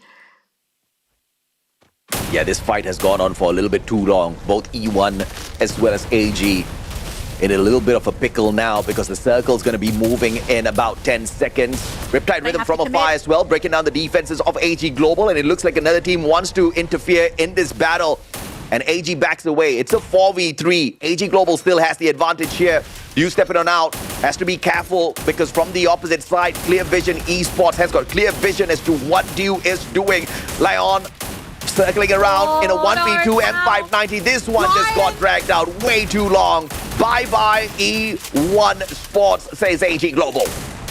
Yeah, E1, they just didn't have the necessary resources to break through the glue walls from AG Global. So GG. AG, they take the compound and they're going to have to find their way across, but also fight through Clear Vision themselves. RRQ in the meantime, though, on the rooftop, and they have a really good line of sight for all of the teams remaining within the competition. So now the question for RRQ is, what is their game plan? Do they want to deploy that very aggressive style, or do they let the rest of the teams do the work for them and then they come in to clean things up? And AG looks like they successfully make it across the river. Yeah, but Dew, though, still manages to take Dowley out of the equation. Great play by Dew. Chinoy gets traded out. Dew needs to join the rest of his team members. Has got a Supermet on hand, but it looks like Probay, as well as Sharin, is going to try to keep them at bay outside the circle. AG has been forced to run once again, but Probay is going to get clipped. Cypher! Found by Probay from afar. Unbelievable plays out of Probay. Younes backing him up as well. Using the zone, extra damage on their side for the perfect advantage. And that's more than enough to clear AG Global out of the lobby.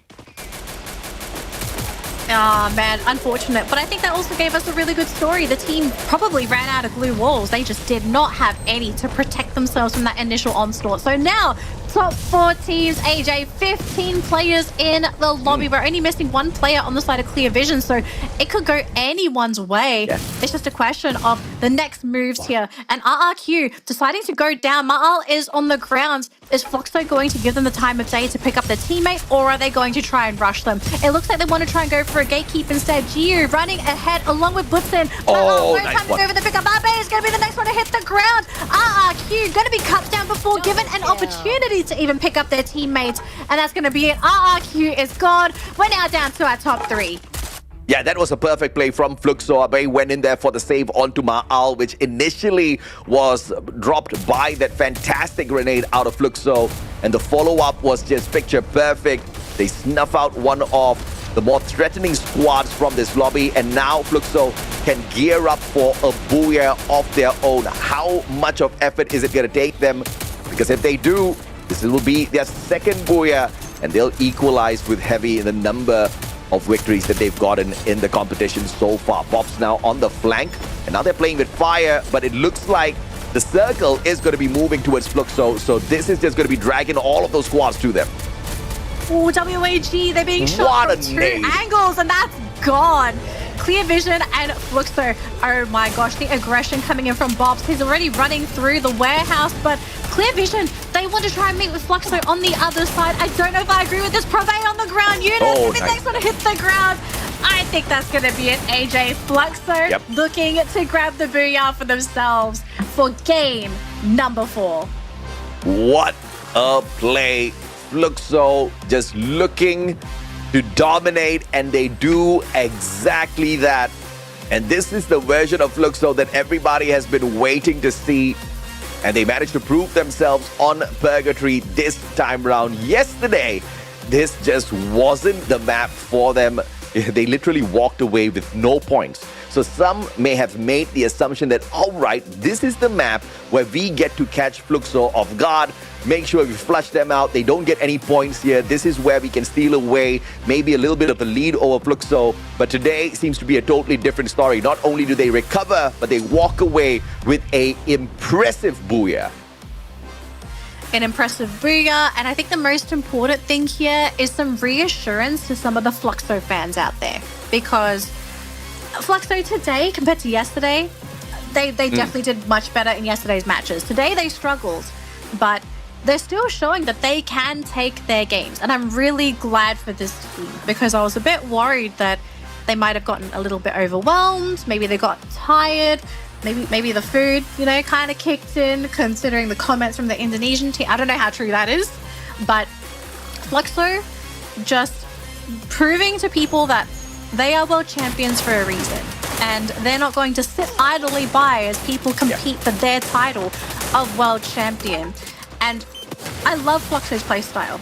I really love how they try to take their fate into their own hands by rushing in, going for those fights, and basically setting the tempo up for their team rather than playing reactive. I think that's something that's really set Fluxo apart from some of the other teams, their aggressiveness to force people to fight into them rather than vice versa and waiting for other people to decide how the fights basically turn out. Yeah, strategizing on the battlefield. I think Fluxo is just one of those main squads who are able to do it absolutely perfectly all the time. This time round, I think everything was going their way, right? They had the best of loots, they had the best of positions, they didn't make any wrong moves whatsoever, not too aggressive, but they were not afraid to walk into a battle even if they were not needed in that situation at all. And one good example of that was the engagement with WAG. They knew the circle was going to come to them, they could have just played that defensively, but no, it was all about the initiative. They took those nades, they chucked it at WAG, followed it up with some VSK shots, and it all went their way, and they took the fight to Clear Vision as well. And this is the version of Fluxo which is actually quite scary because they are unstoppable in this mode. And once again, just when you thought that Purgatory could be their weak map, they just turned up with a Booyah the very next day to show that, no bro, it was just a fluke yesterday. We are one of the best. We are the world champs for a good reason. Yeah, world champion buff. I think that's what really happened in that situation. World champions buff, you think it's over, but they proved that they are the top dogs for 2024 for a reason. And this is a huge jump in points for Fluxo as well. I do believe this is the highest points accumulated to date in a single round. I don't think we've seen any teams hit 30 yet. So Fluxo is going to be holding the record for today. But again, I think this is a perfect representation of how Fluxo just plays. They love eliminations. They love fights. And if they can force one at every corner, they will. Yeah, I mean, they've done exactly that. And of course, if you look at All Gamers Global, this was a great game for them. 6 points, a little low, but they do buff themselves up with those eliminations. Down at the bottom, though, Hot Shots Esports continues to struggle in the competition. No eliminations, no placement points. Red Clip, at the very least, got that single elimination earlier on. But even their run got cut down very, very quickly. Heavy, EVOS, and Movistar getting taken out early alongside Nova Legion. Definitely a surprise. As of all of those maps, I definitely did not expect to see it on Purgatory. We kind of sliced it down to just 6 squads so quickly on that map. I think by the time we reached that 6-7 minute mark, we already had half of the teams out of the lobby. Yeah. We had so many teams get eliminated so early in our previous rounds. I don't expect that to happen on Nextera, but sometimes the teams, they could prove us wrong. Our overall standings for today, though, this is starting to tell a story of where our top cut is and roughly where our teams that are kind of struggling are. I kind of feel like it's chopped in the middle, AJ. It's like we either have our top 6 or we have our bottom 6, right? E1 currently holding the red tape for everyone else, saying, hey, if you're top 6, you're in a really great position. So I think something that's going to shock people is probably the placement for EVOS Divine. I think a lot of players, a lot of viewers expected EVOS to do a lot better today, but the team has really just struggled. What's happened to EVOS? Like, did they just have a moment where they're just a little bit shell-shocked? I know earlier today we spoke about this, that Movistar's R7 also kind of set the team back, but that game, it wasn't because of Movistars. It was because of WAG. Absolutely. We'll take the breakdown on those teams in a little bit. There's also a very curious thing in front of us here. The usage of the A124 is actually quite rare these days, but this is what Fluxo is focusing on, right? Go in there, disable the active skills of your opponents, and in the worst case scenario, since they are abusing those grenades and the grenade launcher, GU brings in that Steffi to block out all of that nade damage, and you can see exactly what the squad is kind of like thinking overall. MT7, as usual, performing very well with the snipes and the long-range engagement. 6 eliminations for the guy. Bobs just nading the living life out of everyone all the time, and Butch is in with the crazy engagements as the rusher of the squad. At this point of time, Fluxo looks unbeatable, except for a few engagements out there where, it was a little questionable, but they are proving to be quite lethal out there with their plays. Yeah, I mean, speaking of lethal, we see Bops on the screen, our MVP for the game.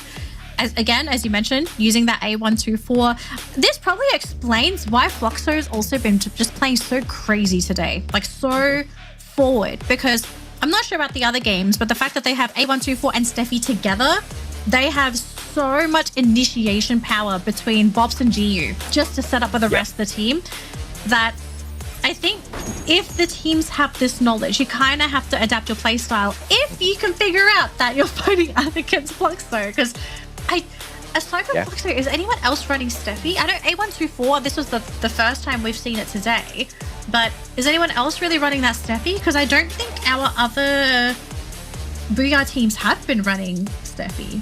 The other Booyah teams are not, but a few of those squads out there definitely are.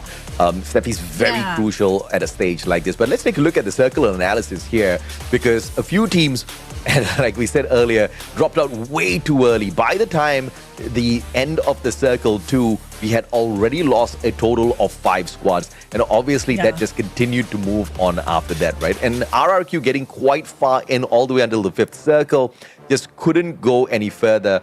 Fluxo, you guys just saw it. The way they took that phenomenal finisher, getting that Booyah in this map to prove that Purgatory is not one of their weak spots, was truly impressive. And WAG, of course, making a little bit of an adjustment to their rotations to improve their stats in the gameplay. I didn't think we would see WAGs all of a sudden improve on this Purgatory map, but I'm glad to see them at the top. I think we're all really glad to see the team at the top. I think we're glad to see some of these teams in particular actually playing so well and performing so, basically ranking so highly on that leaderboard for their potential. For some of these teams, it's also their first play day. Some of these teams, it's also their second play day. But I think a lot of our first play day teams, really, really impressive performance for their first day and basically setting up for their games tomorrow. Because just a heads up, ladies and gentlemen, we still have some more Free Fire action tomorrow. Okay, so today is not the only day. We are also going to be having our final groupings for week 1 for tomorrow's matches.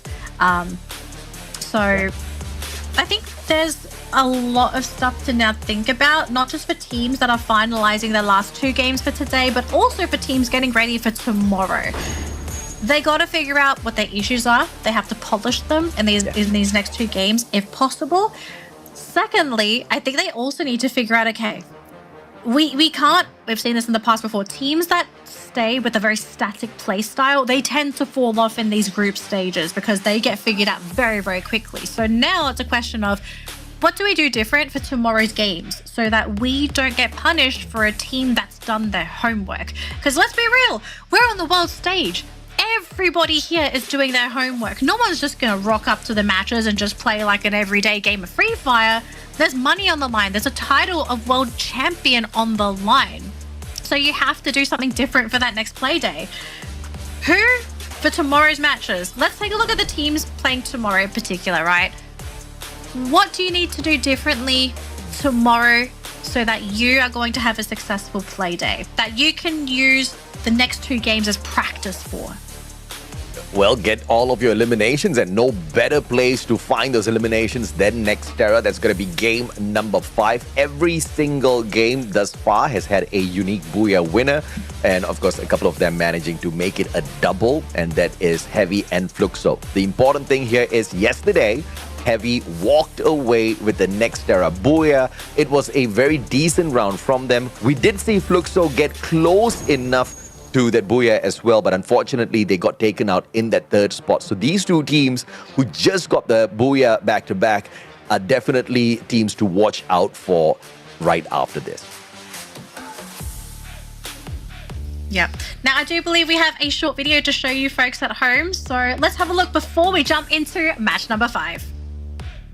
Oh, it's not quite ready yet, folks, but I do believe it is now officially ready. So let's have a look at this quick video before we jump into our next match. Pressão, acho que não. Acho que a gente meio que... A gente vê na nossa mente de trabalhar dobrado, porque são muitos times querendo o título que hoje se encontra com nós, mas também a gente tem que correr atrás de querer buscar mais, né? Então a gente, no Brasil temos 3, agora a gente tem que conseguir o quarto título. Mano, acho que não tem muito o que dizer não, só tipo, a gente treina bastante até mesmo pra poder ouvir essas coisas também, que significa muito que os times meio que têm um medo de nós e respeitam muito, e a gente trabalha muito pra ouvir essas coisas e é tipo, é muito bom.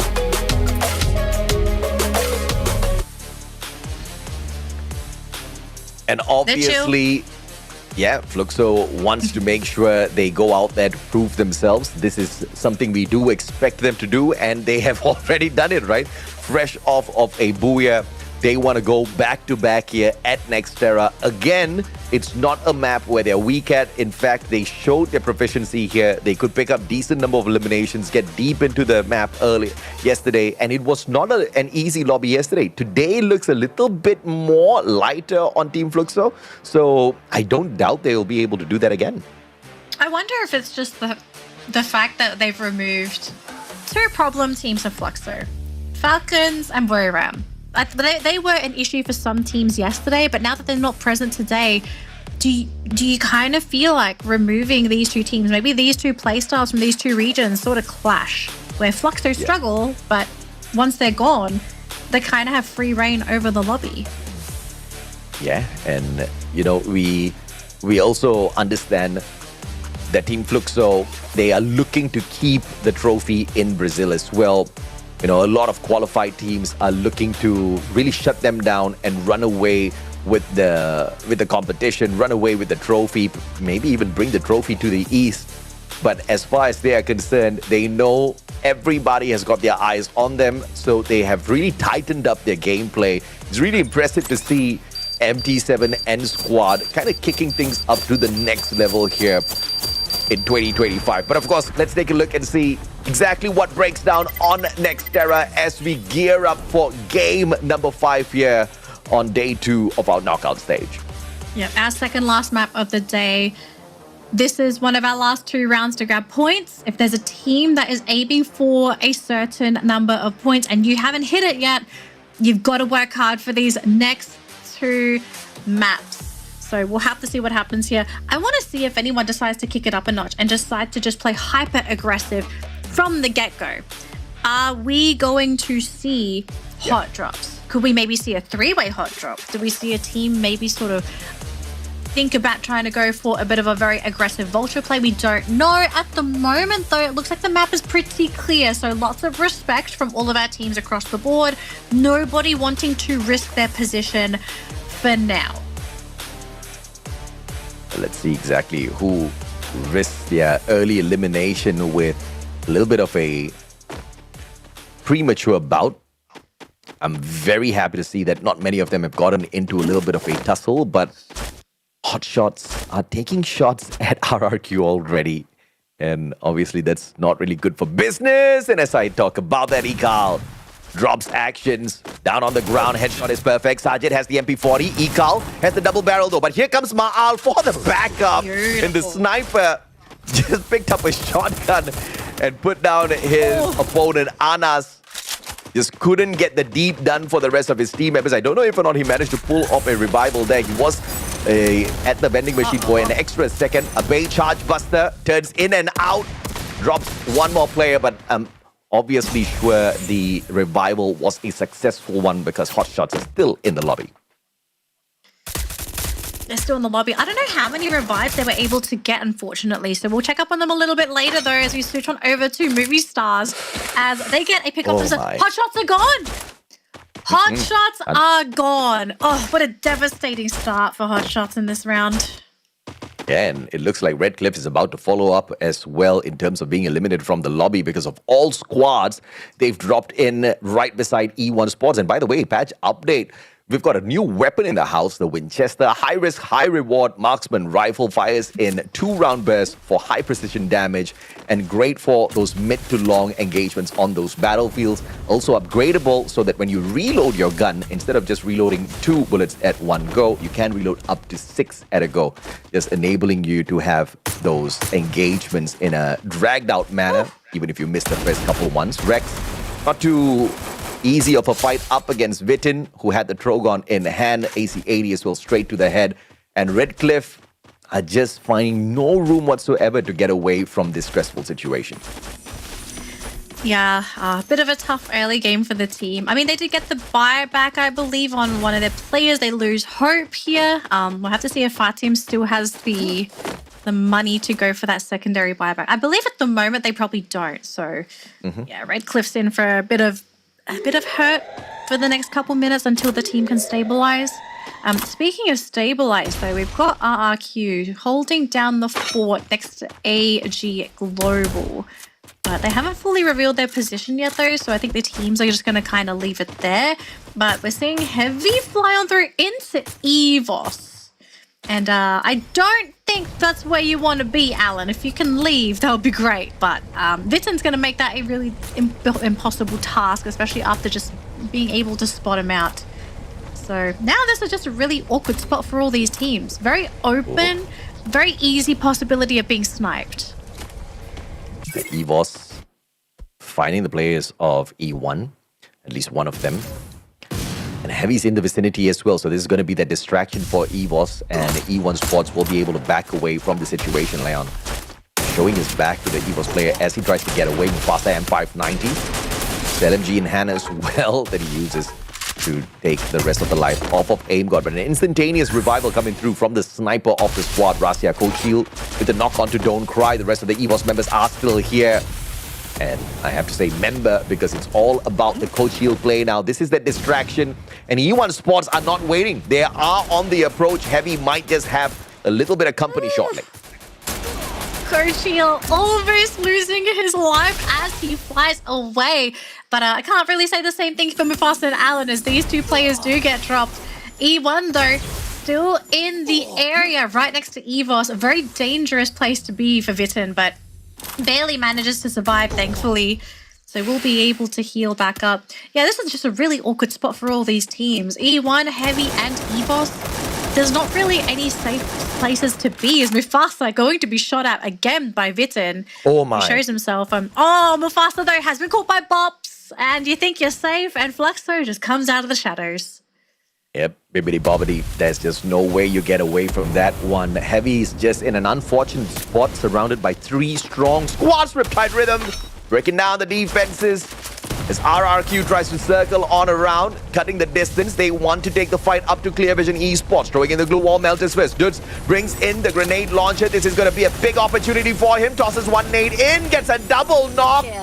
And Dudes takes himself right out after that phenomenal assistance in for the rest of his team members. This is unfortunate. RRQ, luckily Abe is there.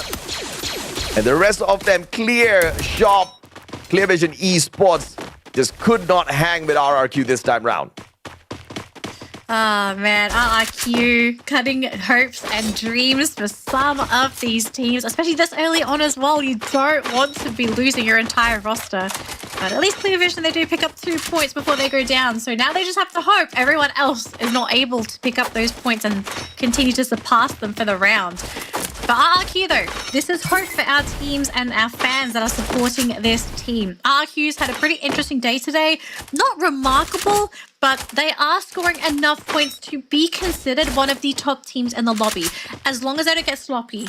That is the thing I'm a little bit worried about here. As long as they can keep it clean, don't get too sloppy, RRQ have a really great chance at securing a Booyah today. And being the first team to secure 2 Booyahs in a singular day.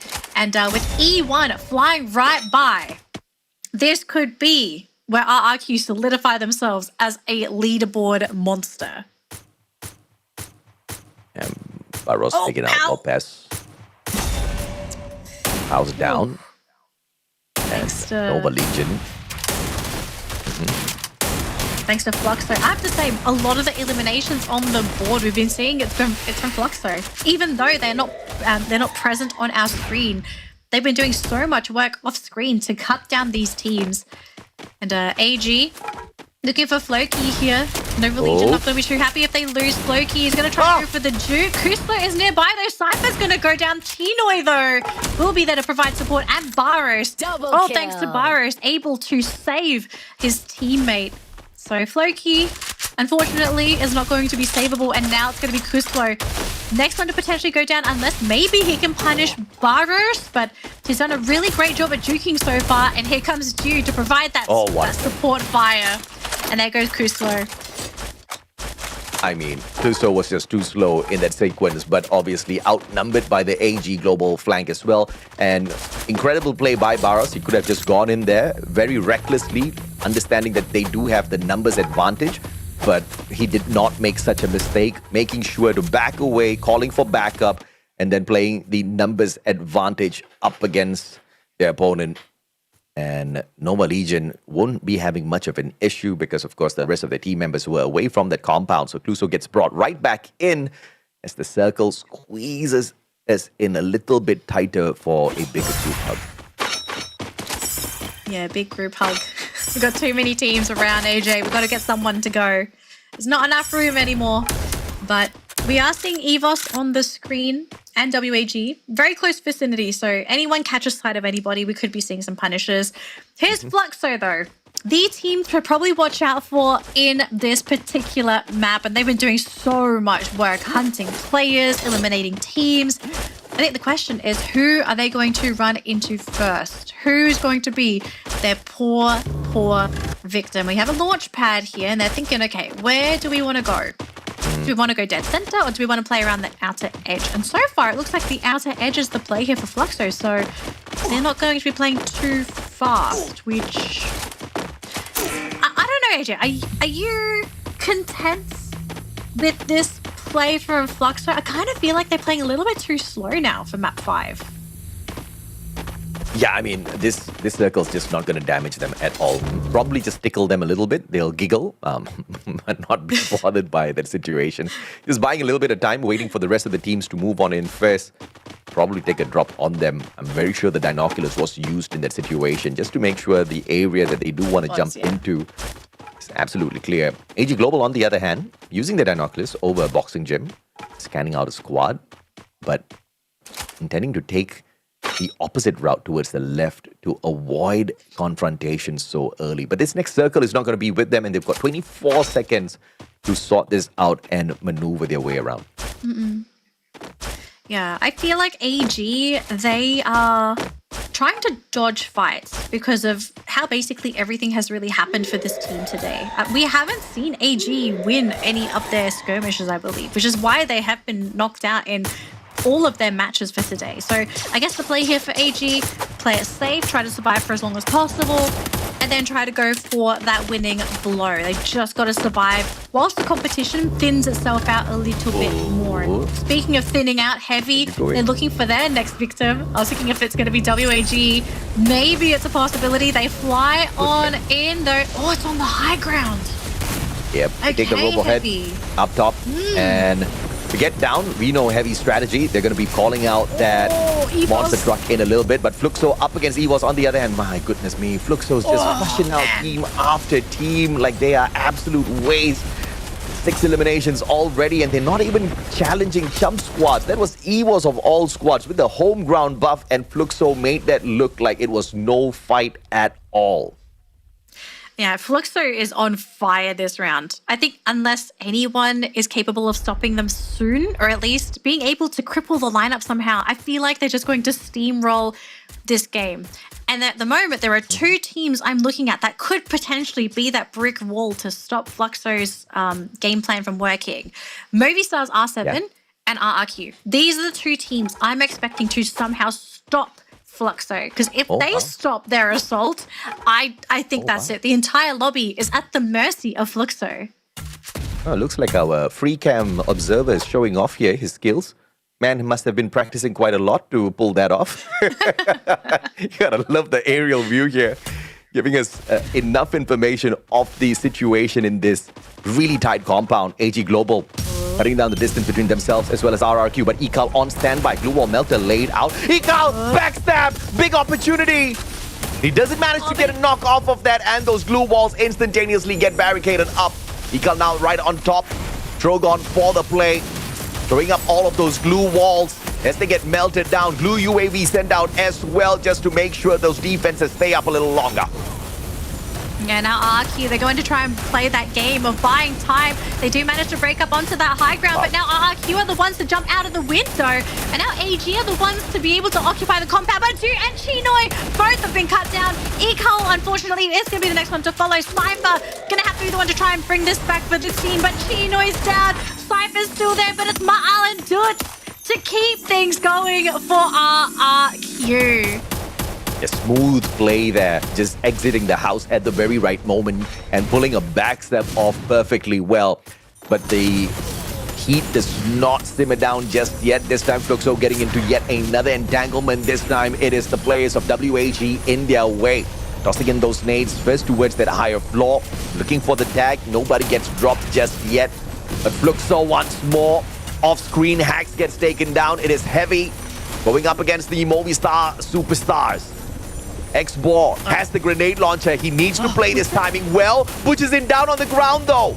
The knock is there, but we don't even know who took that. Oh no, X-Ball. Yeah, X-Ball is gone though. So WAG, I mean, they do manage to get the pickup, but he is very, very low. And Woodson is there. They take out Please on the ground. They're same with you as well. Maybe WAG can successfully defend this. MT7 still on that low ground. Oh boy, this is not the fight that Fluxo wanted. And it ends up being WAG potentially cutting down and stopping this assault coming in from Fluxo. But we have another team looking to go for the fight here. It's Heavy, but Heavy also have a casualty. It's Mufasa who's gone. That was a phenomenal play by Tikui and Cyrus just to cut down the aggression of Fluxo, now leaving MT7 all alone. A Booyah here for Fluxo is absolutely impossible. Heavy on the other hand, they don't have enough numbers as they now perhaps position themselves for a battle up against E1. Riptide Rhythm sent out. Ellen in a lot of danger, but he sends a nade straight in. Leon gets dropped. That opens up a little bit of time for him to rotate into a little bit of a safer spot. X-Ball right in front of them. They look behind as MT7 tries to squeeze into the circle. And speaking of that circle, the circle is going to be gracing RRQ, who is safely within within the lines. Everyone else, though, however, is fighting under these compounds, knowing that if they stick their head out, they're basically at the mercy of everyone left. Vincent and Powell still on the ground here for E1. They will try to go for the pickup, but Dude's driving a little bit closer for RRQ. They want a little bit of this action as well. They want those eliminations. Lion on the ground for E1. And we still have two teams sharing the same compound, with Movistars occupying their own little compound as well. That circle, though, it is slowly moving towards RRQ, and Heavy's got to move at some point because that robot head's not going to move itself. Oh, wow. Oh, boy. Don't cry. Yeah. Going to go for a big wraparound, and potentially it's going to be able to go into the safety of that circle, but we still have everybody fighting in the same building. Yep, the West is gonna just probably mess each other up in this situation. Heavy needs to find the circle. Movistar R7 says, hasta la vista, you guys deal with this on your own.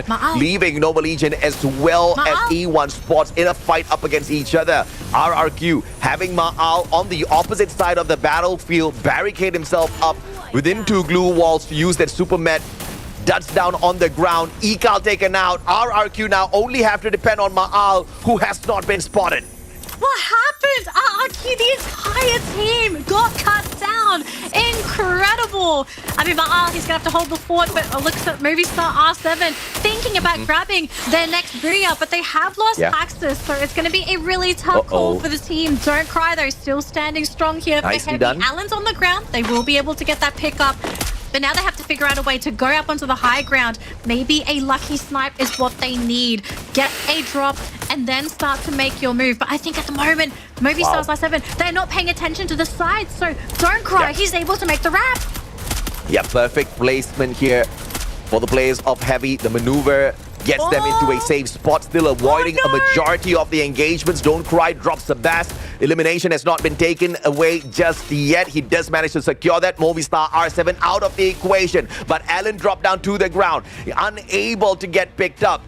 And Nova Legion, 2 players, Super Mets coming out. Don't Cry taking the fight straight up to them. And Ma'al, the player that stayed hidden as he tried to rotate away straight into Heavy earlier on, still undetected. This could be a surprise end. But first, in this equation, Don't Cry needs to knock down at least 1 player. Ma'al biding his time still. It looks like Kuzlo and Lopez are going to have to slowly wiggle themselves forward, whereas Ma'al and Don't Cry, they have one job. They just need to down one of these players. If they tag team this, then it's going to force a 1v1 final circle. And instead, Don't Cry, love this play. Backing up, getting into a better position to potentially have better lines of sight to maybe go for this snipe. They're going to summon the monster truck. You know you're desperate when you need to hide behind that monster truck. Smart play by Ma'al, dropping the trip mine here. Nobody walks into it just yet though. Lopez does manage to sort him out. The trip mine could still be a factor. Don't Cry finally jumps into the fight behind the glue wall and denied by Lopez Excel. What a play by Nova Legion as they secure the Booyah for themselves. The first one for the squad. First one for the squad, and it was a very patient one as well. They could have gotten overconfident and said, okay, there are 2 players left there's 1 player left from 2 teams. We could try to tag team 1 player down, but the fact that they took it slow, they knew they had glue walls, they had ways to increase their survivability. They decided, let's just see what happens. And the fact that they slowly crept forward, they let Don't Cry reposition. I think the repositioning for Don't Cry was the reason why Ma'al was actually the first one to be chosen to be taken down, because Ma'al, he's in an awkward spot where it's very difficult for Don't Cry to have line of sight to punish Nova Legion there. So unfortunate for Ma'al. You know, I think he would have loved it if either he or Don't Cry got the initial knock during that first little fight. But you know, sometimes things don't work out the way that you want it to. So Nova Legion, got to be happy with themselves. This team has been very consistent today, and I'm really happy that their performance has actually paid off for them with the Booyah today. Yeah, I think they have been very impressive with the way they've been playing out there. Placement points wise, they could definitely do a little bit better. But when it comes to the eliminations, Nova Legion has been looking absolutely threatening out there on the battlefield. And you got to love it. I think this is a very well-deserved Booyah. Of course, Heavy and RRQ did come very close to the situation, but Allen, with a couple of mistakes, kept getting knocked down, couldn't give Don't Cry the backup that he needed. And I think RRQ was thinking of something more than just Ma'al repositioning himself. I think there was supposed to be a follow-up on the jump pad, but they kind of got caught out in that tense situation as well, as the other 2 players got shut down. Ma'al was the only survivor, and he kind of survived long enough, right? I think he got an extra point for the squad, which is good enough in that situation. I mean, as the lone sniper, a miracle is what he needed. Unfortunately, it wasn't available. Yeah, I think there were a lot of things that RRQ wanted to go right. It was just, I mean, you're down to the final circle. There's only so much room to work with, and let's be real, jump pads are not reliable that late into the game because you're a sitting duck when you're flying. So Yeah, I think RQ just really made the best of the situation that they could have. But at the end of the day, Nova Legion, they identified all of their openings, their win condition, and it worked for them. But even though RQ did not get the Booyah, they topped the points with 15 eliminations, bumping them up to 23 points total. I mean, this is a great play from RRQ. They almost got the Booyah here. Just to kind of go back to, their winning form once again. They started off the day with a Booyah. We are expecting it again from them, and they got close enough at Purgatory. And I thought Next Era was going to be that game for the squad. Unfortunate, but the elimination shows exactly how ferocious the squad was all throughout that matchup. Nova Legion, although they do get the Booyah, not enough eliminations to overtake RRQ. Heavy, very impressive. Double-digit eliminations together with the 9 placement points for a total of 19. But down at the bottom, we kind of start seeing a pattern now. Hotshots, Redcliffe, still struggling alongside EVOS Divine. Yeah, I am surprised you even have to mention EVOS Divine down there. I think that has to be probably the most shocking performance for today. Again, home ground buff, the EWC champions. It's just been a really terrible day for EVOS, unfortunately. And it's not, I'm not even going to blame Movistar's R7 for this anymore. I think the team is really just down in the dumps today, unfortunately. So if they can figure out a way to fix this for the next upcoming match, I hope they can figure it out soon, because if they're going to be bottom 6 in their group, they're in 9th position right now. I feel like this team is maybe even at risk of not even making it to top 12.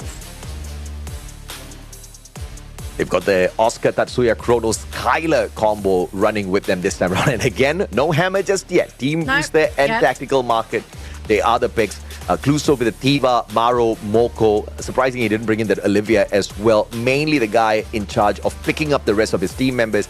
And the combo with that Chrono makes that very viable out there. We saw a couple of situations where he did pull that off successfully. But there have also been a situation where Cluso was the first player to get taken out of the situation, which is something that Nova Legion really needs to look into to make sure it doesn't happen too often. But in any case, if they do lose the guy first, the firepower out of Loki Sebastian Lopez is still pretty admirable. And obviously the sniper Lopez XL is very proficient at bringing those numbers in for the squad. Yeah.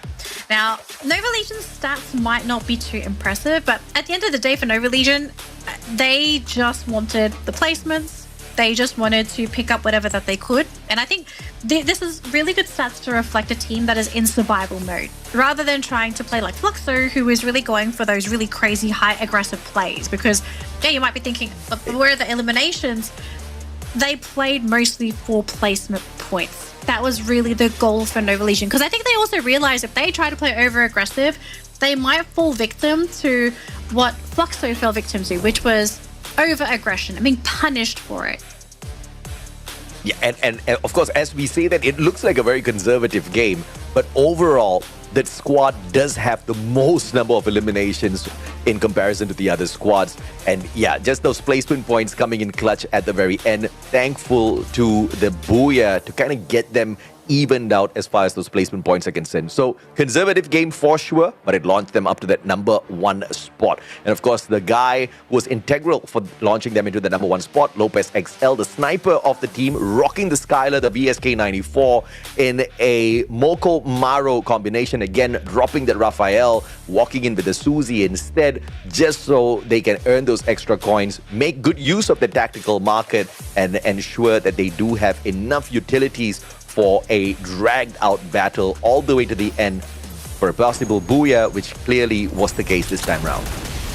Oh yeah, I think we saw a really good case of that paying off for the team, especially in this game. So I think now getting that Booyah for Nova Legion, thoughts on this team potentially being a top dog? I don't think I'm fully convinced yet, because I think there are still moments where the team, they will get eliminated for either a silly reason or they just get outplayed by a better team. But thoughts so far on Nova Legion's performance today, AJ? Is this a team that you think has a lot of potential moving forward? Potential? they look like they are world champs quality at this point of time. I am very impressed by what they've been able to do. And they represent LATAM in the biggest of ways. And LATAM has always been that kid that we forget about on the global stage, right? We talk about Brazil, we talk about Southeast Asia, we talk about Thailand, specifically out of Southeast Asia. And LATAM's always the team that kind of interferes when the big boys are fighting. That doesn't seem to be the case this time around. Obviously, Nova Legion is out there to prove that they are not ones to be second thought anymore. They want to be on the front end of your mind, and it looks like they're going to force their way there through the points that they pick up. I am beyond impressed with what Nova Legion's doing right now. Well, we've got one more game to go, and I think if Nova Legions wants to set a statement for their team, grabbing a Booyah for this final round would be a great way to end the day. But just a quick recap of all of our matches so far, ladies and gentlemen, in case you missed any of our games. We kicked things off for day number 1 on Bermuda, and RRQ secured our first Booyah of the day. Game number 2 on Kalahari, we had Movie Stars R7 pick up our second Booyah, followed by Heavy, who managed to pick up the Solara Booyah. Then Fluxo showing themselves and grabbing their Booyah on Purgatory for game number 4. We've just had game number 5 with Nova Legion grabbing the Nextera Booyah, and we've got one more Booyah available for our teams. It's gonna be Alpine for game number 6. It's do or die to pick up those points. If any teams are struggling to grab those points, this is your last round to do it. I think if you have any dirty strats, if you have anything hiding up your sleeve and you are struggling, you use that strat now. There is no saving strats anymore because, yeah, some of the teams, they still have another play day today, or another play day tomorrow, but we also have some teams finalizing their points for this week. You do not want to regret your weekly points by ending short because you refuse to reveal your strats. Yeah, and MT7 once again earlier on, he did mention that the other regions are trying to take the trophy away from the squad, obviously, and LATAM's clearly gunning for the trophy this time around. They no longer want to be that story of, yeah, they helped out a certain region, prevent the champion from running away with it. This time around, it's going to be them on the hustle. But with Fluxo on the highlight, we also have to remember Alpine is the map where we started off day 1 yesterday on, and it was Fluxo with the very first Booyah in the competition. I will not be surprised if they show up strong once again. Yep. All right, so final predictions for our last game, AJ. Statistically, what teams are expected to do well for Alpine? Well, you are definitely looking at Fluxo, who managed to grab the Booyah for themselves yesterday. Heavy is really good here as well. We do have an opportunity to see E1 in that final circle, although today has been a questionable day for E1. Not as aggressive, but not too bad. They've been hanging around somewhere in the middle of the table. So maybe this is going to be that one game where they leap up into the top. So these 3 teams, I'll definitely look out for. All right. So it looks like we are ready to fly into Alpine, ladies and gentlemen. It's our final map of the day, map number 6. We're going to wrap things up here on the very snowy mountains of Alpine. Let's see who grabs that final Booyah today, if we're going to have a repeat team or if we're going to be adding a new team to the list of teams that are able to grab their Booyahs. And it looks like our participating teams are flying in. We'll have a look in a second where that flight path is going to be. Is it veering off to the side, or is it going to be a dead center one? And are there going to be any hot drops? That is what I like to see. I want to see some aggression. You got to start off strong. You got to start off with those hot drops. And what's the map showing us? We are seeing a potential hot drop here. A potential hot drop. Not 100% guaranteed, but very, very likely early skirmish for Nova Legion and AG Global. Yeah, you called that one right. Nova Legion in a lot of trouble now because obviously AG Global wants to climb back up to the top today. They are a mid-card team, currently sitting in the 7th spot with total of 59 points. They've managed to excel on those eliminations, but they have not been able to find those final circles as frequently today. That has been the bane of AG Global within this day 2's play. But of course, Nova Legion, detecting the fact that this might just be a sticky situation. You can see the coins being transferred over because we might see a distraction and as well as an evacuation attempt here by Nova Legion. And they don't have a lot of loot on them as well. This is a very risky spot now for this LATAM squad. Okay, so what's the play here? Oh, got a couple of shots there from Kuso. Was able to get some pretty nice shots in. Uh-oh. And I don't know if I agree with this play coming in from AG. I mean, yeah, Cypher's got the support there from Chino, but if anything happens to this pair, that is it. They have to bail. Yeah, it also means that Fluxo is not too far away because they just got the hit list onto Sebas. That's just a problem that nobody does not need at this point of time. So Fluxo, if they're looking for extra points on this final game, they might just come rotating in. Even if AG does get the initial bout victory, Fluxo might come in and try to flush them out. But Lopez! The headshot is going to give them a great big advantage here. I thought he was about to get picked up, but Lopez just said, nope, that is just not going to happen. Now Floki leading the charge. Sebas on the follow-up as well. Chinoy's flank around might just get caught out here. RGS 50 on standby. Floki, Cluso, Sebas all sticking together. Chinoy in a lot of trouble. Yeah, I think Chinoy purposefully split from the teams that he's able to draw them away from the rest of AG. But have a look at the map there, AJ. We've got another team looking to join the fray, and it's our friendly neighborhood team. And Nova Legion, they got it. They got to hang tight, but Sebas is down. Oh man, the team is not looking too happy here. Yeah, Redcliffe, what are you even doing here, Redcliffe? This is not the place to play. Go far away. It's time to party. Yeah, these boys are serious. They want some points, man. And Redcliffe just kind of stumbled into that engagement unknowingly. But yeah, they know now that they should not be going anywhere near there. He was up against Hot Shots. Ingot literally taking on the whole squad on his own. Will choose to back away this time around. Electrotherapy has been connected already, so 3 players at the minimum here. Make that 4. Oh. I do see that shot coming out as well. Mr. Rasia on that left-hand side on the flank. Hot shot about to get snuffed out.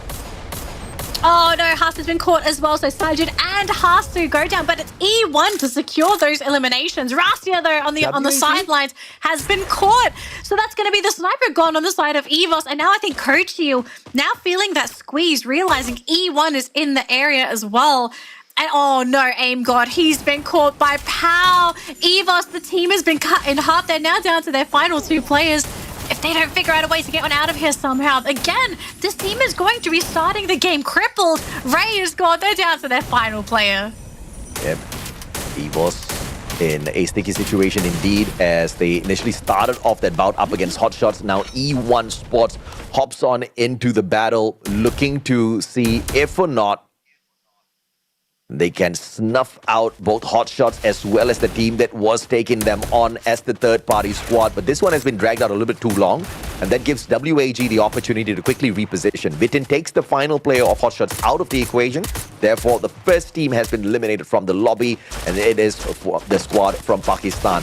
But Redcliffe, on the other hand, are looking for that survivability, looking for those revivals as well, just hanging on still in this game.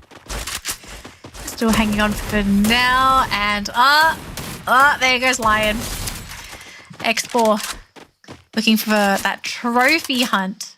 Going to be able to mount a Lion on his wall for now. And I mean, we still have 11 teams in the lobby, AJ, so I don't think it's too much of a doom and gloom situation for a lot of our competing teams. But it is just going to show how competitive Alpine is going to be, like how desperate teams are, especially when you're trying to hunt down for those elimination points. And as you can see on the side of the screen at the moment, EVOS still struggling along, limping along with their final player, who is trying to scrape enough gold to at least buy the team back. So a struggle city there for one of our Indonesian teams, but you can see at the top, E1, they are bathing in the glory. 6 eliminations to their name, so big head start for their final game of the day. And already, Fluxo up to their old shenanigans, looking to potentially take out Nova Legion, but then again, the positioning is awkward and they're actually bailing instead. Okay, so I guess... there goes Rex. Yep, and they've only got one final survivor here. I don't know exactly what Redcliffe can do in a situation like this. They definitely need more time in the training room before they can take the fight to some of these giants out here. At this point of time, they are only able to just revive and look for those placement points. When it comes to the engagements, you see those knocks, you see the claim of one elimination point, and then the squad kind of just gets half snuffed out. That's not going to be good for business at all. Speaking of business, now Nova Legion up against Fluxo at the stadium. And Nova Legion does not want to go in for the full engagement. GU up against Lopez. Bobs, RGS 50 takes down the glue ball. Lopez takes Mother Nature as the defensive spot. The tree standing priest drops by. Lopez manages to sneak away, pulls up another glue ball, but Bobs finds the connection with the RGS. And the team wants so badly to bring Lopez back. Oh, but they baited Floki! Floki! He thought he could save his teammate, but he's the next one to follow. And Nova Legion, I think they are potentially at risk of being eliminated here. They still have Sebas. They still have one more player left in the game that can bring the roster back. But what a crippling start here for Nova Legion. Yep, not eliminated from the lobby just yet, though. A recovery is still very much possible. They've left the rest of their team members back to deal with Fluxo, and Cluso is trying to run away looking for the revival. He should be able to deal with Fahim, who turns his back. Lucky Cluso did not pull out that Mag 7 in that situation. Fahim would have paid a big price. Grenade now. Almost got tossed out there, but Fahim will choose to retract and play the time on his side as Cluso says, okay, maybe this bridge play is just not for me. And he backs away with just 200 coins in his pocket. He needs to loot up quite a number of those coin machines. At least another one, so he can bring back one buddy of his. He's running into Fluxo. I don't see... Oh, there we go. Fahim, Redcliffe ends the run there for Nova Legion. Really sad way to end the day for the team because they just got the Booyah for that previous round. Someone has to take the fall, unfortunately, so... But fun fact, Nova Legion... Even though they got eliminated early, just before the start of this game, they had already gotten more points than the #1 squad of yesterday. And that really shows exactly how good Nova Legion is overall. Yes, they got eliminated from this lobby early, but they're sure as hell big contenders for both the qualifier into Clash Squad as well as the Grand Finals later on. Oh, no. Oh, it's a bit of a one-to-one there, trade. Fahim for Bobs. Bobs should be able to be picked up, and actually Rex ends up being downed as well thanks to MT7. So Fluxo should be fine. They should be able to get their teammates back. And Fahim actually gets brought back by Liku. So it's not too bad, but what in the world is happening in this compact Redcliffe? I mean, Redcliffe, they are sneaky, man. 3 eliminations already. I'm loving this. And this is the kind of improvements that we expect out of Bangladesh right now. Liku is running for his life, granted, but this is the distraction play. He's like, you come get me, and he's trying to bring them away as far as possible so that he can put whoever who's chasing him in a little bit of a pickle to get back into the circle later on. And this is one of the best distraction plays I've seen, and a surprise that is coming out of Redcliffe. So great play here by Liku out of Bangladesh. And they still have 2 players on the map. Yeah. So All thanks to hopefully Liku. Redcliffe, all thanks to Liku. It's these distraction plays that can really buy time for a team to give them a way to come back into the game. Aimcott, though, not going to be too happy about this. It's a big fat target on his head. So EVOS will need to be a little careful with their movements moving forward. They're about to run into WAG. Yes, at this point in time. Yeah, I've got a great suggestion for the Bangladeshi squads, right? They've been struggling in the competition. So I think it's time to change the strategy a little bit, right? Just instead of going in here to try to get to that final circle, looking for those booyahs, just start looking for some hot drops on some big squads and just start, going all guns blazing up against them. Make a name for yourself. I mean, no better place to do that. And once you start winning out a couple of those engagements, it's going to be a huge adrenaline booster, a huge confidence booster. That's what you need on a stage like this. That's what happened to Vietnam in the past. That's what happened to teams from Indonesia. And we need to start seeing that happen for Bangladesh as well. Look at this. This is a very impressive game from Redcliffe. And I dare say they're doing much better than Red Hawks, which is a huge surprise to me. I was expecting Redcliffe to be kind of like the secondary team. And, I expected to see them struggle a little bit more. Well, they might struggle in just a second, though, because they're about to meet with Fluxo. And Fluxo currently sitting at second on our game standing leaderboard. And we know Fluxo love to play aggressive too. So I think this will be Redcliffe's biggest challenge. If they can somehow dismantle Fluxo, that's the sign. That's a sign that this team is ready to go gold. A team that is very new to the scene, but has the potential to be able to compete with our top dogs. Yep. And at the moment, we're just trying to see where everyone is at the moment. So WAG is in that circle. AG is playing Gatekeeper at the moment. E1 flying into Heavy. And these two teams are potentially going to be fighting for this compound. There is no way that these two teams don't fight for this. Because, I don't think you want to be neighbors with a team like this. Nah, you definitely don't. But Fahim, knocked down by MT7. Redcliffe just isn't getting any luck on their side at all. And granted, you guys have to remember that just because I made those statements, it does not mean that Redcliffe is doing much better than Redhawks. They're just performing better in terms of their rotations on the battlefield. Engagements-wise, eliminations-wise, Redhawks is still the better squad when you compare the Bangladeshi teams up against each other. And then, of course, it's going to give Redhawks the advantage. But AG Global up against the players of Clear Vision here. Jumping in and out, Cypher. You need to control Probe as much as possible. The flank around from the back. Barros should be able to get the job done with that high ground intensity. Cypher next with the M590. Dew follows it up, taking Sharon out of the equation. Downley in trouble, but Probe catches Dew. Barros down by Downley. Unexpected. But Cypher saves the day, and Fluxo's following up this battle by tossing in those grenades, trying to catch AG off guard. This is so awkward for AG because they are out in the blue zone, and this is the painful blue zone as well. So they need to make a decision, fight into Fluxo or just basically let them finish you off. And unfortunately for Dew, he's the first one to go down. AG pinned under the bridge. And Fluxo add so many more eliminations to the name. Up to 12 now for Fluxo. 4 eliminations. And we are not even close to the end of the game yet. Yeah, absolutely. And Fluxo is leading the charge here. But WAG up against EVOS. Maybe this is the place where EVOS brings in a little bit of improvements to their gameplay. They've been struggling. Placement points as well as eliminations have just not been going the way of EVOS no matter what they try out there. And WAG might just be able to use EVOS as a stepping stone here. Granted, EVOS is doing slightly better than WAG right now on today's performance. All right, ladies and gentlemen, we're down to our top 7 teams. And oh man, Heavy! They are eliminating Redcliffe, and that's going to be it for the team. Now up to our top 6 for the round. But unfortunate. But there's only so much space to work with. And also EVOS and WAG, they're going to be neighbors. With WAG playing on the outside of the compound, and EVOS, they're on the inside for now, but at some point they're going to have to fight into this, and this is not going to be pretty at all. It might have to come down to some of those CQC weapons. Oh, the damage! Oh, there goes EVOS! They're all gone. That was a fraction of a second, AJ.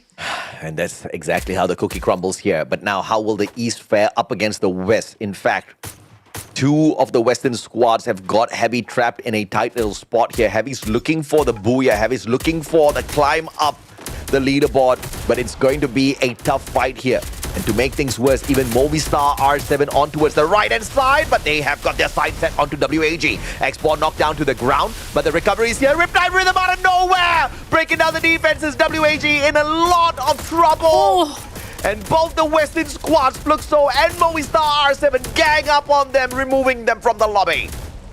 And look at who is left. It's Heavy, Fluxo, E1, and Movistar's R7 as our remaining teams. Fluxo, they jump onto the low ground. They want to fight into Heavy, but E1 is there as well. Fluxo need to be very patient. Heavy, though, wanting to play outside of the compound. Movistar's R7, though, shooting down Fluxo because they weren't able to breach into that compound. I think Fluxo, they have been flushed out and are completely exposed. MT7 on the ground. Butzens, then they're gone!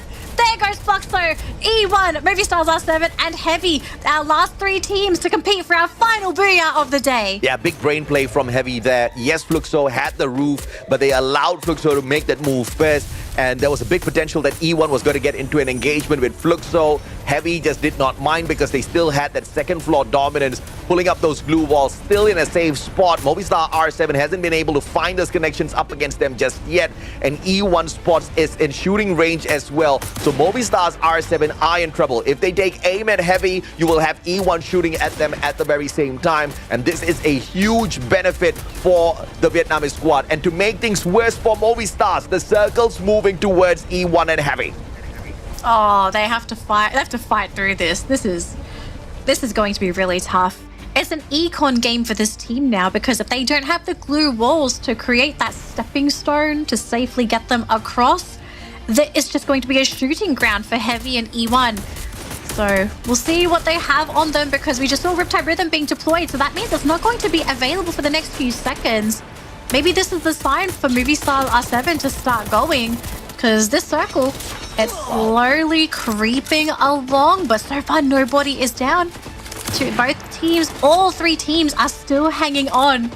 And all of a sudden, Movistar R7, they just shifted to a new compound. They have a rooftop to work with. So now it's back to Heavy and E1 having to decide, do we need to fight our next door neighbor, or do we need to fight the neighbor on that lower ground? Yeah, the circle's now going to end up forcing all of them in towards each other, towards an open ground battle. So there's a big probability here that Heavy's going to try to tank some of the damage from the circle whilst they recover with those medkits, and of course put E1 Sports in shooting range of Movistar R7.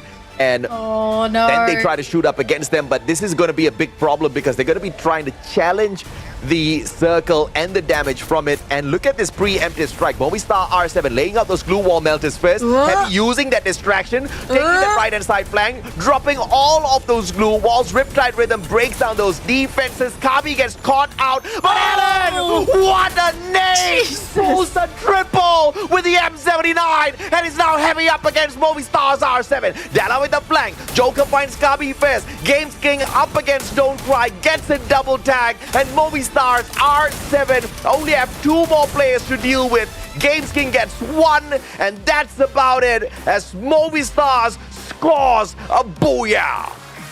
And that was Movistar's before all of that, being at the disadvantage because they were outside of a compound in that moving circle. The way they played that endgame was genius. Really, really genius. They played it very slow. They did not force anything into their opposing 2 teams. They found a new compound, and all of a sudden, they pinned their 2 opposing teams within their own building. The cornering was brilliant. The fact that they were able to corral them and force them through these very tight bottlenecks. Movistar R7. Yeah. I'm watching this team. I am watching this team moving forward. The very first team to secure a double booyah within 1 day of play.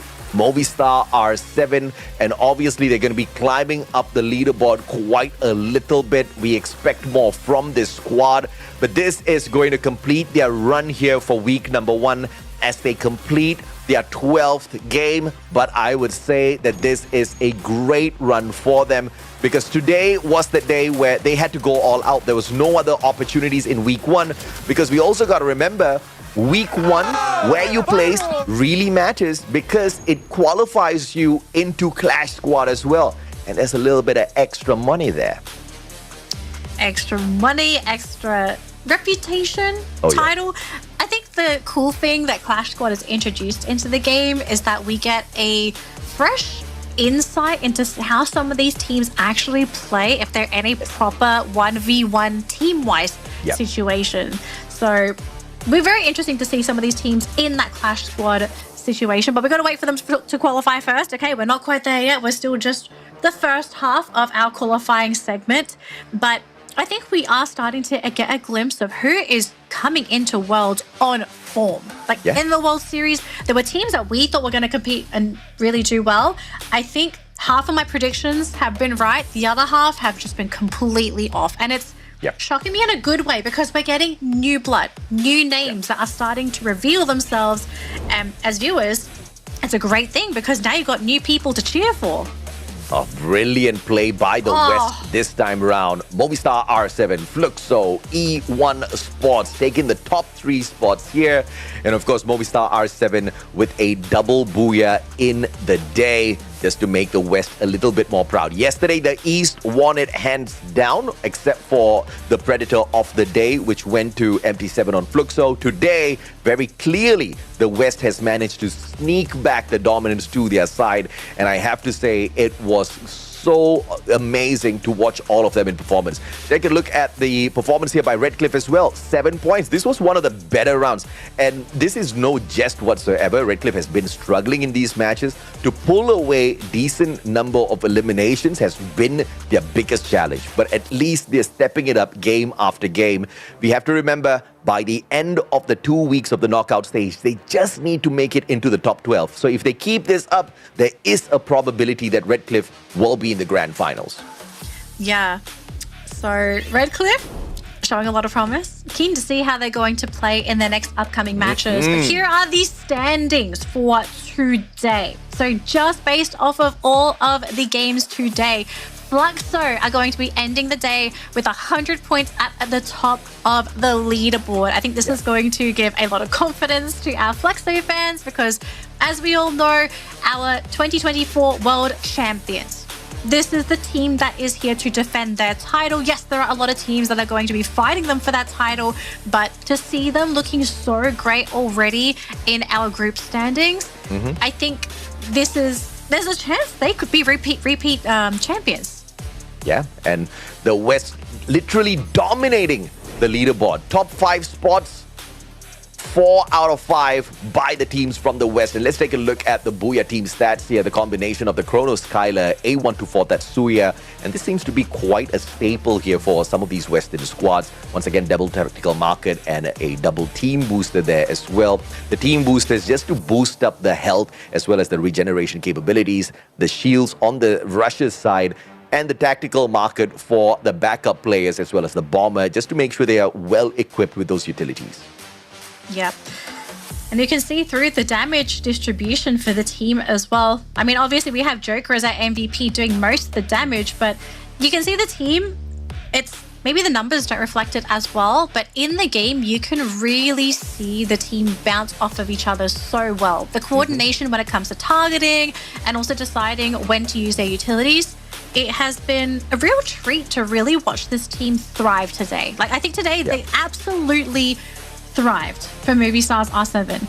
I hope we get to see some more of this team in the future, an evolution where they take it to the next step, because I feel like Movistar's R7, their playstyle, I feel like this could counter some of the Thai teams. And that's a very exciting prospect, because all of a sudden it's no longer a case of like, oh, it's a domination of the Thai team. No, because Movistar's R7 exists.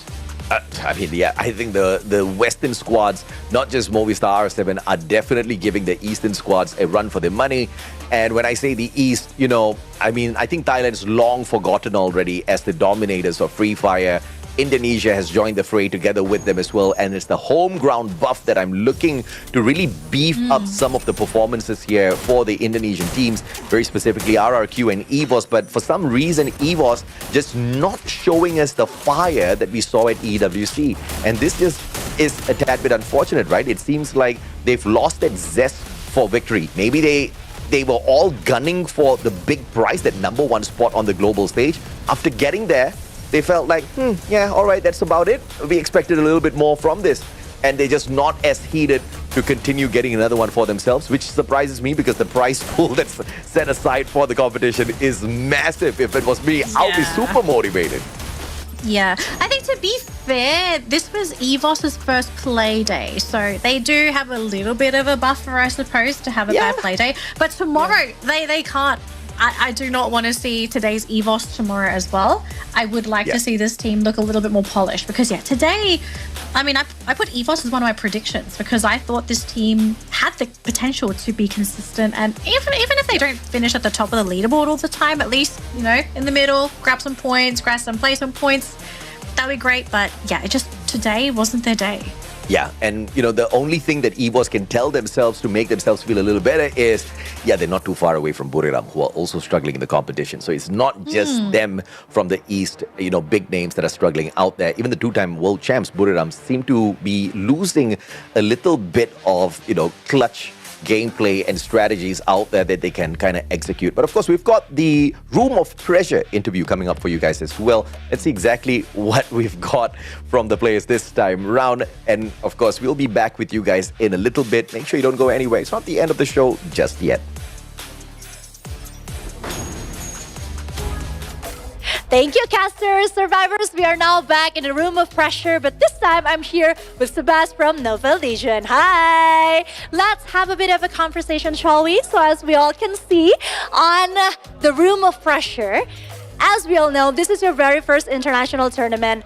How do you cope with nerves and the pressure, obviously? Sebas, en ese torneo internacional, ¿cómo lidias tú con los nervios y la presión? Pues yo literalmente, generalmente en los de PvP o en los torneos nunca tengo nervios ni nada de eso. No sufro eso. I literally never have nerves on tournament days. Oh my God, it is so amazing to hear. Okay, so as we can see on the comments that the netizen has been writing for pretty much all of the LATAM team, they say that Brazil is so much stronger than LATAM. Even Southeast Asia is stronger and LATAM is just here as fillers. Is there anything you'd like to say regarding that comments, especially after today's performance? Los comentarios constantemente mencionan que la TAM es peor que Brasil e incluso que el sureste asiático y que están aquí como equipos de relleno. ¿Qué tienes para decirle a esos comentarios? Que pues que se está viendo ahora con lo que está jugando LATAM y pues que se agarren porque vamos a seguir así. Well, you can now see what LATAM is truly bringing to the table and get ready because we're going to keep on playing like that. Oh my God, I'm loving his answer so far.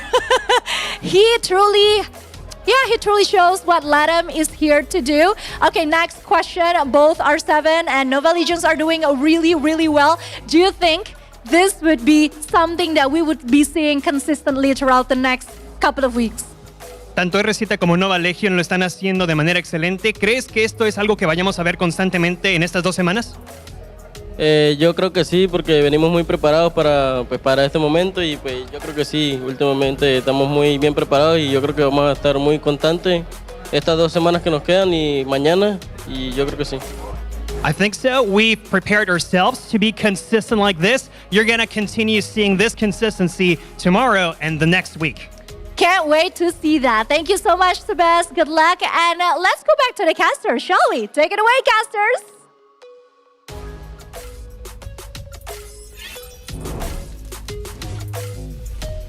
Sebas literally has got ice in his veins, man. But the guy who has got absolute predator genes in him is Bobs. And 2 days in a row, Fluxo has managed to squeeze in one of their players as the best predator. This time, not just Bobs, Butchison joins him as well.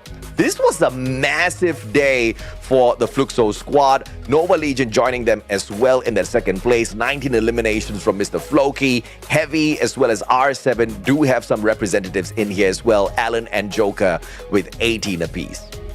Yeah, so Fluxo, they're not here for show. They are here to play. They are here to defend their title. And I think if I'm some of the other teams there that are trying to steal that title away, I'd be feeling threatened just based off of the form that Fluxo is currently showing in their first 2 play days. We just had 2 days. And Fluxo is looking this great already. And based off of the numbers too, right? Like Bops, he's out-damaged everyone. He's out-eliminated everyone as well. And we also have to remember too, complements the Fluxo play style so well because they have this very interesting combination of A124 and Steffi with, I think it's Bops and GU rushing in together. I love that play style. That's working so well for the team. And an extra $1,000 for being the team of the day. Managing to hit the 100-point mark. Yesterday, Fluxo performed well. Today, they blew the competition out of the park. 1 Booyah in total, 60 eliminations. That is just ridiculous. No wonder they had 2 players up there on the Predator of the Day board. This is what you gotta do if you want to dominate the competition. This is what you gotta do if you want to get into the grand finals as one of the favorites to run away with it. The reigning defending champions showing that they've got more than it takes to keep the trophy in Brazil. Yeah, and our MVP of the day is none other than Bobs. I think this makes absolute sense. He has popped off today.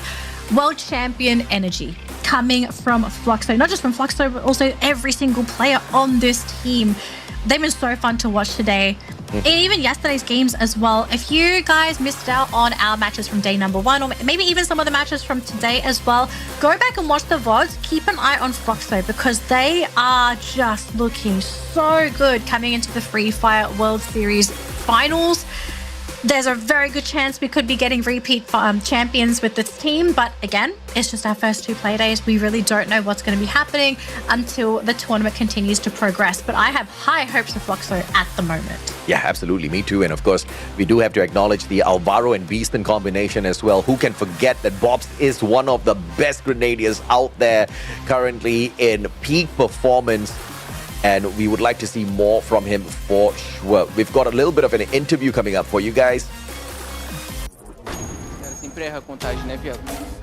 Ladies and gentlemen, your team of the day, Fluxo from Brazil. Congratulations, guys. Hello, everyone. Welcome to our interview section. This is me, Yunso, and our host, Conchita, and of course, cannot miss our Caro Bombshell. Hello. All right, then, so congratulations. So let's talk about that Booyah right now. What was the call that made it happen and pushed you guys to be here? Ela quer saber qual que foi a call que fez vocês serem campeões e qual que é a motivação de vocês conseguirem ser o melhor time do dia. Acho que foi... A gente conversou bastante sobre o dia de ontem, os erros, e estudamos e viemos preparados para hoje com bastante confiança e fizemos dar certo. We definitely got a lot of confidence. We talk a lot about that before we get here on stage.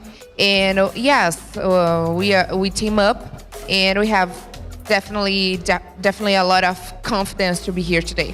Yes, confidence is a key, right? Thank you, Bujisin. So, Bobs, I think other teams are watching you right now. Everyone is watching Fluxo, I think so. Do you feel worried and you have anything you want to send to them? Provavelmente muitos times estão assistindo vocês agora, eles estão definitivamente estudando vocês também. Você tem alguma mensagem ou você se sente pressionado por algum deles?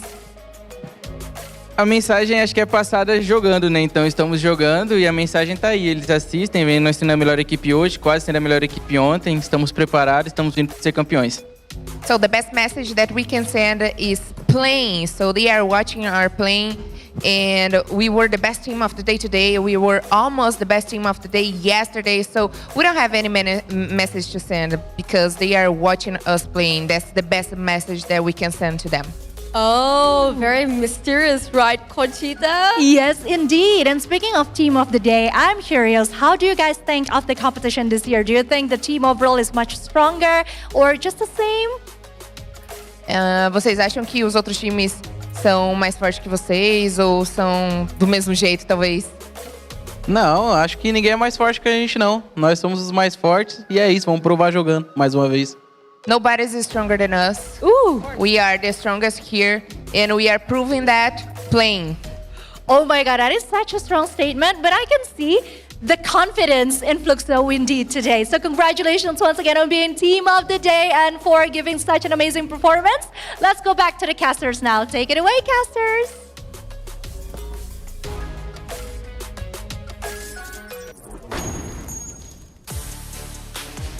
Our current world champions smiling ear to ear after finishing their first 2 play days in an extraordinary fashion, sitting in second place yesterday and first place today. So this team, they're ready to go. We're not quite at the grand finals yet, but I mean, they are holding the gates firmly in their grips. And I think now the question everyone has is there anyone out there that can currently compete with them? Because they've basically played everyone already. And so far, we are seeing a couple of teams give them a really good fight for their money, but there's no one out there that has been able to consistently shut them down. So this team looking really, really scary, AJ, but I mean, what's next really for the rest of our competitors? You know, like obviously everyone's chasing that world champion title.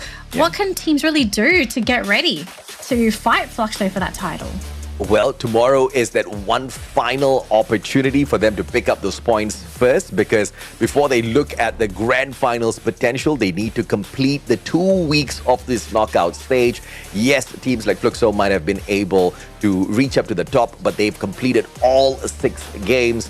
And some of the other teams here that are still struggling at the bottom will have a decent chance tomorrow to stake a claim for those points yet again. We're definitely looking down at the bottom. Hot Shots Esports, Pakistan as well as Bangladesh has been struggling. Tomorrow is going to be a good day for them to make the climb up to the top, because you got to sneak into a minimum top 8 if you really want to smile big. Yeah, good top 8. Otherwise, ultimately, the goal really is top 12 for the overall standings. So, got to work hard for those points, folks, because we are already reaching the halfway point for some of these teams, and you really can't leave it down to fate. You can't leave it to your competitors. You need to put your fate into your own hands, which means lots and lots of fights. Hot drops. I'm expecting a bunch of hot drops tomorrow. I'm expecting a lot of skirmishes tomorrow. I do not expect any passivity at all, because we are at the world stage. The best teams from around the world have come together, and there's only so much you can do leading into those grand finals. So lots to look forward to, AJ. But tomorrow, I think, is going to be statement day for some of these teams. Can they compete with Fluxo? Yeah, I've honestly been looking at it as a statement day on a day-to-day basis, because there's a lot to prove out there, and it is not a stretched-out marathon as far as the knockout stage is concerned. But I do agree with you tomorrow, as far as week 1 is concerned, as far as the qualification for Clash Squad is concerned, it is definitely going to be D-Day for some of these squads. They really need to hustle. They need to bring out their very best to make sure they squeeze themselves in to qualify for that play. But of course, ladies and gentlemen, boys and girls, that brings us to the end of the day for day 2 here on week 1 of the knockout stage. Ladies and gentlemen, boys and girls, survivors of all ages, you take care. But tomorrow, same time, same place, we'll catch you there, and keep rocking.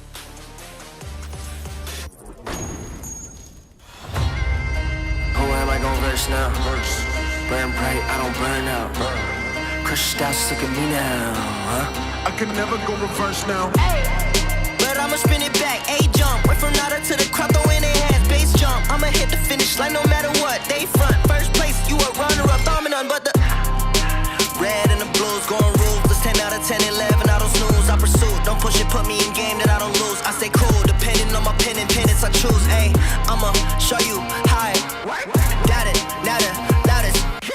Wu-Tang, I'm a bird, love the competition. Told you only way is up, I don't go reverse.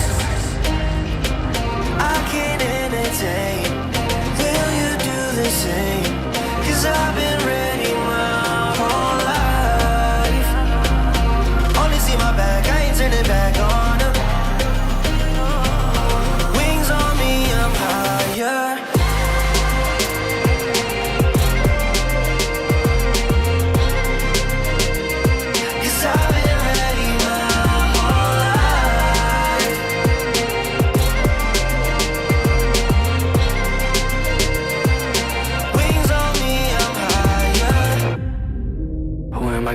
Now. Who am I gon' verse now? Show me what it's worth now. I pull up in the can't imagine. All these people wanna follow, missing in action. Paper planes, I'm a condos, made it from rapping, and I met role models. Thinking I'ma pass all the monogram on my body. This shit shout out to Virgil. Know that I'm gon' beat them like this shit that I put words to. Mama and the internet, 2 things that I just learned through. Hit it out of the park, so there's nothing to reverse to. I can't entertain. Will you do the same?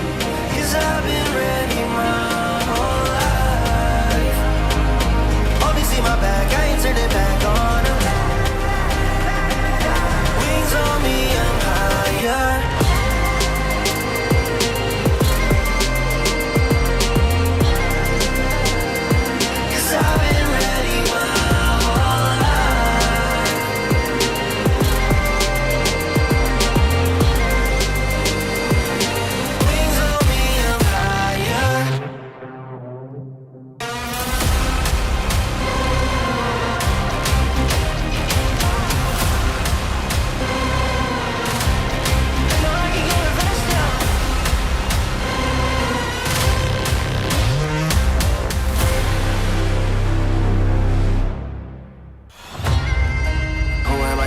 Now.